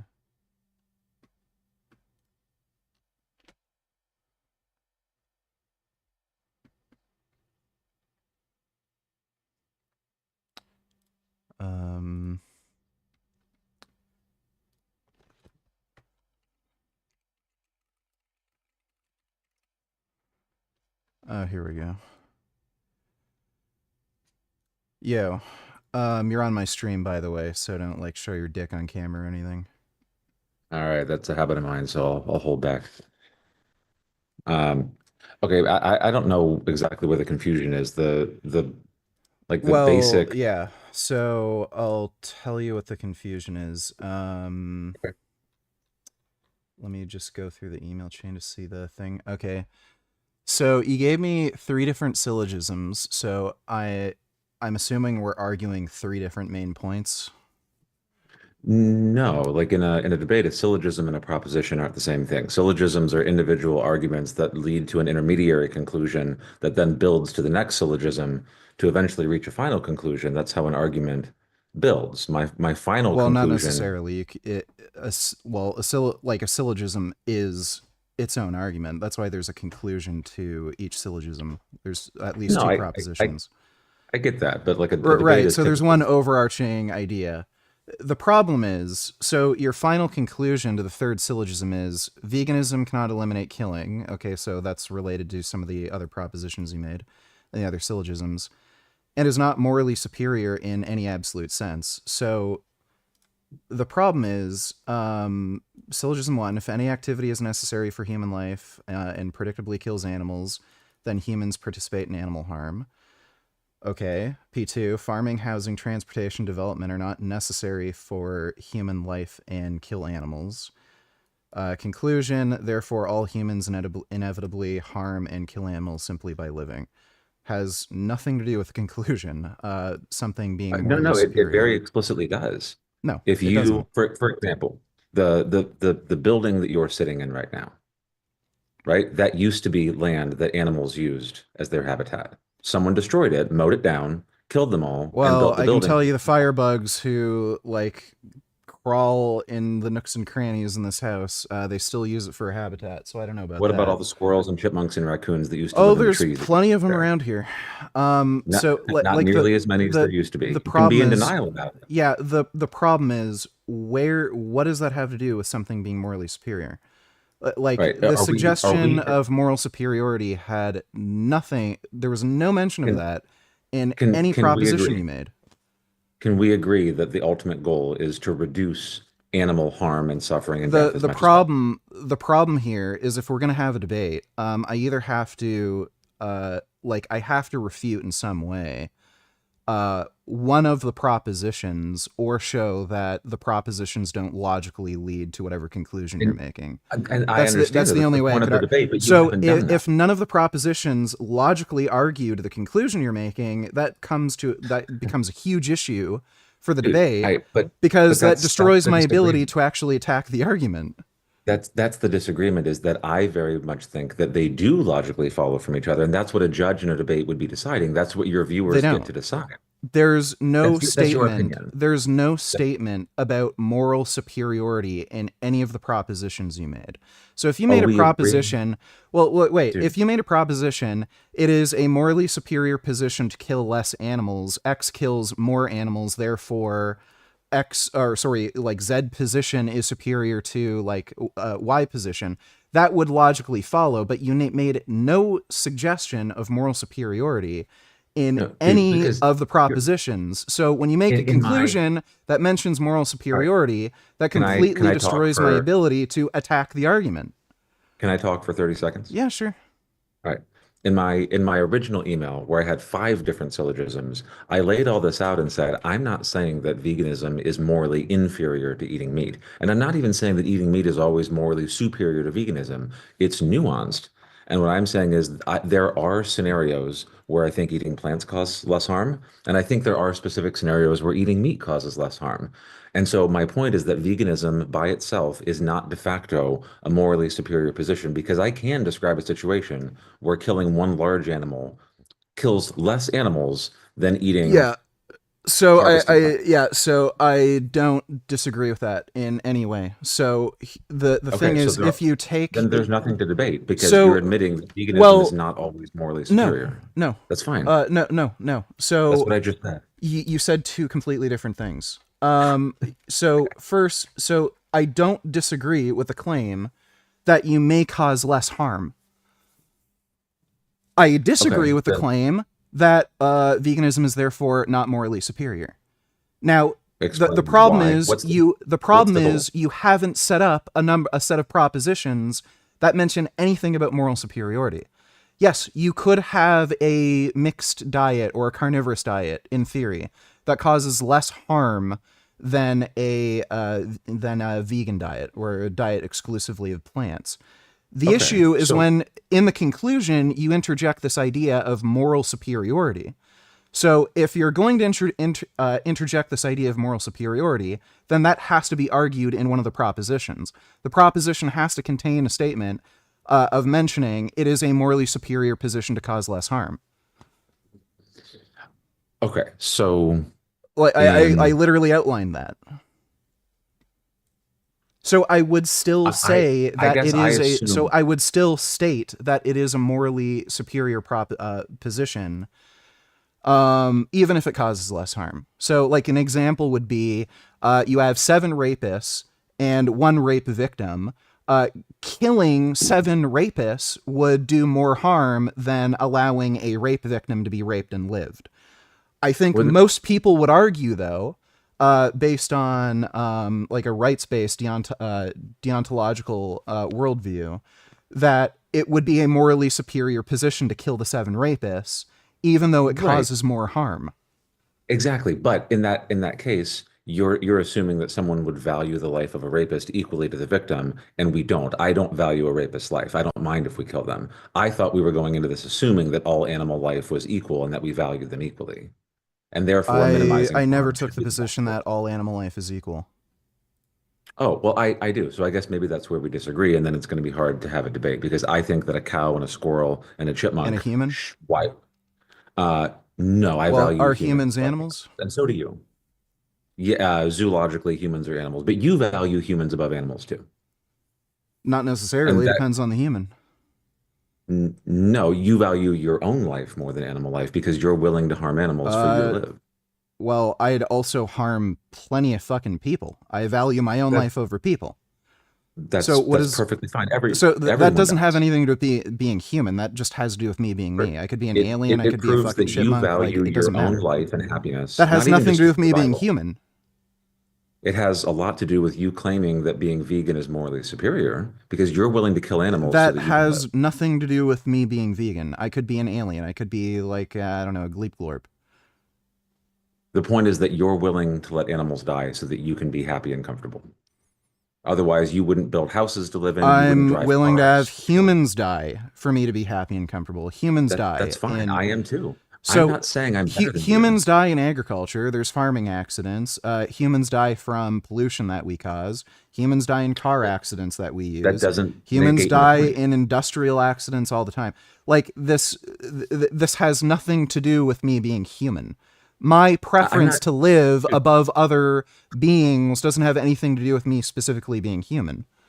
Dude, you're not arguing the point. I'm not saying there's anything wrong with killing humans or animals for you to live. Everyone does it. It's fine. I'm saying that the vegan worldview is not morally superior. I'm not saying I'm better than but you. you have to have propositions that make a mention of moral superiority in order for that to logically lead to the conclusion. Right now, you've just created non sequiturs. Okay, I'm trying to understand you. When you decide to be a vegan, what is your goal from a moral standpoint? Why do you do that? Why do you think it's morally superior? The issue that we have here is that you have not created a set of propositions that logically follow to a conclusion. To try to understand. Well, what is your goal? You don't need to know my life story. The issue is with not your life story. Your moral position. Yeah. Why is veganism morally superior? I don't see what that has to do with your argument. That's my entire argument. My entire argument is that veganism my reason for being vegan has nothing to do with your argument. So presumably you're trying to make some kind of argument against a vegan worldview. Dude. My own personal reason for being vegan has nothing to do with your argument. So it does. Again, the problem is that you've just created a big non sequitur. You mentioned a bunch of imperial facts, some of the facts could be debated maybe, but even assuming we agree on those facts, Like, yeah, just to be more clear, it's animals die. empirical, So, not like, you mentioned a imperial. bunch of things, like animals die in transport, animals die in agriculture, animals might die to build, like houses and human habitation. And then you mention some random thing about moral superiority when it was never mentioned in any of the premises. Because so it's a non sequitur. The reason I'm asking you why you're a vegan is we have to try to agree on what defines morality in this situation. What is your Well, we moral don't. goal? Well, we don't. Again, What is your goal? Well, again, we don't, because you're the one who made the argument against a vegan position. Your interest in knowing, like, my vegan ethical worldview would be relevant in the debate that we're supposed to have tomorrow. But the problem we have here is that I have no ability to attack your argument because it's a non sequitur. There's just a conclusion that you made with no supporting premises. So that's a problem in a debate for me, because if I'm not able to attack any of the premises in order to refute the conclusion, then I'm completely hamstrung in the debate. So what I'm telling you is one of the premises you have made in your syllogism has to make some kind of mention of moral superiority. And the most sensible one to me, and the most sensible one to me... Did you read my resolution? Yes, and the most sensible one to me would to be make some sort of mention of reducing harm being a morally superior position to not That's reducing what my harm. resolution says. So the resolution that yes, essentially specifically I says agree. it could be about None of the minimizing premises have anything to do with that. Dude, you don't understand the difference between a premise, a syllogism, and a resolution. You don't understand. Yes, I the do. terminology I can. I'm reading it right here. You made no. I know you can read. You don't understand what they mean. Yes. The syllogisms. The conclusion. The conclusion to has to relate to the premises. Your conclusion does not. The first part does. It mentions, therefore, veganism cannot eliminate killing. That had something to do with some of the premises. The problem is the last part doesn't. Therefore, it is not morally superior in any absolute sense. I don't even know what you mean by absolute sense. You don't know what the word absolute means. I know what the word absolute means. I don't know what utility it has in that sentence. Okay. Can you give me just 1 minute? 1 minute uninterrupted. Sure. All right. My resolution very clearly says that the goal should be, since we can't eliminate animal harm, the goal should be to minimize it. That is my resolution. We should minimize harm. My point in the end is veganism cannot. It results in the veganism cannot. Okay, sorry. I agreed to not interrupt you. My apologies. Veganism cannot completely eliminate harm. That reduces it to a numbers game. If we agree that the goal is to reduce harm as much as possible, because it can't be zero, then it's an accounting game of what kind of lifestyle reduces it the most. And I'm saying that in some circumstances, eating plants is superior to eating meat for that purpose. I concede that. In other circumstances, I think eating meat is superior to that. And therefore, veganism de facto is not a guaranteed route to the most moral stance. And sometimes eating meat is better. That's my point. So again, I already mentioned that I disagree with the idea that we should try to reduce harm as much as possible. There's many situations that would cause more harm that would be more preferable to me. The problem leads me to what is your goal? And again, you didn't answer my question. I asked you, what utility does absolute sense have in that sentence? You said morally superior in an absolute sense. What do you mean by absolute sense? Do you just mean in like all circumstances? Is that what you're trying to say? There are some things that are absolutes. I think that, barring insane situations. Well, no, I'm just asking if you're saying for all marginal cases it wouldn't apply, or if you're making some moral realism claim. I'm making the point that harming animals, we can't say it is absolutely always wrong, because we all do it. So when you say absolute, you mean in all marginal cases? Yes. Okay. So then the issue that I have with again your conclusion is there is no mention of it being morally superior to cause less harm. So if that's never mentioned in any of the conclusions, it's just a non sequitur. You just added that in there. All you've done Sorry, all you've done in all of the other premises is just make an empirical claim. There is more harm in X circumstance. Then at the very end, you claim, therefore, it's not morally superior in all marginal cases. Just to make that clear, just change the wording so everybody understands what absolute sense what you're means. missing is I'm not arguing that veganism is wrong in any way. I have no problem with people being vegan. That's not my point. My point is that it is not right. De facto, it is not always morally superior. Right. And right. it seems like that's your whole that's thing. fine. That's fine. That's fine. That's the disagreement we have, and we can focus the debate on that. I would argue so far, it is morally superior. I haven't seen a marginal case where it isn't. If you're going to argue, my question for you, can I ask a question? If your argument is there are marginal cases in which it is morally superior, and you're hinging that on cases where more harm is committed, then you're going to have to mention this moral idea of more harm being worse than less harm. So one of the premises is going to have to mention that it is preferable to cause less death, it is preferable to cause less harm in all circumstances. That was in the resolution. That's the point that we're debating. That's the problem. It's not in the premises. It's only in the conclusion. And if none of the premises mention the like some aspect of the conclusion, then it's just a non sequitur. None of the premises logically follow to the conclusion, and if your conclusion mentions nothing that is argued in the premises, then I have no way of arguing against that.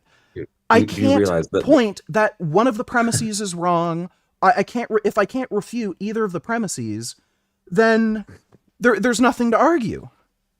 What in your mind, what is the purpose of the resolution in a debate? The resolution is establishing what you're arguing about. We're talking about the syllogism and that you've created a non sequitur. But dude, I'm supposed to refute these syllogisms. Now, if in the context of the resolution, why are you ignoring that? We can have a debate topic, like whether or not it is more like veganism is morally superior in all marginal circumstances. That can be the debate topic, but if the actual proposition you created to argue that point makes no logical sense and it's a non sequitur, then I can't refute the argument you're making. All right, I want to ask you a question. If this is genuine, I'm not trying to like trick you or anything. Sure. I think that minimizing harm to animals from a moral perspective should be the goal. So I'm asking you, if you disagree, sure, what do you think the ultimate goal is? What makes veganism moral if it's not harm reduction? Well, it's granting animals the same rights as humans if they were to be trade equalized. That would be the goal. But you don't grant animals equal rights. We've just established that you're willing to mow the forest down. I said if they were to be trade equalized. So if there were tiny humans that could easily relocate that were living in trees, then yeah, I'd be fine with cutting down some trees to make room for big people, real human habitation. Dude, I can give you a dozen examples where you disrespect the rights of animals and you don't give a shit. Look, there were native people who lived here before. We paid them money, told them to get the fuck out and relocate, and we gave them their own reserves and shit eventually. We do this with people all the time. There's gentrification where we kick poor people out. We pay them money to get them to fucking leave. Like we do the same thing essentially to human beings, where we get them to fucking leave to make room for better things. Do you think that the builder that built your house paid the animals, the squirrels that lived in those trees? They don't need to. They don't need to.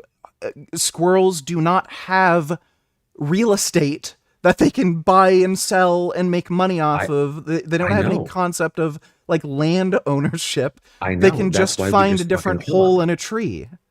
No, but there are a limited number of holes, so they actually just starve to death. And you're cool with they do find holes, but they do just make nests that are like, like bird nests and shit I in trees. understand But that. I'm a biologist. That's I understand. I understand the point you're trying to make.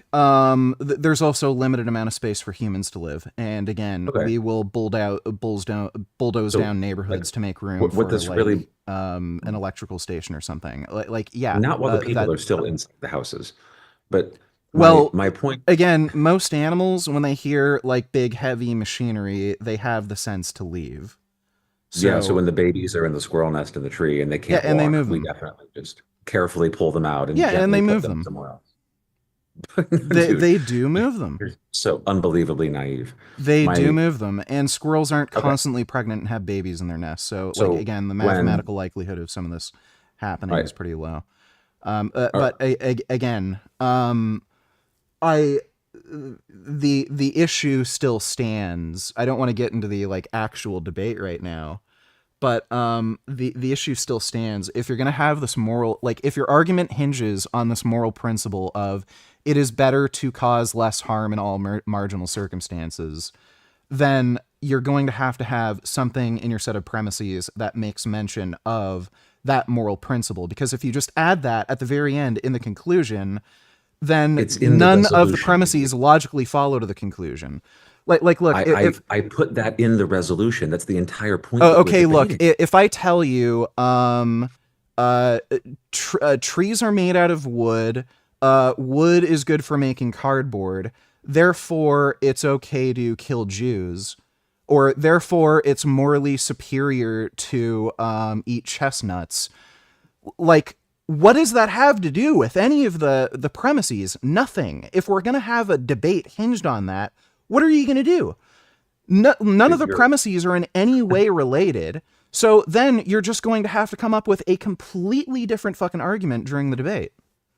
Dude, the mistake that you're making is you're not reading the resolution before you go into the first syllogism. You Read the seem to be resolution. like sidestepping That's everything not I'm sidestepping. telling you The because resolution is the entire point of a debate, and you're not even reading it. yes, and the problem is the syllogisms you gave me do not mention in the premises any mention of it being morally superior in all marginal circumstances Okay. to And like I said, reduce harm. So if I that's was not under the impression mentioned, that we were going to agree on that. sorry? If we're not going, I was under the impression that we were going to agree on that point, that everyone would say harm reduction is the goal. Otherwise, why are you a vegan if you're not trying to reduce harm? Well, I just So told if you that's it's not to. So again, there are plenty of circumstances where we have laws that could end up causing more harm, but we have those laws anyway because they protect rights and freedoms that we have more interest in, or they protect people that we care about more. okay, so if that's your stance, then I guess we need to reframe this entire debate about what the moral goal even is first, because I No, thought we agreed on that and we don't. no, that's not. That is not important in the least because again, all I would have to do is make an argument to disprove the idea that there are, at the very least, more marginal cases where a deontological worldview where rights are more important than harm reduction, like utilitarian. That's all I'd have to do. I would just And have again, to I refute would. that one premise, but you won't add that premise to any of the propositions. Okay, well, here, I have a better idea then. Why don't, if you really, really dislike the way that I'm setting this up, why don't you set up the debate proposition that you think we're arguing about, and then we go from there? Because you don't like the way that I'm doing it, and I think that you're being Okay, inconsistent. like all you have to do, I've said this a number of times, is just add in one of the propositions that harm reduction is like some sort of moral good, or it's morally superior to circumstances that cause more harm. That's all I'm asking. It's in the resolution. That's the first sentence I Yes, sent you. that's It's the literally the problem. first It's not sentence in the my email. premises. You keep saying that, but I keep explaining to you. It has to be in one of the premises. It doesn't. You're It really does. misunderstanding the function. Oh, okay. If I were to like try to start a debate with you about veganism being morally superior, and or sorry, like that's the basic idea, and my debate proposition was um, eating meat, in order to produce meat, you need to kill animals. Eating meat increases the amount of animals you kill due to, demand, like supply and demand. Therefore, veganism is a morally superior position. You can't attack that argument because it's a complete non sequitur. None of the premises follow logically to the conclusion, and whether you refute either of those premises, it doesn't matter because the conclusion could still be true. If the premises did have something to do with the conclusion, so if I were to reframe that argument, that killing animals is morally some action that kills more animals is worse than an action that kills less animals. So eating meat kills animals. You can avoid killing animals by not eating meat.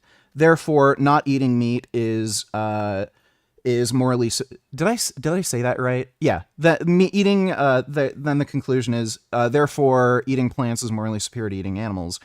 Well, now in the first premise, I mentioned doing things that kills less animals is morally superior, and now you have the ability to refute either of those premises. So you could either refute premise one and provide like some sort of argument that it is not in fact morally superior to kill less animals. You could either argue they have no moral value or whatever, or you could, or you'd have the ability to refute premise two, which is, oh, but eating plants doesn't cause less animal deaths. Maybe it causes more. That now you have the power to actually refute the argument. What you gave me gives me no power to refute your argument because it makes no sense. Okay. Can I so take all I'm asking, all you need to do is slightly change one of the premises so that you mention that it is a morally superior position to cause less harm. That's all you have to do. Right. Then we can have the debate. Can I just have one brief minute to respond? All right. My resolution says animal harm is unavoidable, and all humans prioritize their happiness and survival above animal happiness and survival. So, dietary ethics should be about minimizing total harm and not claiming moral purity. I just specifically said there it should be about minimizing harm. So, if you need that to be in the first proposition, take that resolution, right? Put a comma at the end of my first proposition and add the harm reduction part. I gave it to you in the entire resolution for the debate. I said this is the entire thing that we're debating. And so if you need to rearrange the grammar of it in some way, so but I put it in there. So you agree now that one of the premises makes mention of it being a morally superior position to reduce harm. Like harm reduction is the basis for which we judge like ethical issues. Yes. Okay, then we can have the debate. Okay. All right. I'm glad we got there. Okay. All right. Is this you mentioned tomorrow? I thought we were doing this today. Well, yeah, I meant tomorrow, like, when I wake up. But yeah, today, 2 p.m. So Eastern, right? Got it. I didn't realize you're nocturnal and this is still night for you. Yeah, my sleep schedule is mixed around. Okay. So 2 p.m. Eastern? Well, let's do it. Okay. All right. I'll get ready for that. Make sure I set an alarm. Alrighty. All right. See you then. Okay. Sounds good. Take care. Jeez. Did he like finally get it at the end? Like what I was trying to tell him? Oh my fucking God.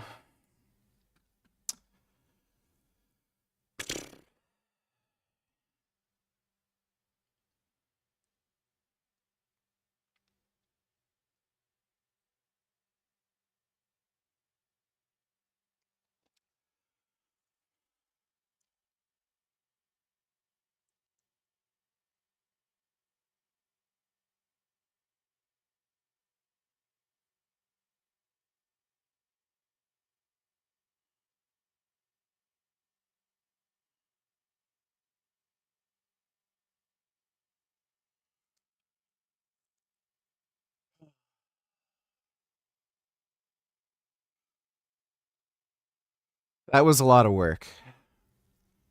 That was a lot of work. Dodo donate $2 2 p.m. What the hell? That means you're not getting any sleep. That's not good, VG. Why don't you make it for like 5 p.m. or 6 p.m.? Also, my God, that was frustrating. Yeah. I think he finally got it at the end when I literally gave him an example of how I can't agree to whatever the fuck you sent me. But Jesus Christ.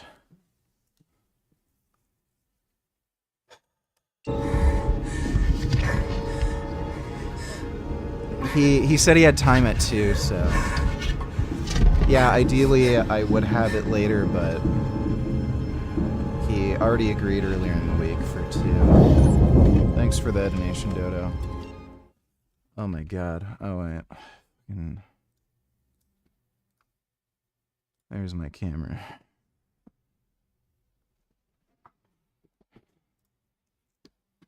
Dude, that shit is going to be AIDS.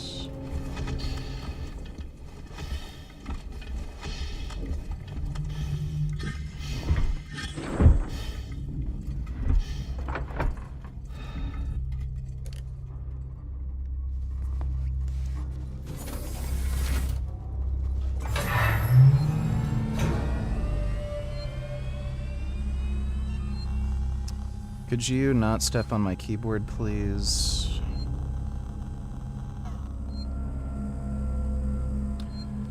Yeah, I don't know what the cat's doing.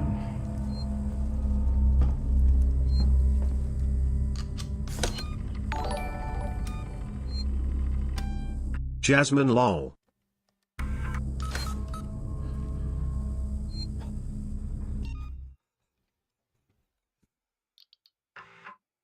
Yeah, you don't say.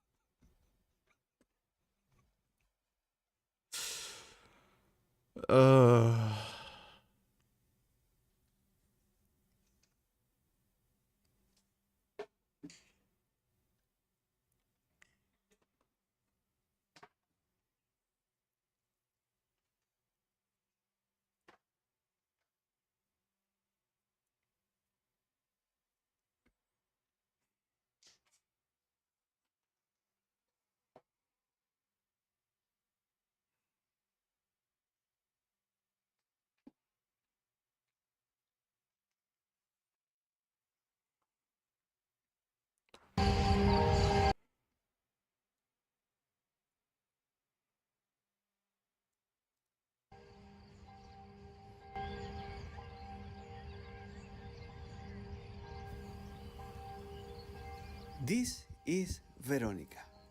She's 13 years old and lives. The fuck is this Indian guy? Cow's scratching herself. It's a nice cow. She has itches and she likes scratching with a broom. Cows can use tools. It's a very smart cow. Knows how to do the brushes. Yeah, it's a good itch. Some good scritches. Cows are really cool. Oh.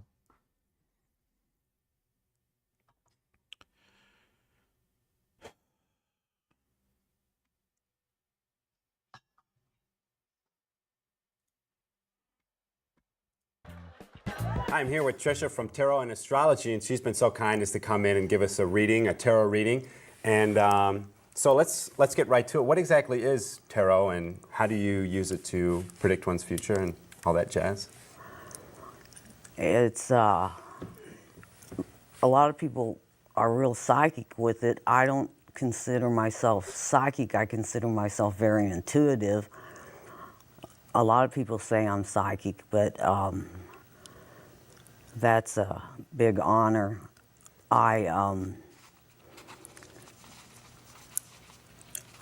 Would you like to get to it? Yeah, and avert the negative pattern. So I'm like a caged animal that needs to be set free to run wild, kind of.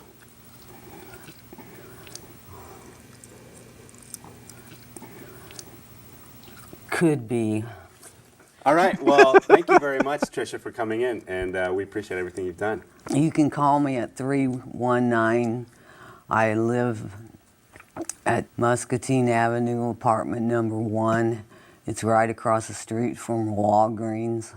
Well, thank you again for coming in. We appreciate it. I appreciate it.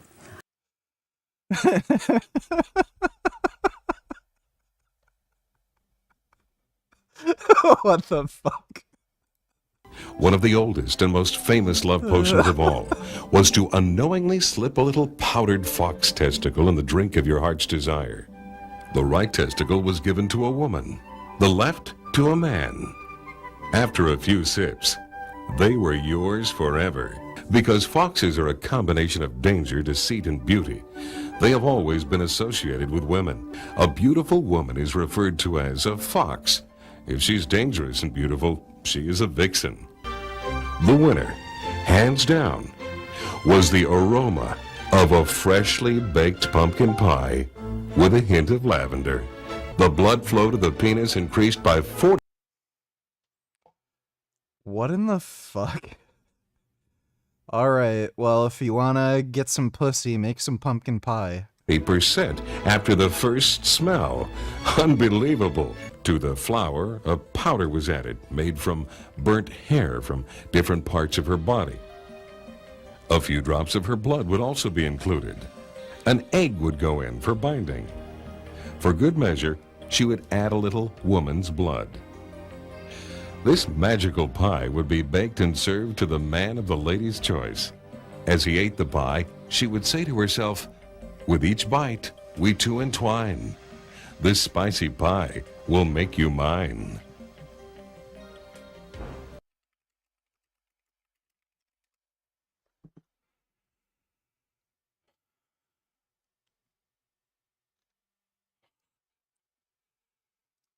These videos are really fucking weird.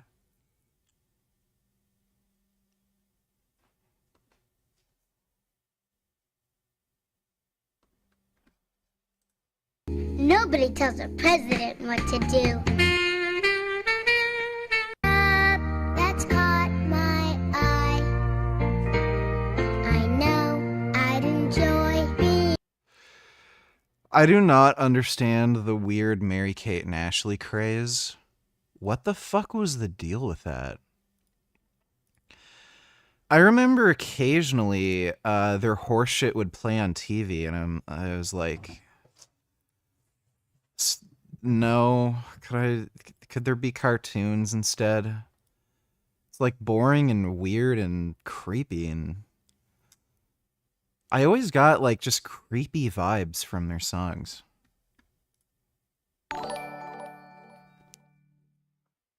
Hey bro, I've noticed you have ads a lot on your streams. Is this new and by choice? You have been... Yeah. Are you looking for me? I'm looking for someone. Where can you be? Someone. A woman healthy, wealthy, and wise. That's why you're wiser than me. It's Stephen. Hi, I'm Maurice. I'm an executive by day and a wild man by night. Hi, my name's Monroe. You've probably already noticed that I have incredibly blue eyes. Hi, my name is Phil. Most of my friends call me Big Phil. Okay. I like to talk to people deep into the night. I play guitar. I'm Eitan. Hi, I'm Fred. Hi, my name's Mike, and if you're sitting there watching this tape smoking your cigarette, well, hit the fast forward button, because I don't smoke and I don't like people who do smoke. I'm not afraid to get sand on my tuxedo if you're not afraid to let the wind mess your hair up a little bit when I take the top down. Perhaps even a nice bath with some champagne and candles. Hi, Mom. I do fashion photography, and I do consider myself a refined valley dude. Okay, I'm looking for a trendy girl with a simple smile. Wait, it says here, oh, excuse me. These are the kinds of dudes you'd expect to go on a dating show, because they're pathetic. I don't know. What I'm not looking for is some big, overgrown monster that's always thinking about food and Whoso.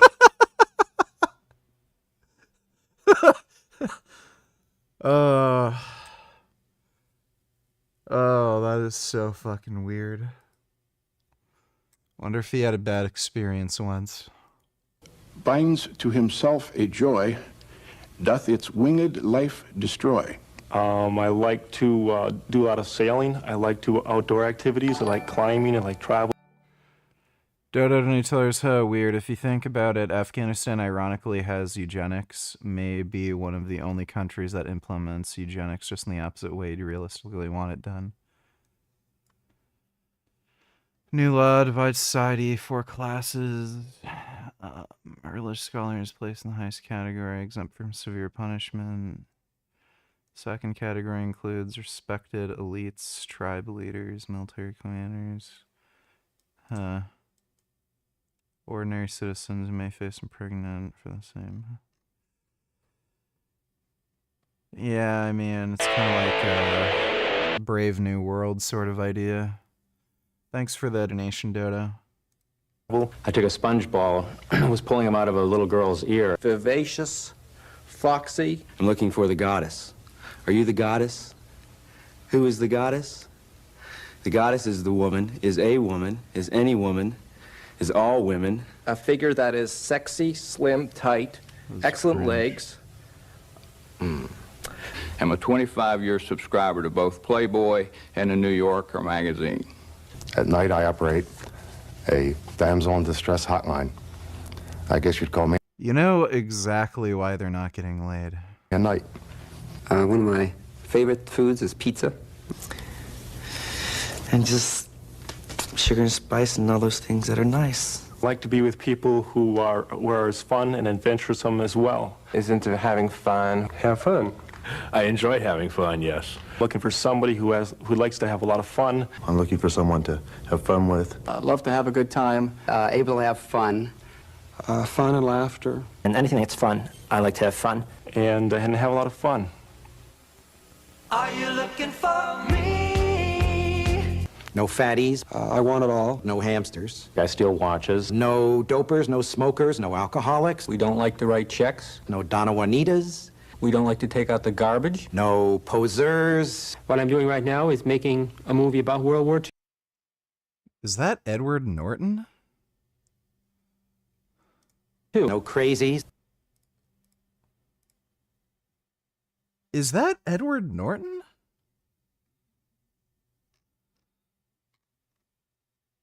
What the fuck? No posers. What I'm doing right He looks a lot like Ed Norton. now is making a movie about World War II. No crazies. Santa Monica and my front porch swing. I'm currently involved in cleaning up toxic waste. I'm not having fun doing this.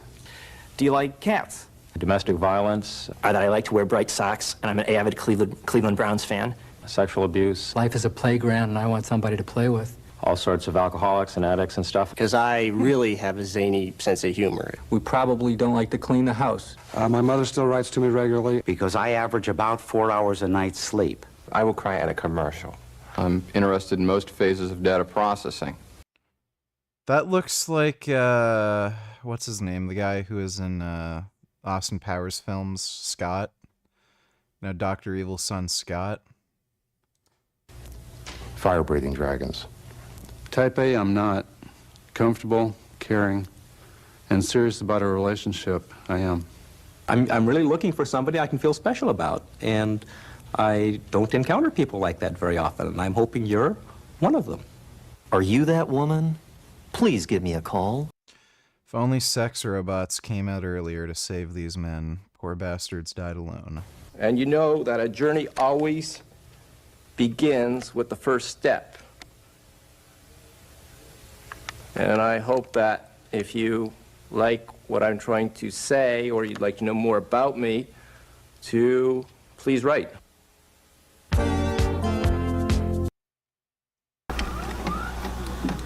Burt Reynolds on Monica Kaufman's Close-Ups tomorrow on Channel 2. Welcome to Love Connection, where old-fashioned romance meets modern-day technology. We can't promise you that you'll meet someone and get married next Tuesday. On a first date, he always brings flowers, wears a suit, and has a change of clothes in the trunk of his car. But leave Sunday open. Selected a date for her. She's originally from Missoula, Montana. She enjoys racquetball and practicing her surfing. Claims that she has a perfect way to turn down a date with a man, and she says that slow dancing is the last thing that she wants to do at a club. Will you get close to somebody? No, I just don't like people I don't know touching me. Oh. Well, I had hoped by this time of the night to be with someone besides you. Well, you're not exactly my dream date either. Are you looking for me? I'm looking for someone. Okay, early to bed, early to rise makes a woman healthy, wealthy, and wise. And Christian up to the Christian. I'm over at the gym pumping iron. Valley dude. You know, when I'm not using my doctor and pharmacy to troubleshoot a large healthcare computer system, I'm over at the gym pumping iron. It's so hard to find a decent woman who'll give me the time of day. You know, behind your back and push your. This is a shitty video.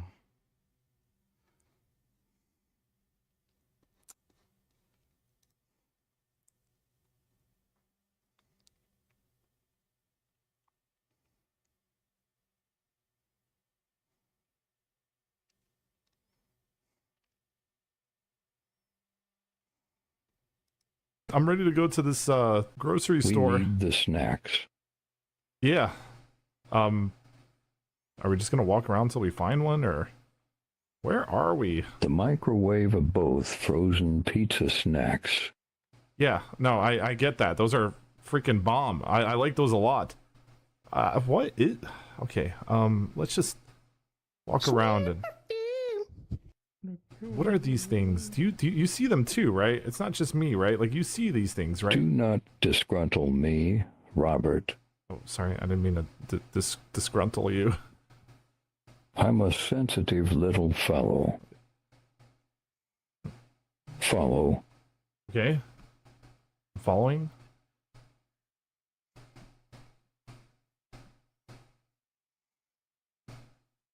We must locate the spines. They will guide us. What are we locating? The spines. Like spines? We need to find 9 of them. What the hell are spines? Like spines? Like bones? 9 of them.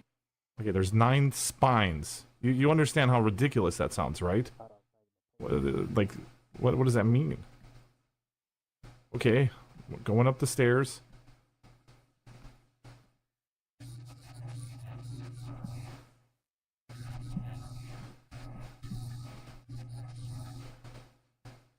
Marcus, what?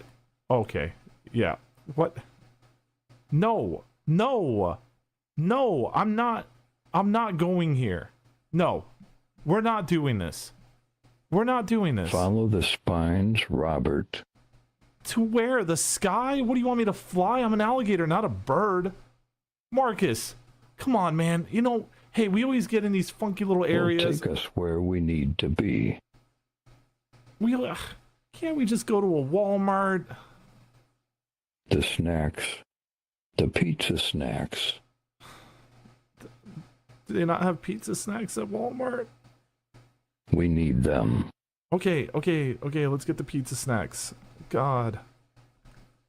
I'm ready to go to this,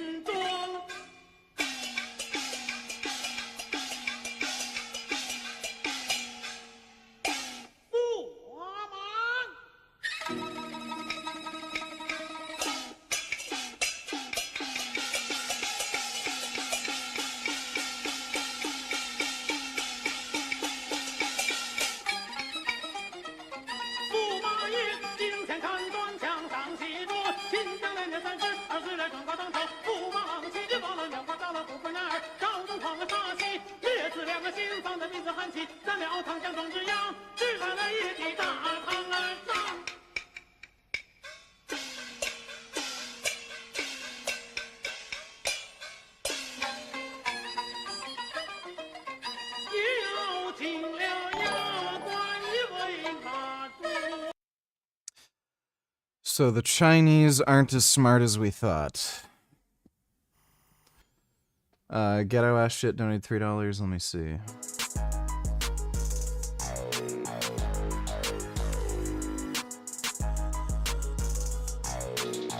That is not a good idea. Bruh.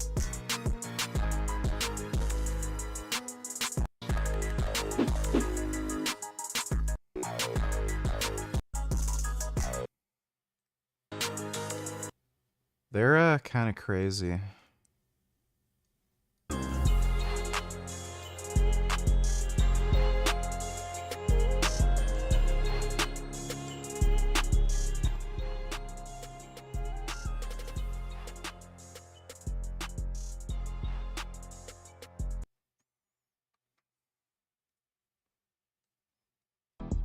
Bruh. Bruh.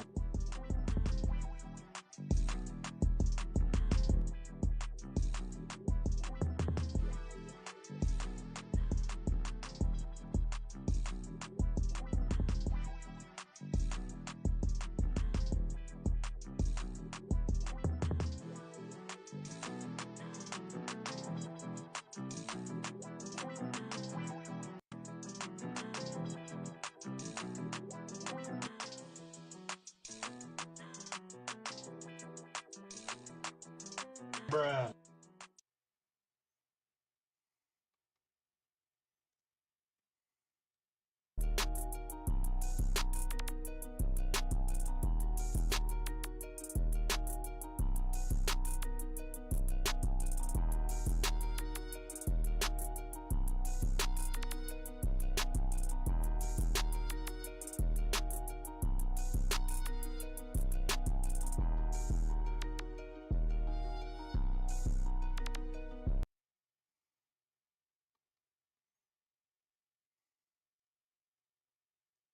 Bruh.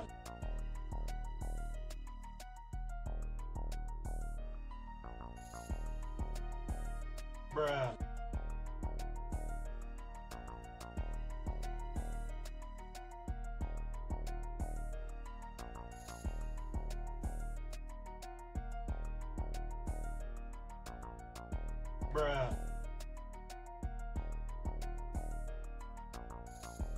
Bruh.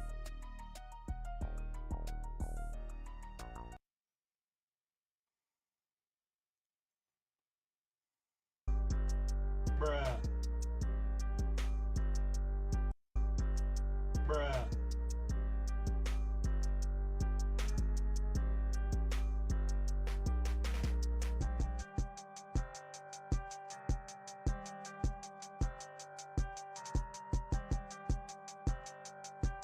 Bruh.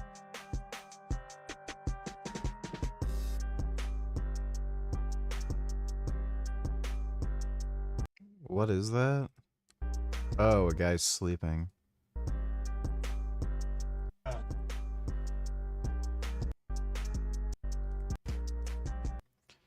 It's almost as bad as Ottawa.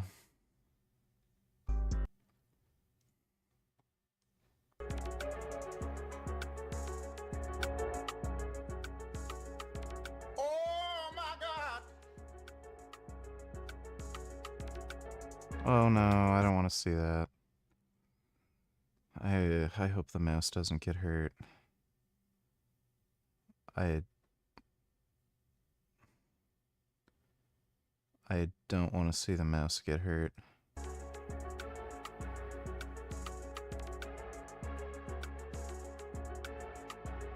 Oh, thank God.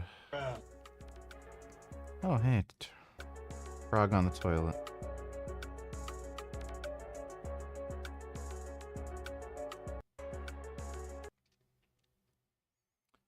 That's pretty good. Thanks for the donation, ghetto ass shit.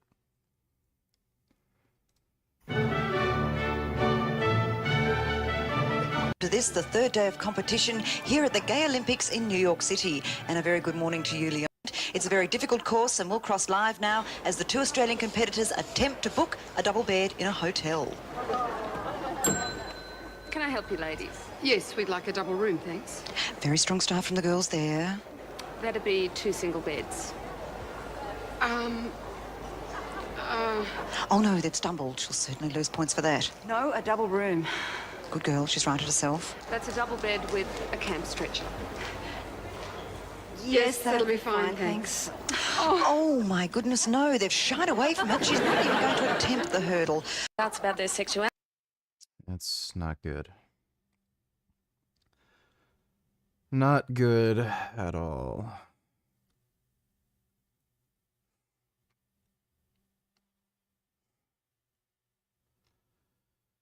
I'm gonna try sleeping before I have this terrible train wreck, retarded horseshit of a debate.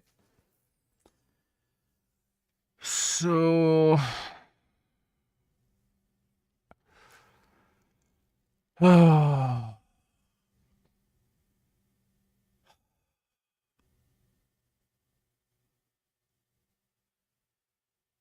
Oh, fuck.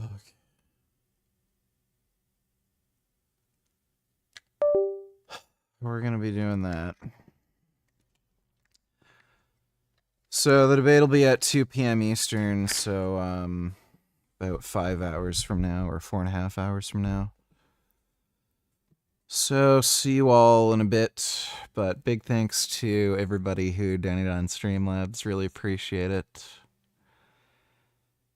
And sweet dreams. I'm debating that PhD fucktard again. But nighty night everybody, see you all later. Oh god. The fuck is this?